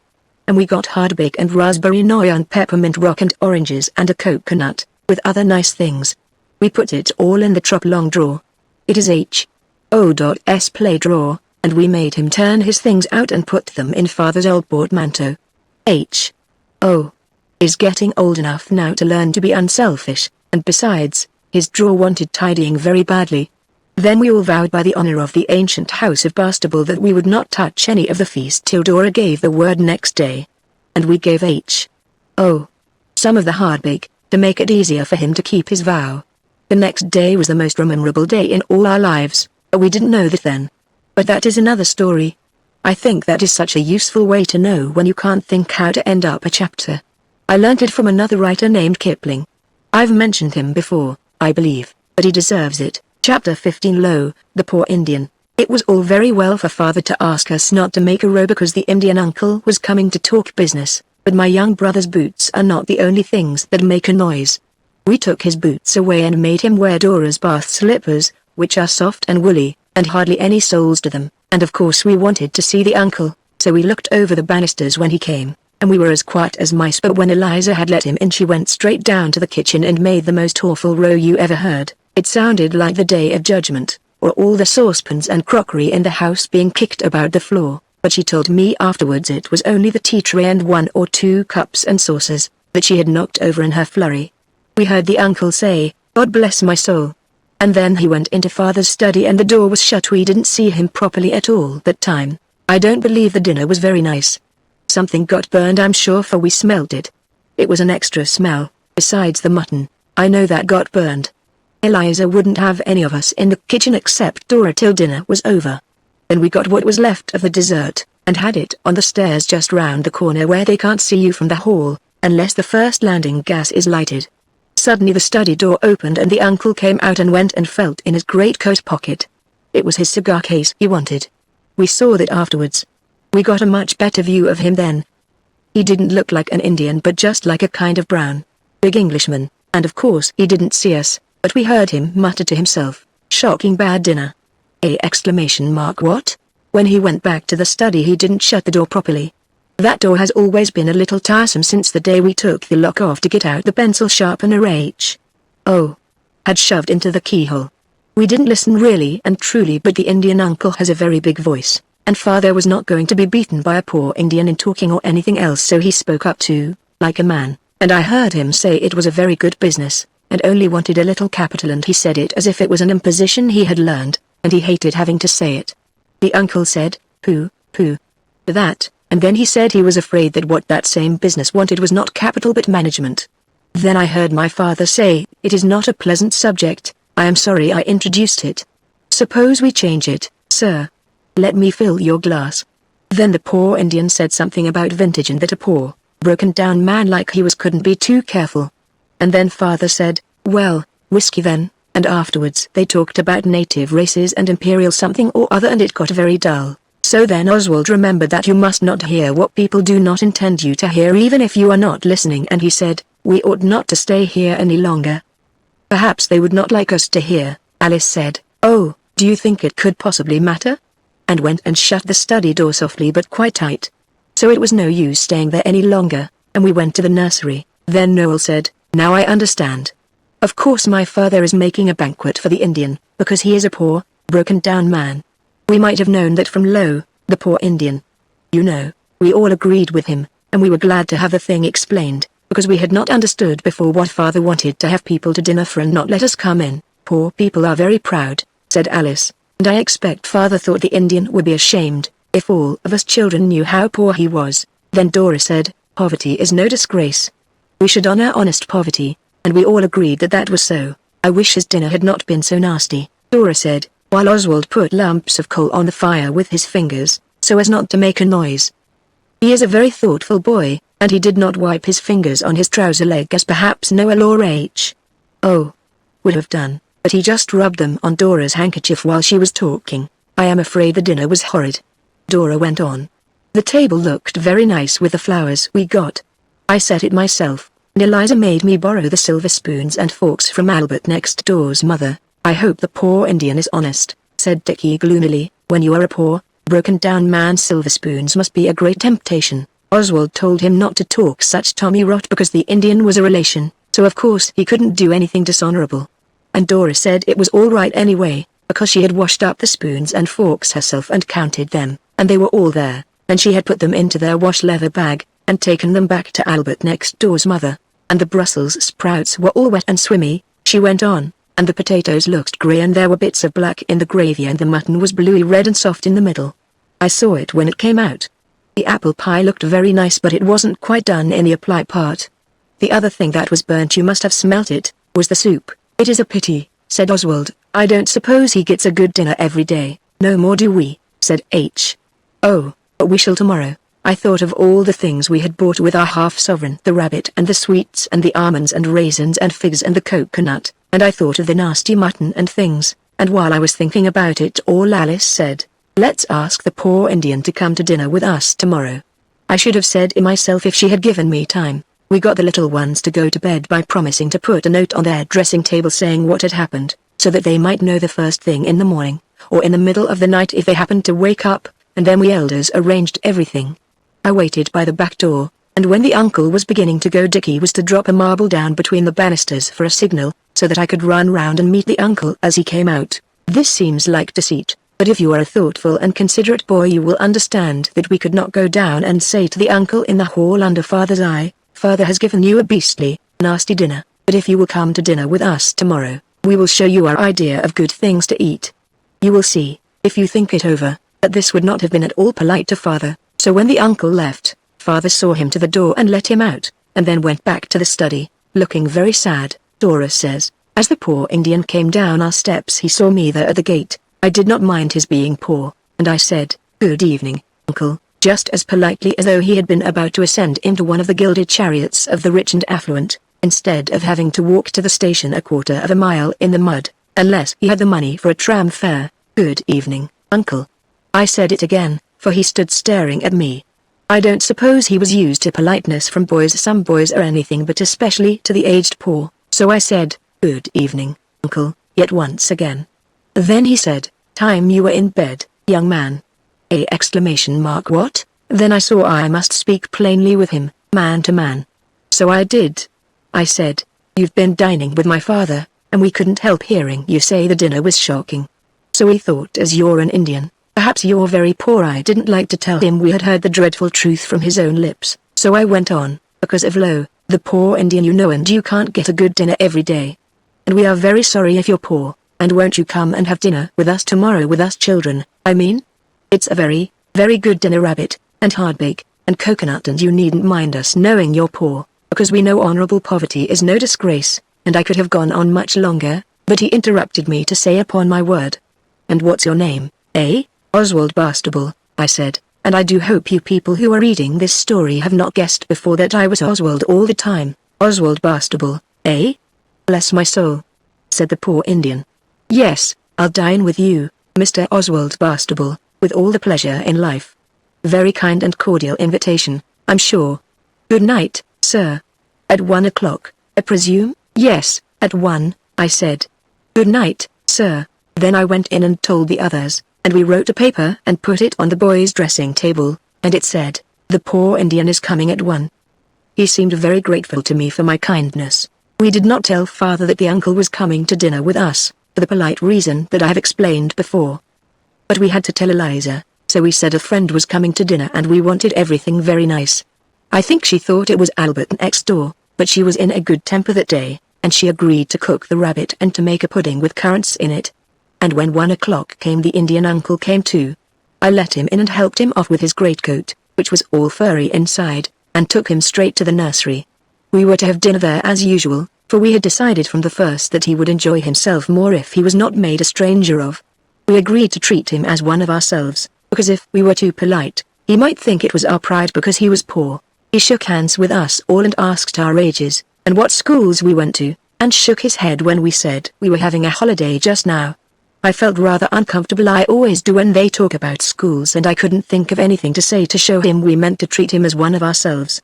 I did ask if he played cricket. He said he had not played lately. And then no one said anything till dinner came in. We had all washed our faces and hands and brushed our hair before he came in, and we all looked very nice, especially Oswald, who had had his hair cut that very morning.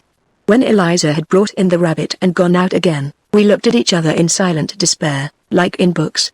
It seemed as if it were going to be just a dull dinner like the one the poor Indian had had the night before, only, of course, the things to eat would be nicer. Dickie kicked Oswald under the table to make him say something, and he had his new boots on. But Oswald did not kick back. Then the uncle asked, "Do you carve, sir, or shall I?" Suddenly Alice said, "Would you like grown-up dinner, uncle, or play dinner?" He did not hesitate a moment, but said, "Play dinner, by all means." What? And then we knew it was all right, so we at once showed the uncle how to be a dauntless hunter. The rabbit was the deer we had slain in the green forest with our trusty yew boughs, and we toasted the joints of it, when the uncle had carved it, on bits of firewood sharpened to a point. The uncle's piece got a little burnt, but he said it was delicious. And he said game was always nicer when you had killed it yourself. When Eliza had taken away the rabbit bones and brought in the pudding, we waited till she had gone out and shut the door, and then we put the dish down on the floor and slew the pudding in the dish in the good old-fashioned way. It was a wild boar at bay, and very hard indeed to kill, even with forks. The uncle was very fierce indeed with the pudding, and jumped and howled when he speared it. But when it came to his turn to be helped, he said, "No, thank you, think of my liver." What? But he had some almonds and raisins when we had climbed to the top of the chest of drawers to pluck them from the boughs of the great trees, and he had a fig from the cargo that the rich merchants brought in their ship. The long drawer was the ship, and the rest of us had the sweets and the coconut. It was a very glorious and beautiful feast, and when it was over we said we hoped it was better than the dinner last night. And he said, I never enjoyed a dinner more. He was too polite to say what he really thought about father's dinner. And we saw that though he might be poor, he was a true gentleman. He smoked a cigar while we finished up what there was left to eat, and told us about tiger shooting and about elephants. We asked him about wigwams, and wampum, and moccasins, and beavers, but he did not seem to know, or else he was shy about talking of the wonders of his native land. We liked him very much indeed, and when he was going at last, Alice nudged me, and I said there's 1 and 3 farthing left out of our half-sovereign. Will you take it, please, because we do like you very much indeed, and we don't want it, really, and we would rather you had it. And I put the money into his hand. I'll take the 3-penny bit, he said, turning the money over and looking at it. But I couldn't rob you of the rest. By the way, where did you get the money for this most royal spread half a sovereign, you said, eh? What? We told him all about the different ways we had looked for treasure, and when we had been telling some time he sat down, to listen better, and at last we told him how Alice had played at divining rod, and how it really had found a half sovereign. Then he said he would like to see her do it again. But we explained that their rod would only show gold and silver, and that we were quite sure there was no more gold in the house, because we happened to have looked very carefully. Well, silver, then, said he, let's hide the plate basket, and little Alice shall make the divining rod find it. What? There isn't any silver in the plate basket now, Dora said. Eliza asked me to borrow the silver spoons and forks for your dinner last night from Albert next door's mother. Father never notices, but she thought it would be nicer for you. Our own silver went to have the dents taken out, and I don't think Father could afford to pay the man for doing it, for the silver hasn't come back, bless my soul, said the uncle again, looking at the hole in the big chair that we burned when we had Guy Fawkes Day indoors. And how much pocket money do you get? What? We don't have any now, said Alice, but indeed we don't want the other shilling. We'd much rather you had it, wouldn't we? And the rest of us said, yes. The uncle wouldn't take it, but he asked a lot of questions, and at last he went away. And when he went he said, well, youngsters, I've enjoyed myself very much. I shan't forget your kind hospitality. Perhaps the poor Indian may be in a position to ask you all to dinner some day. Oswald said if he ever could we should like to come very much, but he was not to trouble to get such a nice dinner as ours, because we could do very well with cold mutton and rice pudding. We do not like these things, but Oswald knows how to behave. Then the poor Indian went away. We had not got any treasure by this party, but we had had a very good time, and I am sure the uncle enjoyed himself. We were so sorry he was gone that we could none of us eat much tea, but we did not mind, because we had pleased the poor Indian and enjoyed ourselves too. Besides, as Dora said, a contented mind is a continual feast, so it did not matter about not wanting tea, only H.O. did not seem to think a continual feast was a contented mind, and Eliza gave him a powder in what was left of the red currant jelly Father had for the nasty dinner, but the rest of us were quite well, and I think it must have been the coconut with H.O. We hoped nothing had disagreed with the uncle, but we never knew. Chapter 16 The End of the Treasure Seeking. Now it is coming near the end of our treasure seeking, and the end was so wonderful that now nothing is like it used to be. It is like as if our fortunes had been in an earthquake, and after those, you know, everything comes out wrong way up.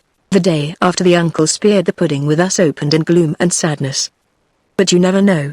It was destined to be a day when things happened. Yet no sign of this appeared in the early morning. Then all was misery and upsetness. None of us felt quite well, I don't know why, and Father had one of his awful colds, so Dora persuaded him not to go to London, but to stay cozy and warm in the study, and she made him some gruel. She makes it better than Eliza does. Eliza's gruel is all little lumps, and when you suck them it is dry oatmeal inside. We kept as quiet as we could, and I made H.O. do some lessons, like the G.E. had advised us to. But it was very dull. There are some days when you seem to have got to the end of all the things that could ever possibly happen to you, and you feel you will spend all the rest of your life doing dull things just the same way. Days like this are generally wet days. But, as I said, you never know. Then Dickie said if things went on like this he should run away to sea, and Alice said she thought it would be rather nice to go into a convent. H.O. was a little disagreeable because of the powder Eliza had given him, so he tried to read 2 books at once, one with each eye, just because Noel wanted one of the books, which was very selfish of him, so it only made his headache worse. H.O. is getting old enough to learn by experience that it is wrong to be selfish, and when he complained about his head Oswald told him whose fault it was, because I am older than he is, and it is my duty to show him where he is wrong." But he began to cry, and then Oswald had to cheer him up because of father wanting to be quiet. So Oswald said, "Elite H. Oh. If you don't look out." And Dora said Oswald was too bad. Of course Oswald was not going to interfere again, so he went to look out of the window and see the trams go by, and by H. Oh. Came and looked out too, and Oswald, who knows when to be generous and forgiving, gave him a piece of blue pencil and 2 nibs, as good as new, to keep. As they were looking out at the rain splashing on the stones in the street, they saw a 4-wheeled cab come lumbering up from the way the station is. Oswald called out, "Here comes the coach of the fairy godmother. It'll stop here, you see if it doesn't." So they all came to the window to look. Oswald had only said that about stopping, and he was stricken with wonder and amaze when the cab really did stop. It had boxes on the top and knobby parcels sticking out of the window, and it was something like going away to the seaside, and something like the gentleman who takes things about in a carriage with the wooden shutters up, to sell to the drapers' shops. The cabman got down, and someone inside handed out ever so many parcels of different shapes and sizes, and the cabman stood holding them in his arms and grinning over them. Dora said, "It is a pity someone doesn't tell him this isn't the house." And then from inside the cab someone put out a foot feeling for the step, like a tortoise's foot coming out from under his shell when you are holding him off the ground, and then a leg came and more parcels, and then Noel cried, "It's the poor Indian," and it was. Eliza opened the door, and we were all leaning over the banisters. Father heard the noise of parcels and boxes in the hall, and he came out without remembering how bad his cold was. If you do that yourself when you have a cold, they call you careless and naughty. Then we heard the poor Indian say to Father, "I say, Dick, I dined with your kids yesterday, as I dare say they've told you. Jolliest little cubs I ever saw. Why didn't you let me see them the other night? The eldest is the image of poor Janie, and as to young Oswald, he's a man. If he's not a man, I'm a nigger." What? And Dick, I say, I shouldn't wonder if I could find a friend to put a bit into that business of yours, eh? Then he and Father went into the study, and the door was shut, and we went down and looked at the parcels. Some were done up in old, dirty newspapers, and tied with bits of rag, and some were in brown paper and string from the shops, and there were boxes. We wondered if the uncle had come to stay and this was his luggage, or whether it was to sell. Some of it smelt of spices, like merchandise, and one bundle Alice felt certain was a bale. We heard a hand on the knob of the study door after a bit, and Alice said, "Fly." And we all got away but H. Oh, and the uncle caught him by the leg as he was trying to get upstairs after us, peeping at the baggage. "Eh?" said the uncle, and the rest of us came down because it would have been dishonorable to leave H. Oh. Alone in a scrape, and we wanted to see what was in the parcels. "I didn't touch," said H. "Oh. Are you coming to stay?" "I hope you are. No harm done if you did touch," said the good, kind, Indian man to all of us. "For all these parcels are for you. I have several times told you about our being dumb with amazement and terror and joy, and things like that, but I never remember us being dumber than we were when he said this." The Indian uncle went on, "I told an old friend of mine what a pleasant dinner I had with you, and about the 3-penny bit, and the divining rod, and all that, and he sent all these odds and ends as presents for you. Some of the things came from India." "Have you come from India, uncle?" Noel asked, and when he said yes we were all very much surprised, for we never thought of his being that sort of Indian. We thought he was the red kind, and of course his not being accounted for his ignorance of beavers and things. He got Eliza to help, and we took all the parcels into the nursery, and he undid them and undid them and undid them, till the papers lay thick on the floor. Father came too and sat in the Guy Fawkes chair. I cannot begin to tell you all the things that kind friend of uncle's had sent us. He must be a very agreeable person. There were toys for the kids and model engines for Dick and me, and a lot of books, and Japanese china tea sets for the girls, red and white and gold. There were sweets by the pound and by the box, and long yards and yards of soft silk from India, to make frocks for the girls, and a real Indian sword for Oswald, and a book of Japanese pictures for Noel, and some ivory chessmen for Dickie. The castles of the chessmen are elephant and castles. There is a railway station called that. I never knew what it meant before. The brown paper and string parcels had boxes of games in them, and big cases of preserved fruits and things. And the shabby old newspaper parcels and the boxes had the Indian things in. I never saw so many beautiful things before. There were carved fans and silver bangles and strings of amber beads, and necklaces of uncut gems, turquoises and garnets. The uncle said they were in shawls and scarves of silk, and cabinets of brown and gold, and ivory boxes and silver trays, and brass things. The uncle kept saying, "This is for you, young man, or little Alice will like this fan, or Miss Dora would look well in this green silk, I think." What? And father looked on as if it was a dream, till the uncle suddenly gave him an ivory paper knife and a box of cigars, and said, "My old friend sent you these, Dick. He's an old friend of yours too, he says." And he winked at my father, for H. Oh. And I saw him. And my father winked back, though he has always told us not to. That was a wonderful day. It was a treasure, and no mistake. I never saw such heaps and heaps of presents, like things out of a fairy tale, and even Eliza had a shawl. Perhaps she deserved it, for she did cook the rabbit and the pudding, and Oswald says it is not her fault if her nose turns up and she does not brush her hair. I do not think Eliza likes brushing things. It is the same with the carpets. But Oswald tries to make allowances even for people who do not wash their ears. The Indian uncle came to see us often after that, and his friend always sent us something.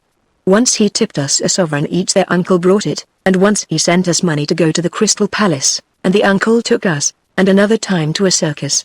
And when Christmas was near, the uncle said, "You remember when I dined with you, some time ago, you promised to dine with me someday, if I could ever afford to give a dinner party. Well, I'm going to have a Christmas party. Not on Christmas Day, because everyone goes home then, but on the day after. Cold mutton and rice pudding. You'll come?" What? We said we should be delighted, if father had no objection, because that is the proper thing to say, and the poor Indian, I mean the uncle, said, "No, your father won't object, he's coming too, bless your soul." We all got Christmas presents for the uncle. The girls made him a handkerchief case and a comb bag, out of some of the pieces of silk he had given them. I got him a knife with 3 blades, H.O. got a siren whistle, a very strong one, and Dickie joined with me in the knife, and Noel would give the Indian ivory box that uncle's friend had sent on a wonderful fairy cab day. He said it was the very nicest thing he had, and he was sure uncle wouldn't mind his not having bought it with his own money. I think father's business must have got better, perhaps uncle's friend put money in it and that did it good, like feeding the starving. Anyway, we all had new suits, and the girls had the green silk from India made into frocks, and on Boxing Day we went in 2 cabs, father and the girls in one, and us boys in the other. We wondered very much where the Indian uncle lived, because we had not been told. And we thought when the cab began to go up the hill towards the heath that perhaps the uncle lived in one of the poky little houses up at the top of Greenwich. But the cab went right over the heath and in at some big gates, and through a shrubbery all white with frost like a fairy forest, 'cause it was Christmas time.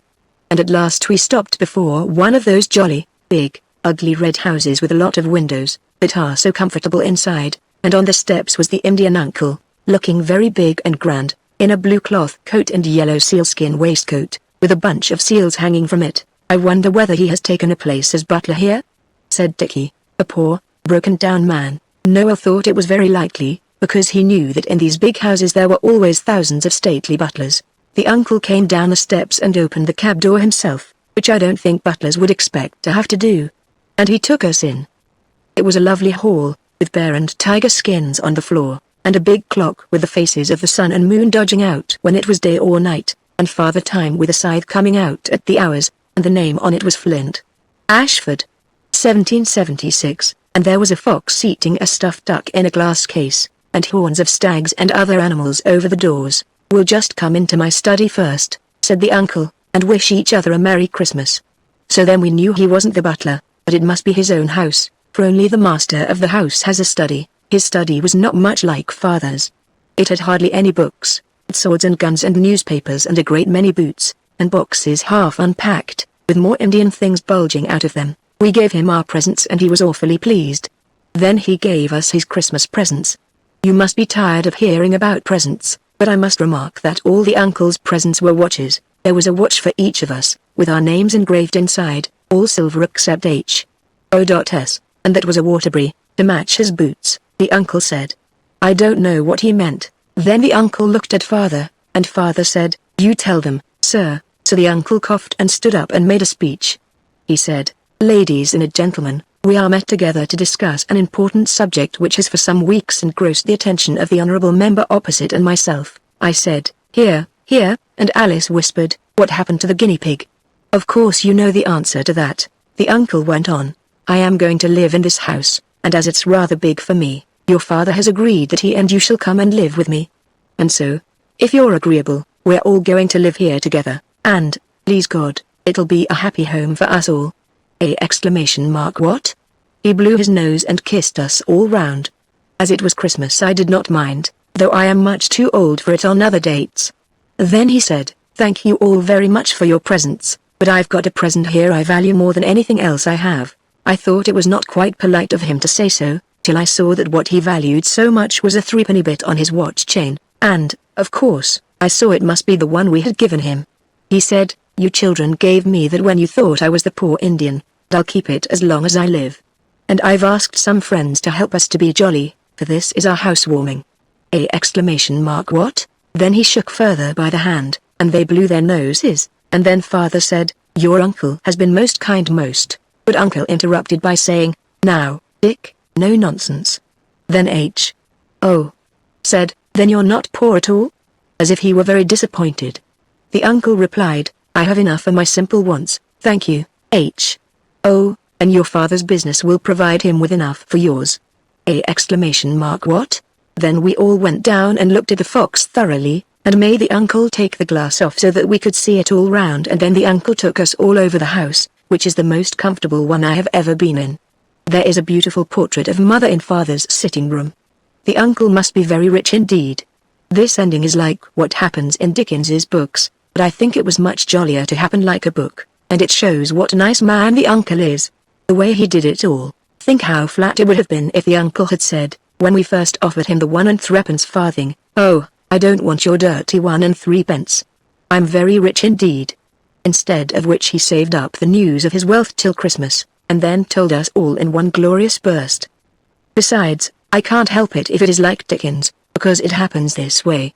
Real life is often something like books. Presently, when we had seen the house, we were taken into the drawing room, and there was Mrs. Leslie, who gave us the shillings and wished us good hunting, and Lord Tottenham, and Albert next door's uncle and Albert next door, and his mother, I'm not very fond of her, and best of all our own robber and his 2 kids, and our robber had new suit on. The uncle told us he had asked the people who had been kind to us, and Noel said, where is my noble editor that I wrote the poetry to? The uncle said he had not had the courage to ask a strange editor to dinner, but Lord Tottenham was an old friend of uncle's, and he had introduced uncle to Mrs. Leslie, and that was how he had the pride and pleasure of welcoming her to our housewarming. And he made her a bow like you see on a Christmas card. Then Alice asked, what about Mr. Rosenbaum? He was kind, it would have been a pleasant surprise for him, but everybody laughed, and uncle said, your father has paid him the sovereign he lent you. I don't think he could have borne another pleasant surprise, and I said there was the butcher, and he was really kind, but they only laughed, and father said you could not ask all your business friends to a private dinner. Then it was dinner time, and we thought of uncle's talk about cold mutton and rice. But it was a beautiful dinner, and I never saw such a dessert. We had ours on plates to take away into another sitting room, which was much jollier than sitting round the table with the grown-ups. But the robbers' kids stayed with their father. They were very shy and frightened, and said hardly anything, but looked all about with very bright eyes. H.O. thought they were like white mice, but afterwards we got to know them very well, and in the end they were not so mousy. And there is a good deal of interesting stuff to tell about them, but I shall put all that in another book, for there is no room for it in this one. We played Desert Islands all the afternoon and drank uncle's health in ginger wine. It was H.O. that upset his over Alice's green silk dress, and she never even rode him. Brothers ought not to have favorites, and Oswald would never be so mean as to have a favorite sister, or, if he had, wild horses should not make him tell who it was. And now we are to go on living in the big house on the heath, and it is very jolly. Mrs. Leslie often comes to see us, and our own robber and Albert next door's uncle. The Indian uncle likes him because he has been in India too and is brown, but our uncle does not like Albert next door. He says he is a muff.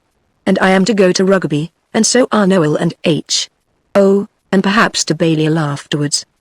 Balliol is my father's college. It has 2 separate coats of arms, which many other colleges are not allowed. Noel is going to be a poet and Dickie wants to go into father's business. The uncle is a real good old sort, and just think, we should never have found him if we hadn't made up our minds to be treasure seekers. Noel made a poem about it, lo. The poor Indian from lands afar, comes where the treasure seekers are. We looked for treasure, but we find, the best treasure of all is the uncle good and kind. I thought it was rather rot, but Alice would show it to the uncle. and he liked it very much. He kissed Alice and he smacked Noel on the back, and he said, "I don't think I've done so badly either, if you come to that, though I was never a regular professional treasure seeker." What?